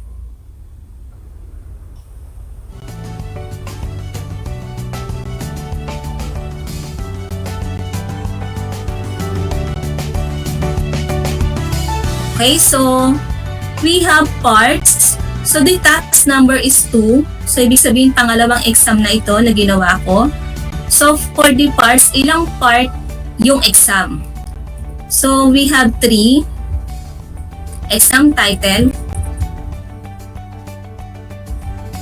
For example is summative test.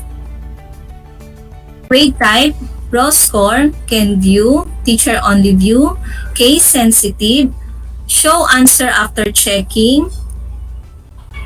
Then we have the start date, due date,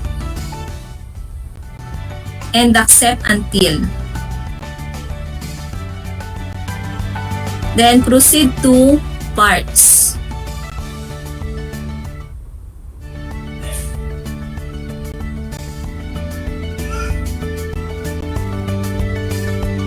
Okay, so we have here exam type.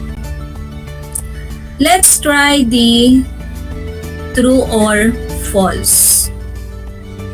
Score type, count all correct answer.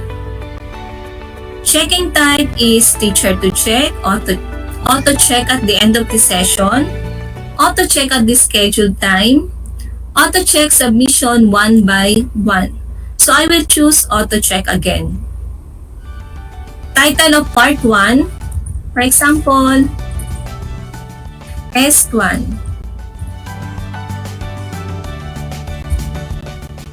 True or false.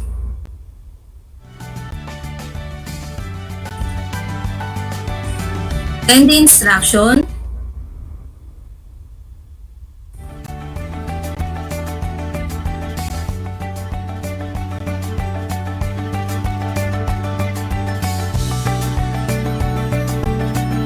Randomization, then proceed to question. So ngayon, napansin natin, nagkaroon siya ng 3 icons.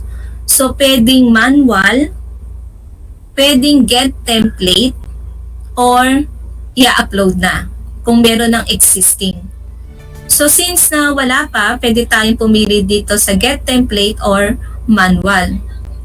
So for the get template, mas preferred ko to since na yung mga question natin nakasave na. For example is gumagawa tayo ng mga question, meron na tayong copy. So try natin yung manual. Okay. So for the manual,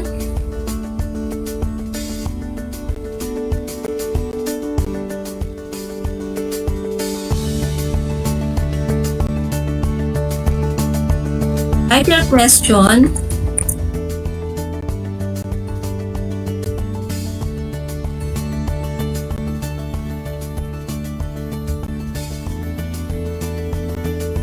The flash drive is an example of storage device. Kapag gusto pa nating mag-add ng additional question, we can click this one. So kung ayaw naman, pwedeng i-delete. Then makita natin dito sa right side, choose one. Is it true or false? Click preview part 1. For example, tapos na tayo mag-type. Then save part 1.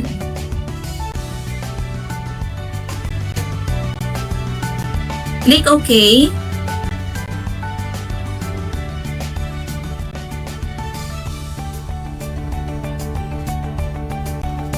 Exam type, let's choose fill in the blanks. Score type, count all correct answer. Checking type, auto check at the end of session. S2.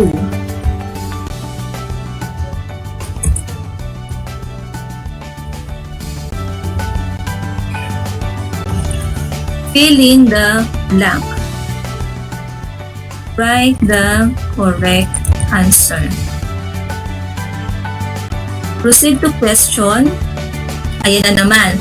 May manual, get template, and upload or import. So I will choose the template. Click download file.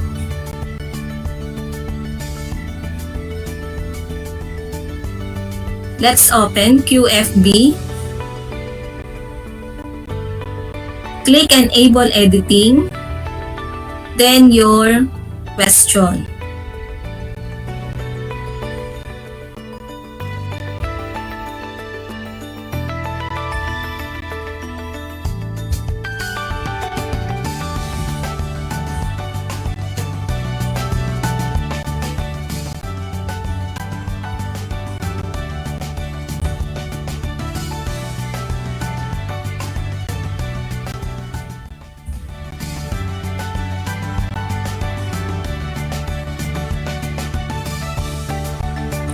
So it is an output device that displays the content of the computer. So the answer is monitor. Control S, click continue.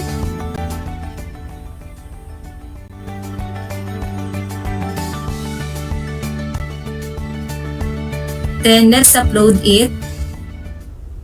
QFB. Then open. So monitor, the question, the answer, preview part 2. Click OK. So this is the preview. Save part 2. Click OK. Click OK.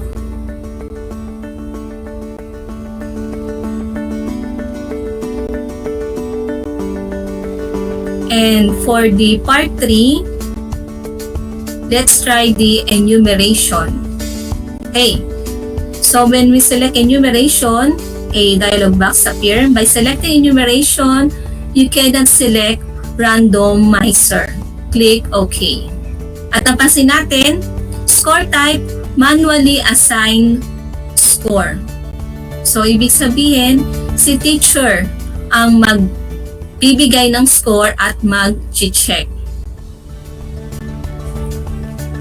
S3,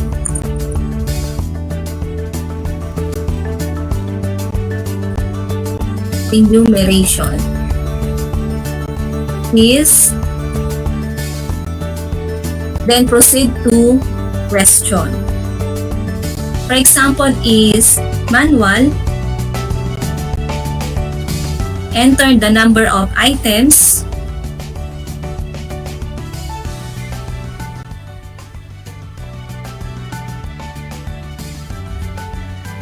for example is input devices. Kung bagad ulit ng question, ilalagay natin dito. Kung hindi naman, we are going to delete. So for example, 5 again for output devices. Then preview part 3. Click OK.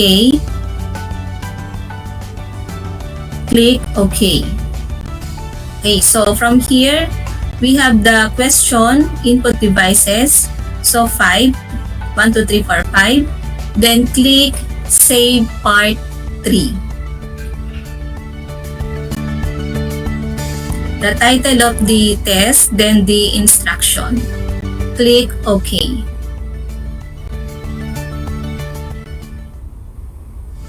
Exam part has been successfully saved. Click OK.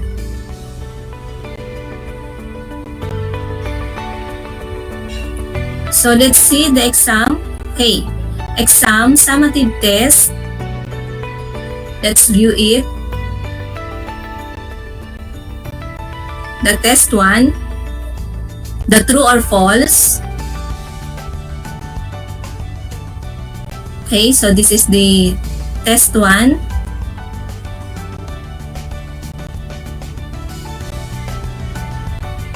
We have the test 2.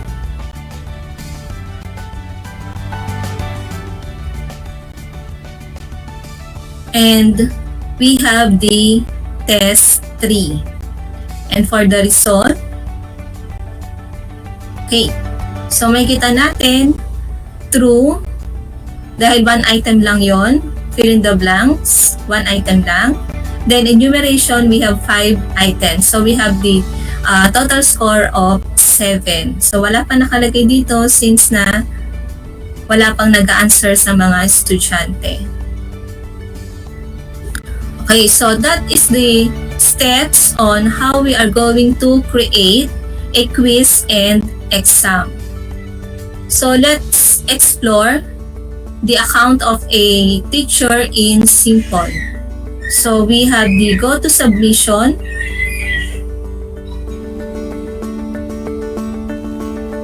So these are the submitted project, lessons, quizzes, and exams of the students together with the score. So yung mga nasa dulo, yun yung score nila. Kapag lesson, automatic, wala silang score doon since na magbabasa lang sila.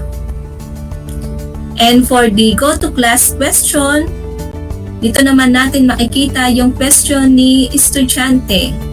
For example, CCG, sa trial quiz 3, ayan, how to do this. So, pwede tayong mag-reply. And for the iTrack, for the grades, okay, so we have the go to seat plan.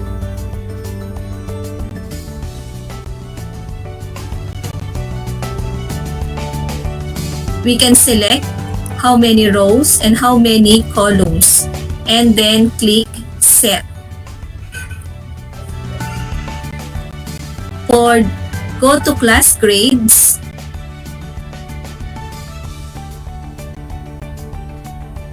okay, so for this, we need to select the term. Go to class grades.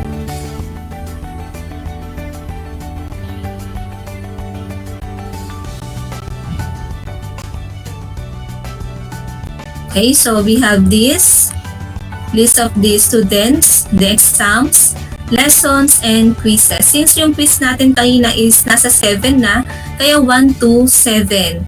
The exam is 1 to 2, nasa task number 2 na siya, kaya may hanggang 2 yung nakalagay dito. Then for the lessons, we have 8. So ito yung mga example natin kay CCG. Meron siyang sagot hanggang mula quiz 1 to quiz number 3. And for the student list, okay, so it is show in by 10. So we have 56 entries. The ID number, last name, first name, middle name of the students, and the gender.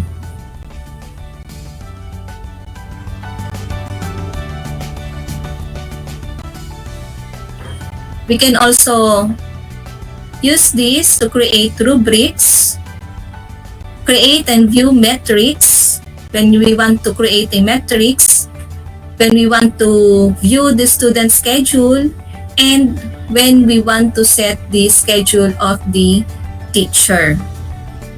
So as my demonstration is about to end, I hope you learned something new. So tomorrow I will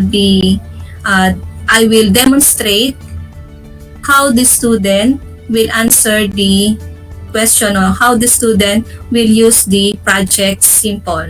So once again, I'm Jo Angie Lopez na nagsasabing keep safe always and have a good day. Thank you.